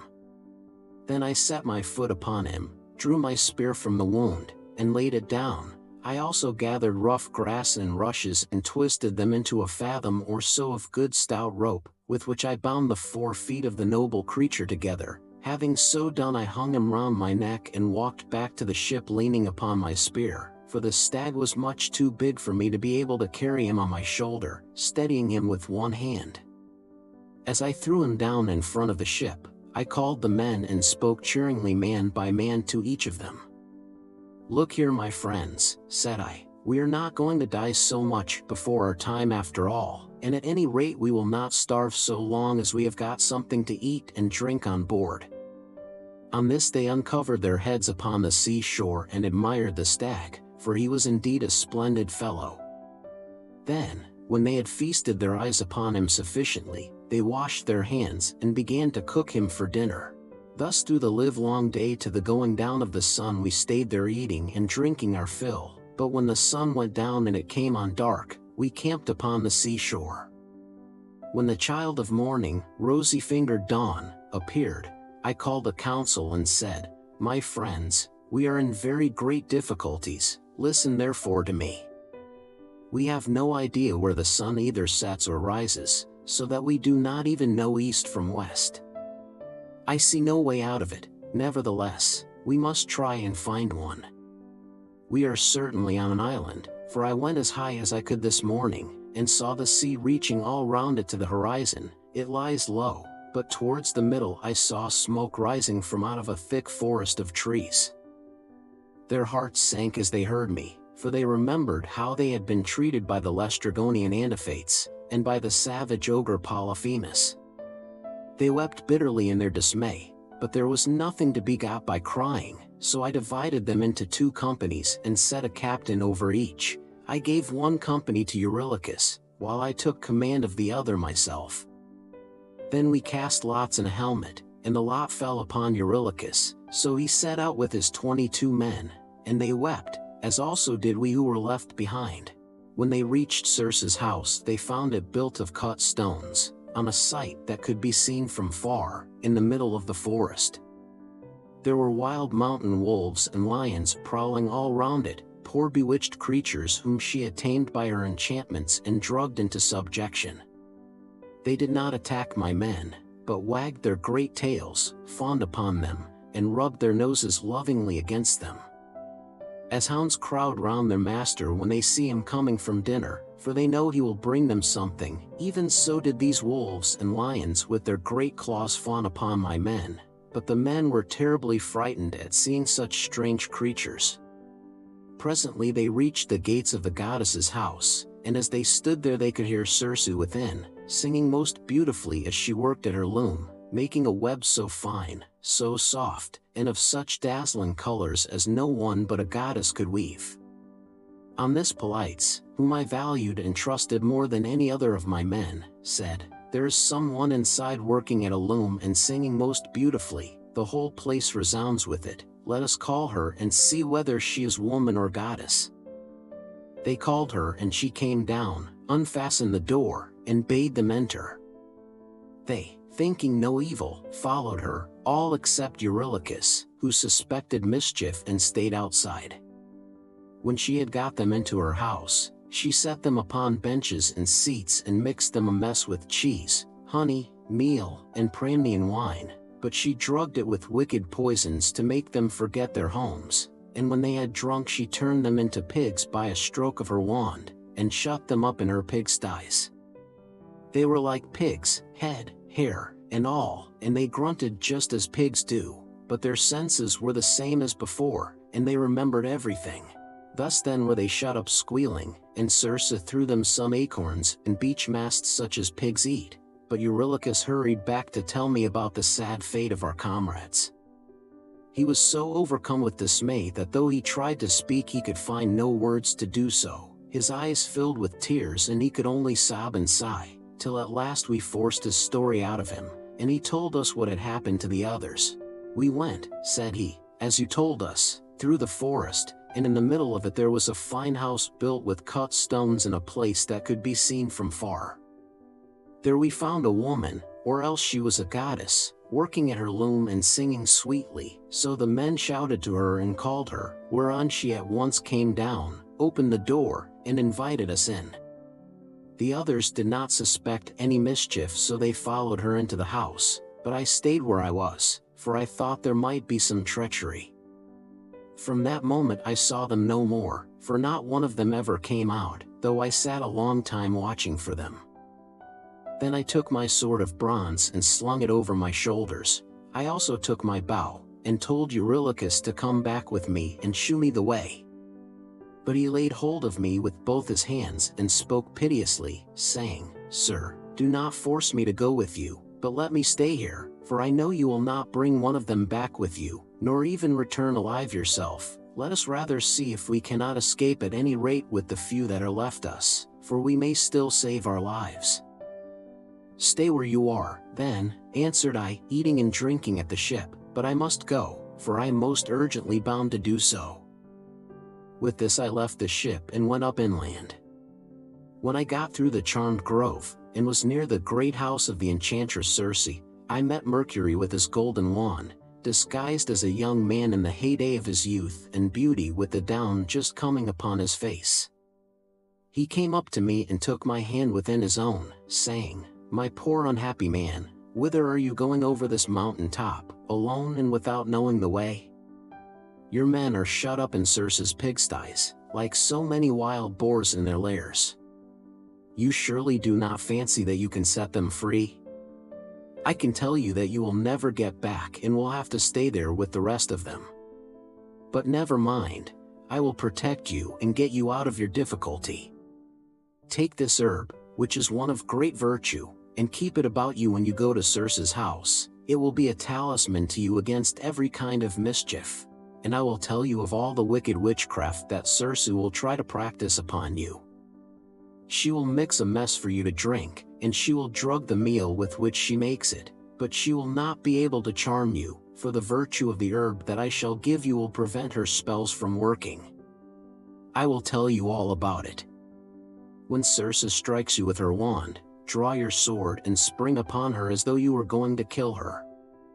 She will then be frightened, and will desire you to go to bed with her. On this you must not point blank refuse her, for you want her to set your companions free, and to take good care also of yourself, but you must make her swear solemnly by all the blessed gods that she will plot no further mischief against you, or else when she has got you naked she will unman you and make you fit for nothing." As he spoke he pulled the herb out of the ground and shewed me what it was like.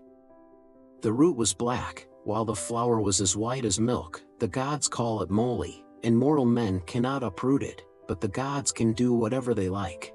Then Mercury went back to high Olympus, passing over the wooded island, but I fared onward to the house of Circe, and my heart was clouded with care as I walked along. When I got to the gates I stood there and called the goddess, and as soon as she heard me she came down, opened the door, and asked me to come in, so I followed her, much troubled in my mind.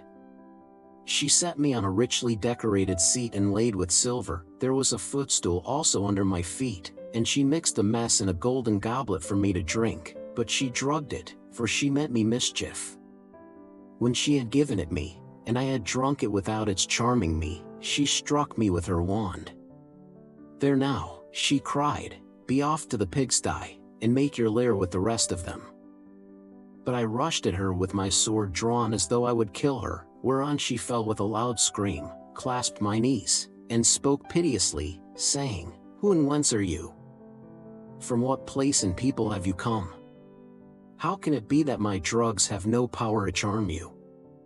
Never yet was any man able to stand so much as a taste of the herb I gave you. You must be spell-proof, surely you can be none other than the bold hero Ulysses, who Mercury always said would come here some day with his ship while on his way home from Troy. So be it then, sheath your sword and let us go to bed, that we may make friends and learn to trust each other.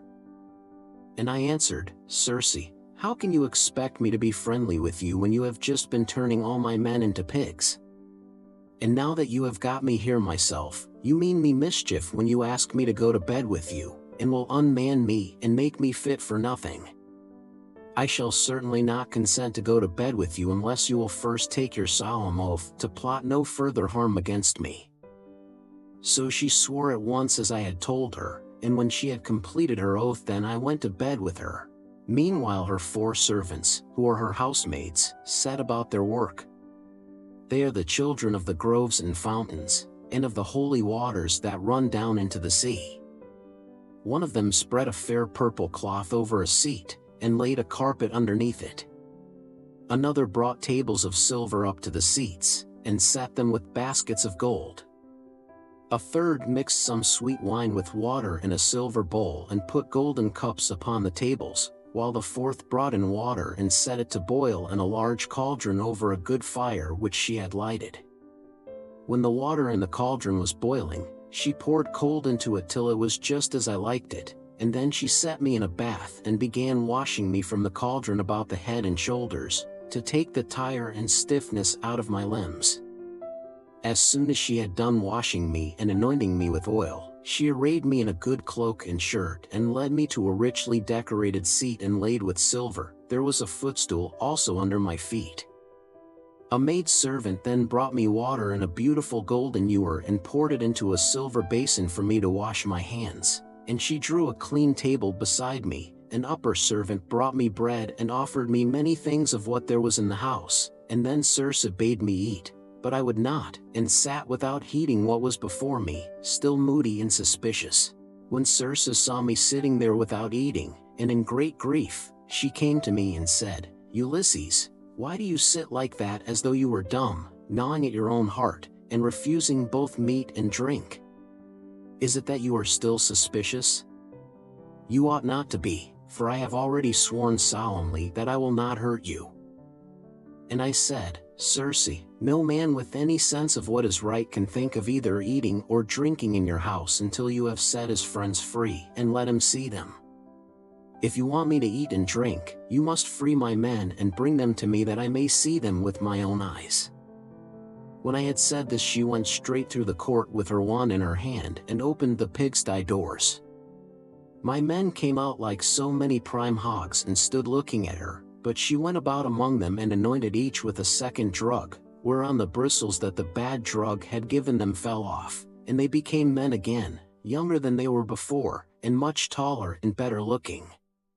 They knew me at once, seized me each of them by the hand, and wept for joy till the whole house was filled with the sound of their hullabalooing, and Circe herself was so sorry for them that she came up to me and said, Ulysses, noble son of Laertes, go back at once to the sea where you have left your ship, and first draw it onto the land.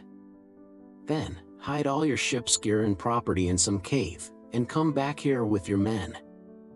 I agreed to this, so I went back to the seashore, and found the men at the ship weeping and wailing most piteously. When they saw me, the silly blubbering fellows began frisking round me as calves break out and gambol round their mothers, when they see them coming home to be milked after they have been feeding all day, and the homestead resounds with their lowing. They seemed as glad to see me as though they had got back to their own rugged Ithaca, where they had been born and bred. Sir, said the affectionate creatures, we are as glad to see you back as though we had got safe home to Ithaca, but tell us all about the fate of our comrades. I spoke comfortingly to them and said, we must draw our ship onto the land, and hide the ship's gear with all our property in some cave, then come with me all of you as fast as you can to Circe's house, where you will find your comrades eating and drinking in the midst of great abundance.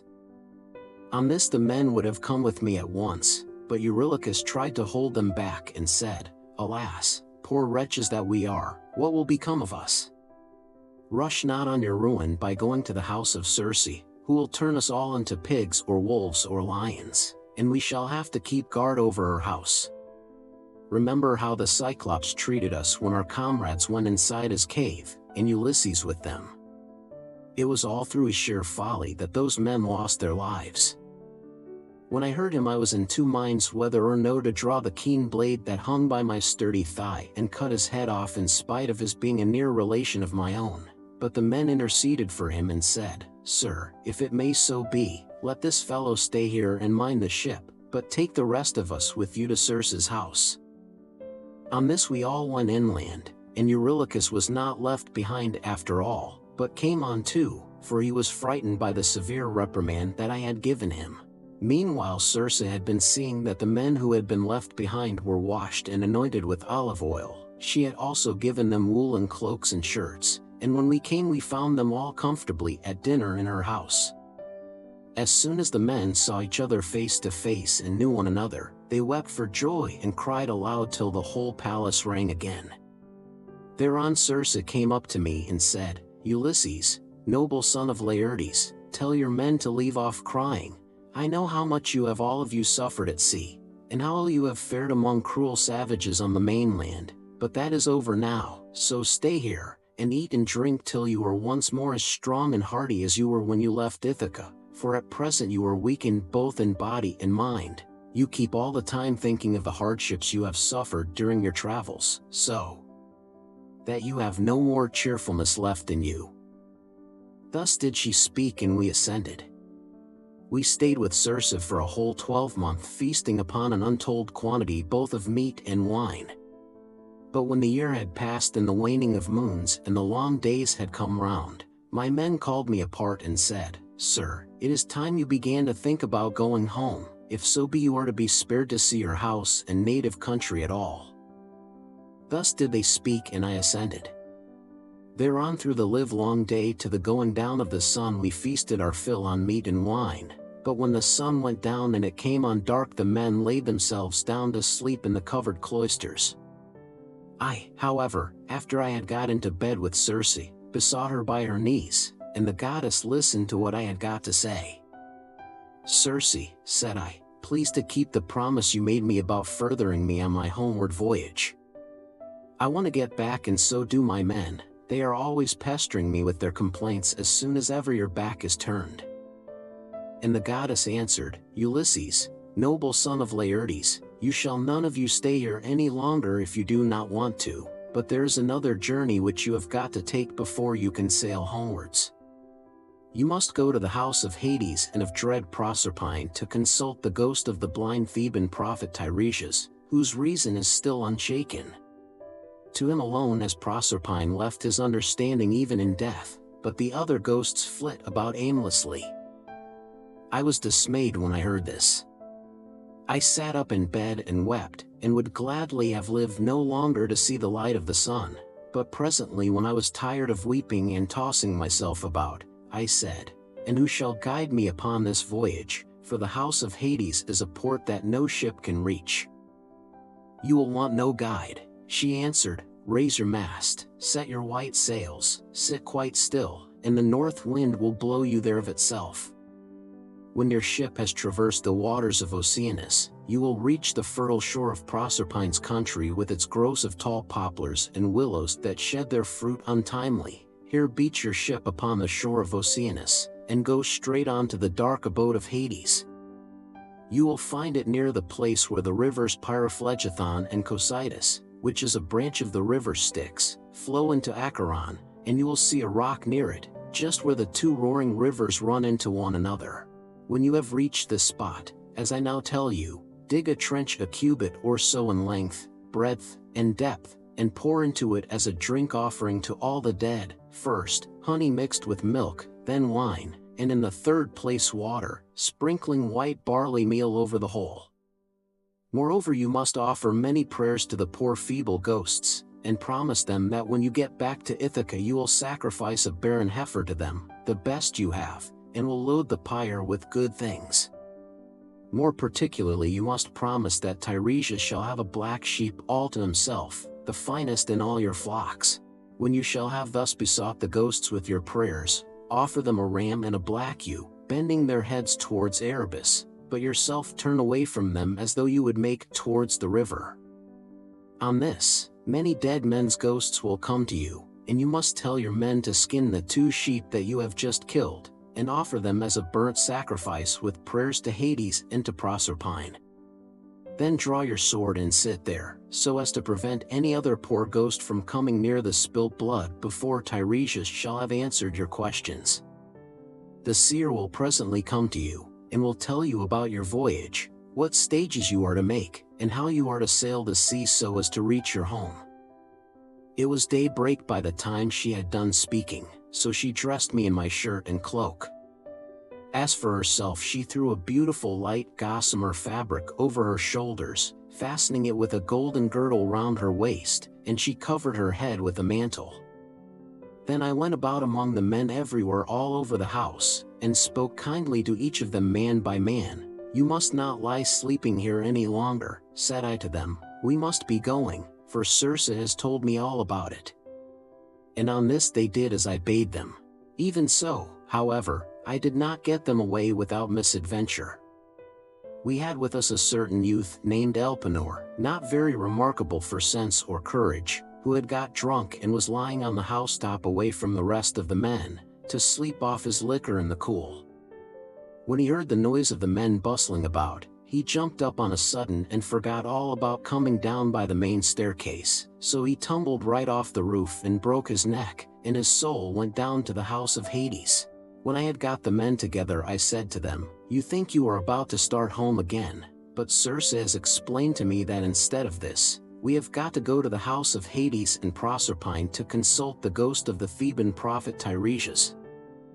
The men were broken-hearted as they heard me, and threw themselves on the ground groaning and tearing their hair, but they did not mend matters by crying. When we reached the seashore, weeping and lamenting our fate, Circe brought the ram and the ewe, and we made them fast hard by the ship. She passed through the midst of us without our knowing it, for who can see the comings and goings of a god, if the god does not wish to be seen? Book 11. The Visit to the Dead. Then, when we had got down to the seashore, we drew our ship into the water and got her mast and sails into her. We also put the sheep on board and took our places, weeping and in great distress of mind. Circe, that great and cunning goddess, sent us a fair wind that blew dead aft and stayed steadily with us, keeping our sails all the time well filled, so we did whatever wanted doing to the ship's gear and let her go as the wind and helmsman headed her. All day long her sails were full as she held her course over the sea, but when the sun went down and darkness was over all the earth, we got into the deep waters of the river Oceanus, where lie the land and city of the Cimmerians, who live enshrouded in mist and darkness, which the rays of the sun never pierce, neither at his rising nor as he goes down again out of the heavens, but the poor wretches live in one long melancholy night. When we got there, we beached the ship, took the sheep out of her, and went along by the waters of Oceanus till we came to the place of which Circe had told us. Here Perimedes and Eurylochus held the victims, while I drew my sword and dug the trench a cubit each way. I made a drink offering to all the dead, first with honey and milk, then with wine, and thirdly with water, and I sprinkled white barley meal over the whole, praying earnestly to the poor feckless ghosts, and promising them that when I got back to Ithaca I would sacrifice a barren heifer for them, the best I had, and would load the pyre with good things. I also particularly promised that Tiresias should have a black sheep to himself, the best in all my flocks. When I had prayed sufficiently to the dead, I cut the throats of the 2 sheep and let the blood run into the trench, whereon the ghosts came trooping up from Erebus, brides, young bachelors, old men worn out with toil, maids who had been crossed in love, and brave men who had been killed in battle, with their armor still smirched with blood. They came from every quarter and flitted round the trench with a strange kind of screaming sound that made me turn pale with fear. When I saw them coming, I told the men to be quick and flay the carcasses of the 2 dead sheep and make burnt offerings of them, and at the same time to repeat prayers to Hades and to Proserpine. But I sat where I was with my sword drawn and would not let the poor feckless ghosts come near the blood till Tiresias should have answered my questions. The first ghost that came was that of my comrade Elpenor, for he had not yet been laid beneath the earth. We had left his body unwaked and unburied in Circe's house, for we had had too much else to do. I was very sorry for him, and cried when I saw him. "Elpenor," said I, "how did you come down here into this gloom and darkness? You have got here on foot quicker than I have with my ship." "Sir," he answered with a groan, "it was all bad luck, and my own unspeakable drunkenness. I was lying asleep on the top of Circe's house, and never thought of coming down again by the great staircase, but fell right off the roof and broke my neck, so my soul came down to the house of Hades. And now I beseech you by all those whom you have left behind you, though they are not here, by your wife, by the father who brought you up when you were a child, and by Telemachus who is the one hope of your house, do what I shall now ask you. I know that when you leave this limbo you will again hold your ship for the Aeaean island. Do not go thence leaving me unwaked and unburied behind you, or I may bring heaven's anger upon you, but burn me with whatever armor I have. Build a barrow for me on the seashore, that may tell people in days to come what a poor unlucky fellow I was, and plant over my grave the oar I used to row with when I was yet alive and with my messmates." And I said, "My poor fellow, I will do all that you have asked of me." Thus, then, did we sit and hold sad talk with one another, I on the one side of the trench with my sword held over the blood, and the ghost of my comrade saying all this to me from the other side. Then came the ghost of my dead mother Anticlea, daughter to Autolycus. I had left her alive when I set out for Troy and was moved to tears when I saw her, but even so, for all my sorrow I would not let her come near the blood till I had asked my questions of Tiresias. Then came also the ghost of Theban Tiresias, with his golden scepter in his hand. He knew me and said, "Ulysses, noble son of Laertes, why, poor man, have you left the light of day and come down to visit the dead in this sad place? Stand back from the trench and withdraw your sword that I may drink of the blood and answer your questions truly." So I drew back and sheathed my sword, whereon when he had drank of the blood he began with his prophecy. "You want to know," said he, "about your return home, but heaven will make this hard for you. I do not think that you will escape the eye of Neptune, who still nurses his bitter grudge against you for having blinded his son. Still, after much suffering you may get home if you can restrain yourself and your companions when your ship reaches the Thrinacian island, where you will find the sheep and cattle belonging to the sun, who sees and gives ear to everything. If you leave these flocks unharmed and think of nothing but of getting home, you may yet after much hardship reach Ithaca, but if you harm them, then I forewarn you of the destruction both of your ship and of your men. Even though you may yourself escape, you will return in bad plight after losing all your men, in another man's ship, and you will find trouble in your house, which will be overrun by high-handed people, who are devouring your substance under the pretext of paying court and making presents to your wife. When you get home you will take your revenge on these suitors, and after you have killed them by force or fraud in your own house, you must take a well-made oar and carry it on, till you come to a country where the people have never heard of the sea and do not even mix salt with their food, nor do they know anything about ships, and oars that are as the wings of a ship. I will give you this certain token which cannot escape your notice. A wayfarer will meet you and will say it must be a winnowing shovel that you have got upon your shoulder. On this you must fix the oar in the ground and sacrifice a ram, a bull, and a boar to Neptune. 0 Then go home and offer hecatombs to all the gods in heaven one after the other. As for yourself, death shall come to you from the sea, and your life shall ebb away very gently when you are full of years and peace of mind, and your people shall bless you. All that I have said will come true." "This," I answered, "must be as it may please heaven, but tell me and tell me and tell me true. I see my poor mother's ghost close by us, she is sitting by the blood without saying a word, and though I am her own son she does not remember me and speak to me. Tell me, sir, how I can make her know me." "That," said he, "I can soon do. Any ghost that you let taste of the blood will talk with you like a reasonable being, but if you do not let them have any blood they will go away again." On this the ghost of Tiresias went back to the house of Hades, for his prophesyings had now been spoken, but I sat still where I was until my mother came up and tasted the blood. Then she knew me at once and spoke fondly to me, saying, "My son, how did you come down to this abode of darkness while you are still alive? It is a hard thing for the living to see these places, for between us and them there are great and terrible waters, and there is Oceanus, which no man can cross on foot, but he must have a good ship to take him. Are you all this time trying to find your way home from Troy, and have you never yet got back to Ithaca nor seen your wife in your own house?" "Mother," said I was forced to come here to consult the ghost of the Theban prophet Tiresias. I have never yet been near the Achaean land nor set foot on my native country, and I have had nothing but one long series of misfortunes from the very first day that I set out with Agamemnon for Iliad, the land of noble steeds, to fight the Trojans. But tell me, and tell me true, in what way did you die? Did you have a long illness, or did heaven vouchsafe you a gentle easy passage to eternity? Tell me also about my father, and the son whom I left behind me. Is my property still in their hands, or has someone else got hold of it, who thinks that I shall not return to claim it? Tell me again what my wife intends doing, and in what mind she is. Does she live with my son and guard my estate securely, or has she made the best match she could and married again?"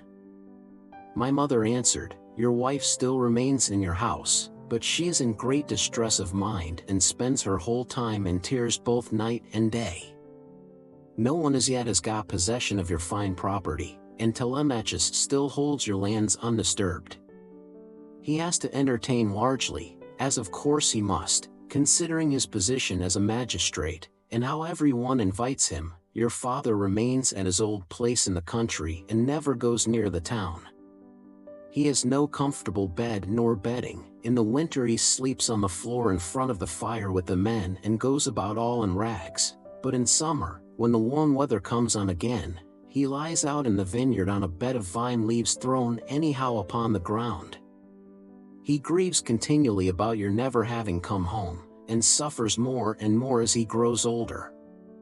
As for my own end, it was in this wise. Heaven did not take me swiftly and painlessly in my own house, nor was I attacked by any illness such as those that generally wear people out and kill them, but my longing to know what you were doing and the force of my affection for you, this it was that was the death of me. Then I tried to find some way of embracing my poor mother's ghost. Thrice I sprang towards her and tried to clasp her in my arms, but each time she flitted from my embrace as it were a dream or phantom, and being touched to the quick I said to her, "Mother, why do you not stay still when I would embrace you? If we could throw our arms around one another we might find sad comfort in the sharing of our sorrows even in the house of Hades. Does Proserpine want to lay a still further load of grief upon me by mocking me with a phantom only?" "My son," she answered, "most ill-fated of all mankind, it is not Proserpine that is beguiling you, but all people are like this when they are dead. The sinews no longer hold the flesh and bones together, these perish in the fierceness of consuming fire as soon as life has left the body, and the soul flits away as though it were a dream. Now, however, go back to the light of day as soon as you can, and note all these things that you may tell them to your wife hereafter." Thus did we converse, and anon Proserpine sent up the ghosts of the wives and daughters of all the most famous men. They gathered in crowds about the blood, and I considered how I might question them severally. In the end I deemed that it would be best to draw the keen blade that hung by my sturdy thigh, and keep them from all drinking the blood at once. So they came up one after the other, and each one as I questioned her told me her race and lineage. The first I saw was Tyro. She was daughter of Salmoneus and wife of Cretheus the son of Aeolus. She fell in love with the river Enopeus, who was much the most beautiful river in the whole world. Once when she was taking a walk by his side as usual, Neptune, disguised as her lover, lay with her at the mouth of the river, and a huge blue wave arched itself like a mountain over them to hide both woman and god, whereon he loosed her virgin girdle and laid her in a deep slumber. When the god had accomplished the deed of love, he took her hand in his own and said, "Tyro, rejoice in all goodwill, the embraces of the gods are not fruitless, and you will have fine twins about this time 12 months. Take great care of them. I am Neptune, so now go home, but hold your tongue and do not tell anyone." Then he dived under the sea, and she in due course bore Peleus and Neleus, who both of them served Jove with all their might. Peleus was a great breeder of sheep and lived in Iolcus, but the other lived in Pylus. The rest of her children were by Cretheus, namely, Ezon, Pheres, and Amithaon, who was a mighty warrior and charioteer. Next to her I saw Antiope, daughter to Asopus, who could boast of having slept in the arms of even Jove himself, and who bore him 2 sons Amphion and Zethus. These founded Thebes with its 7 gates, and built a wall all round it, for strong though they were they could not hold Thebes till they had walled it.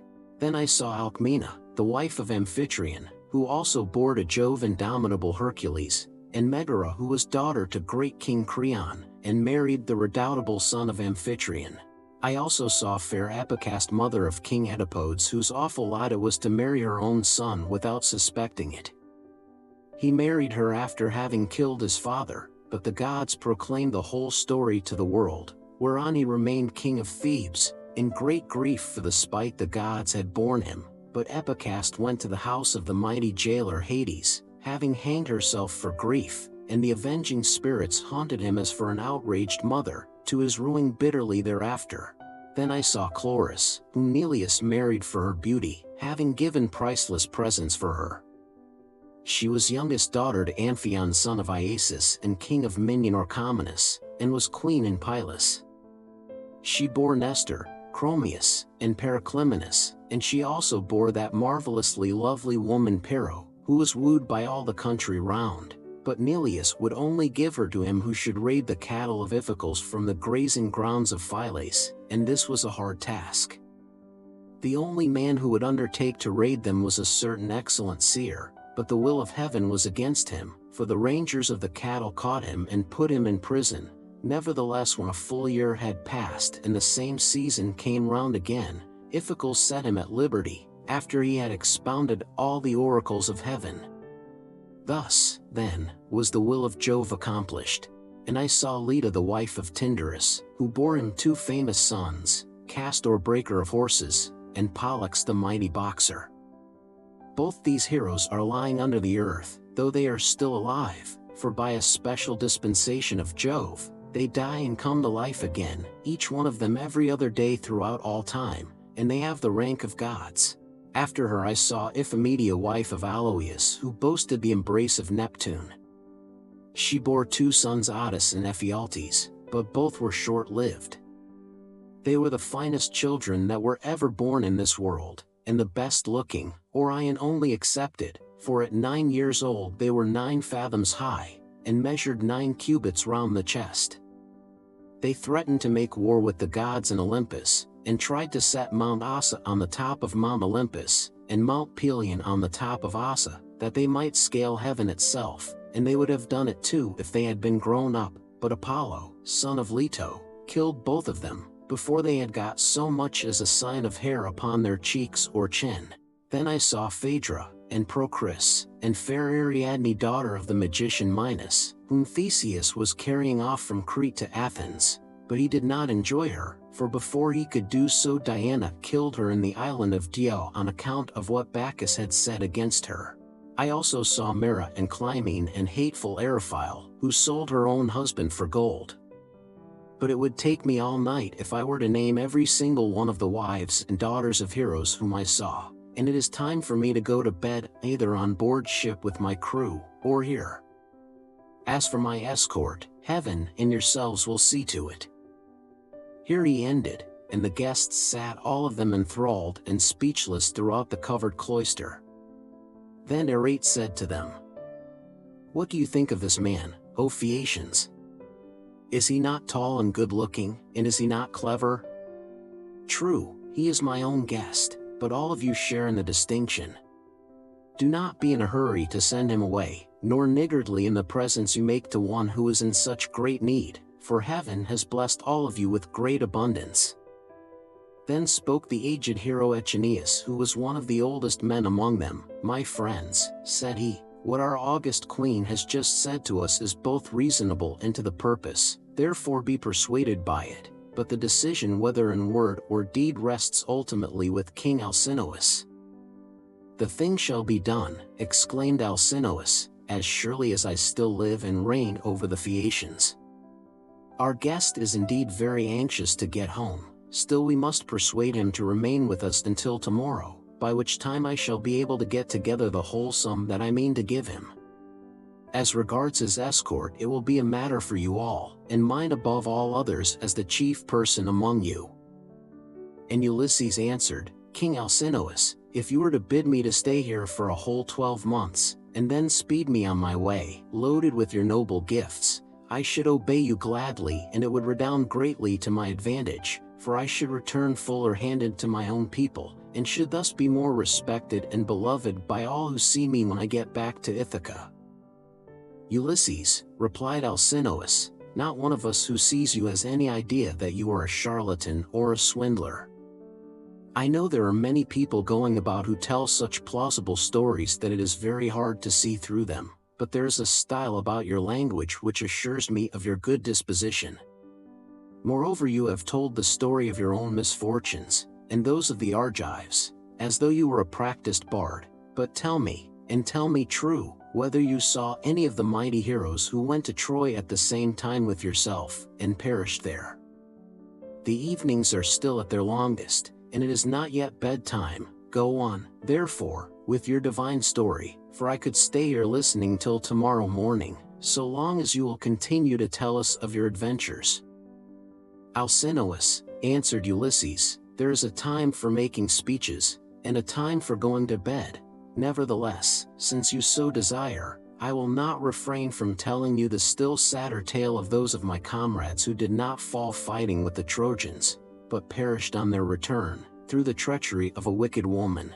When Proserpine had dismissed the female ghosts in all directions, the ghost of Agamemnon son of Atreus came sadly up to me, surrounded by those who had perished with him in the house of Aegisthus.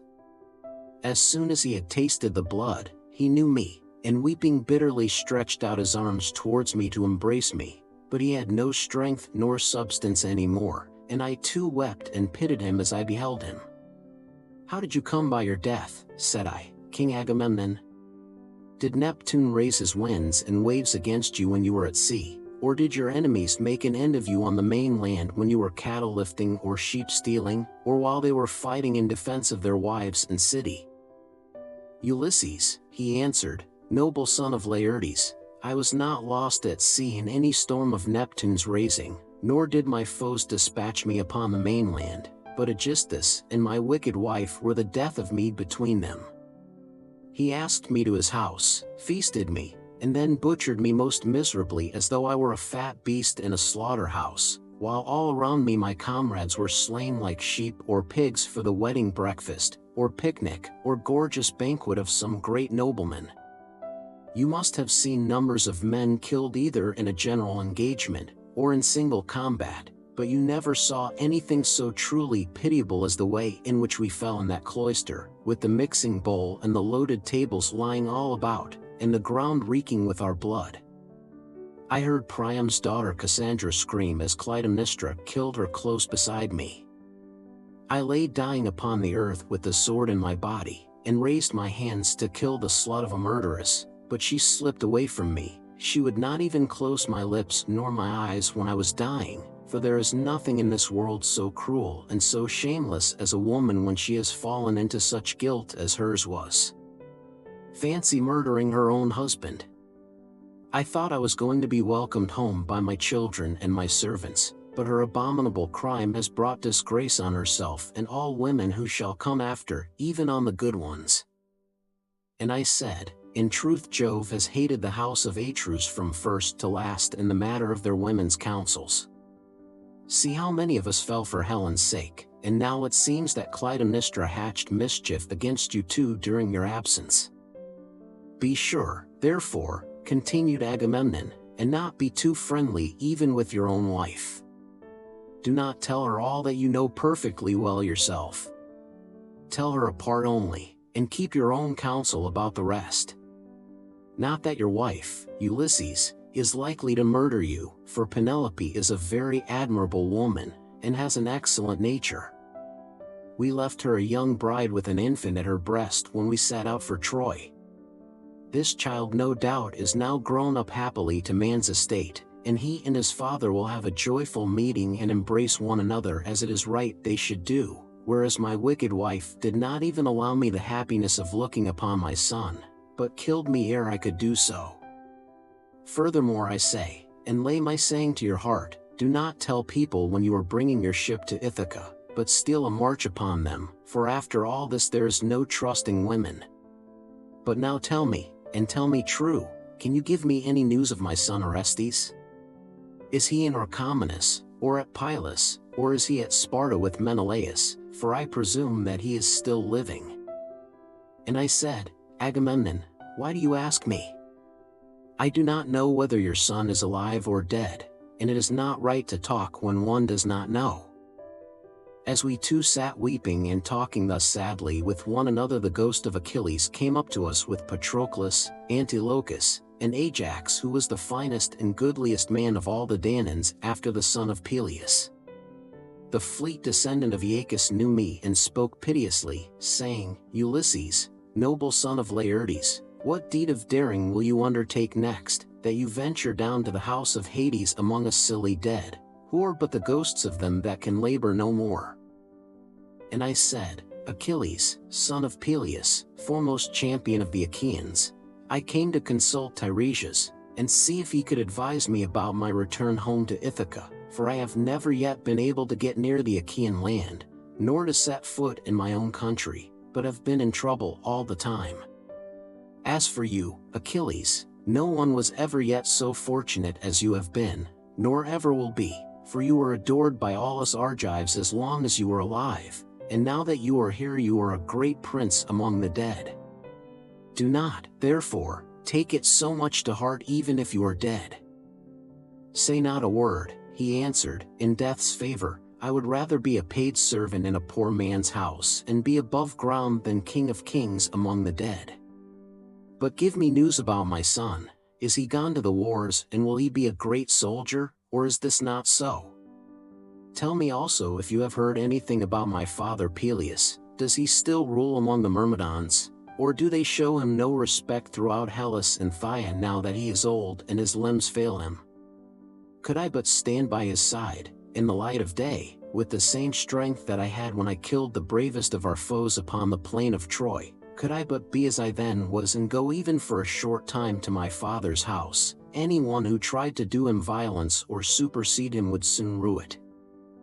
I have heard nothing, I answered, of Peleus. But I can tell you all about your son Neoptolemus, for I took him in my own ship from Scyros with the Achaeans. In our councils of war before Troy he was always first to speak, and his judgment was unerring. Nestor and I were the only two who could surpass him, and when it came to fighting on the plain of Troy, he would never remain with the body of his men, but would dash on far in front, foremost of them all in valor. Many a man did he kill in battle. I cannot name every single one of those whom he slew while fighting on the side of the Argives, but will only say how he killed that valiant hero Eurypylus son of Telephus, who was the handsomest man I ever saw except Memnon. Many others also of the Cedians fell around him by reason of a woman's bribes. Moreover, when all the bravest of the Argives went inside the horse that Epeus had made, and it was left to me to settle when we should either open the door of our ambuscade, or close it, though all the other leaders and chief men among the Danaans were drying their eyes and quaking in every limb, I never once saw him turn pale nor wipe a tear from his cheek. He was all the time urging me to break out from the horse, grasping the handle of his sword and his bronze-shod spear, and breathing fury against the foe. Yet when we had sacked the city of Priam he got his handsome share of the prize money and went on board. Such is the fortune of war, without a wound upon him, neither from a thrown spear nor in close combat, for the rage of Mars is a matter of great chance. When I had told him this, the ghost of Achilles strode off across a meadow full of asphodel, exulting over what I had said concerning the prowess of his son. The ghosts of other dead men stood near me and told me each his own melancholy tale, but that of Ajax son of Telamon alone held aloof, still angry with me for having won the cause in our dispute about the armor of Achilles. Thetis had offered it as a prize, but the Trojan prisoners and Minerva were the judges. Would that I had never gained the day in such a contest, for it cost the life of Ajax, who was foremost of all the Danaans after the son of Peleus, alike in stature and prowess. When I saw him I tried to pacify him and said, "Ajax, will you not forget and forgive even in death, but must the judgment about that hateful armor still rankle with you? It cost us Argives dear enough to lose such a tower of strength as you were to us. We mourned you as much as we mourned Achilles son of Peleus himself, nor can the blame be laid on anything but on the spite which Jove bore against the Danaans, for it was this that made him counsel your destruction. Come hither, therefore, bring your proud spirit into subjection, and hear what I can tell you." He would not answer, but turned away to Erebus and to the other ghosts. Nevertheless, I should have made him talk to me in spite of his being so angry, or I should have gone on talking to him, only that there were still others among the dead whom I desired to see. Then I saw Minos son of Jove with his golden scepter in his hand sitting in judgment on the dead, and the ghosts were gathered sitting and standing round him in the spacious house of Hades, to learn his sentences upon them. After him I saw huge Orion in a meadow full of asphodel driving the ghosts of the wild beasts that he had killed upon the mountains, and he had a great bronze club in his hand, unbreakable for ever and ever. And I saw Tydeus son of Gaia stretched upon the plain and covering some 9 acres of ground. 2 vultures on either side of him were digging their beaks into his liver, and he kept on trying to beat them off with his hands, but could not, for he had violated Jove's mistress Leto as she was going through Panopeus on her way to Pytho. I saw also the dreadful fate of Tantalus, who stood in a lake that reached his chin. He was dying to quench his thirst, but could never reach the water, for whenever the poor creature stooped to drink, it dried up and vanished, so that there was nothing but dry ground, parched by the spite of heaven. There were tall trees, moreover, that shed their fruit over his head, pears, pomegranates, apples, sweet figs and juicy olives, but whenever the poor creature stretched out his hand to take some, the wind tossed the branches back again to the clouds. And I saw Sisyphus at his endless task raising his prodigious stone with both his hands. With hands and feet he tried to roll it up to the top of the hill, but always, just before he could roll it over onto the other side, its weight would be too much for him, and the pitiless stone would come thundering down again onto the plain. Then he would begin trying to push it uphill again, and the sweat ran off him and the steam rose after him. After him I saw mighty Hercules, but it was his phantom only, for he is feasting ever with the immortal gods, and has lovely Hebe to wife, who is daughter of Jove and Juno. The ghosts were screaming round him like scared birds flying all whithers. He looked black as night with his bare bow in his hands and his arrow on the string, glaring around as though ever on the point of taking aim. About his breast there was a wondrous golden belt adorned in the most marvelous fashion with bears, wild boars, and lions with gleaming eyes. There was also war, battle, and death. The man who made that belt, do what he might, would never be able to make another like it. Hercules knew me at once when he saw me, and spoke piteously, saying, "My poor Ulysses, noble son of Laertes, are you too leading the same sorry kind of life that I did when I was above ground? I was son of Jove, but I went through an infinity of suffering, for I became bondsman to one who was far beneath me, a low fellow who set me all manner of labors. He once sent me here to fetch the hellhound, for he did not think he could find anything harder for me than this, but I got the hound out of Hades and brought him to him, for Mercury and Minerva helped me. On this Hercules went down again into the house of Hades, but I stayed where I was in case some other of the mighty dead should come to me. And I should have seen still other of them that are gone before, whom I would fain have seen, Theseus and Perithous, glorious children of the gods, but so many thousands of ghosts came round me and uttered such appalling cries, that I was panic-stricken lest Proserpine should send up from the house of Hades the head of that awful monster Gorgon. On this I hastened back to my ship and ordered my men to go on board at once and loose the hawsers, so they embarked and took their places, whereon the ship went down the stream of the river Oceanus. We had to row at first, but presently a fair wind sprang up,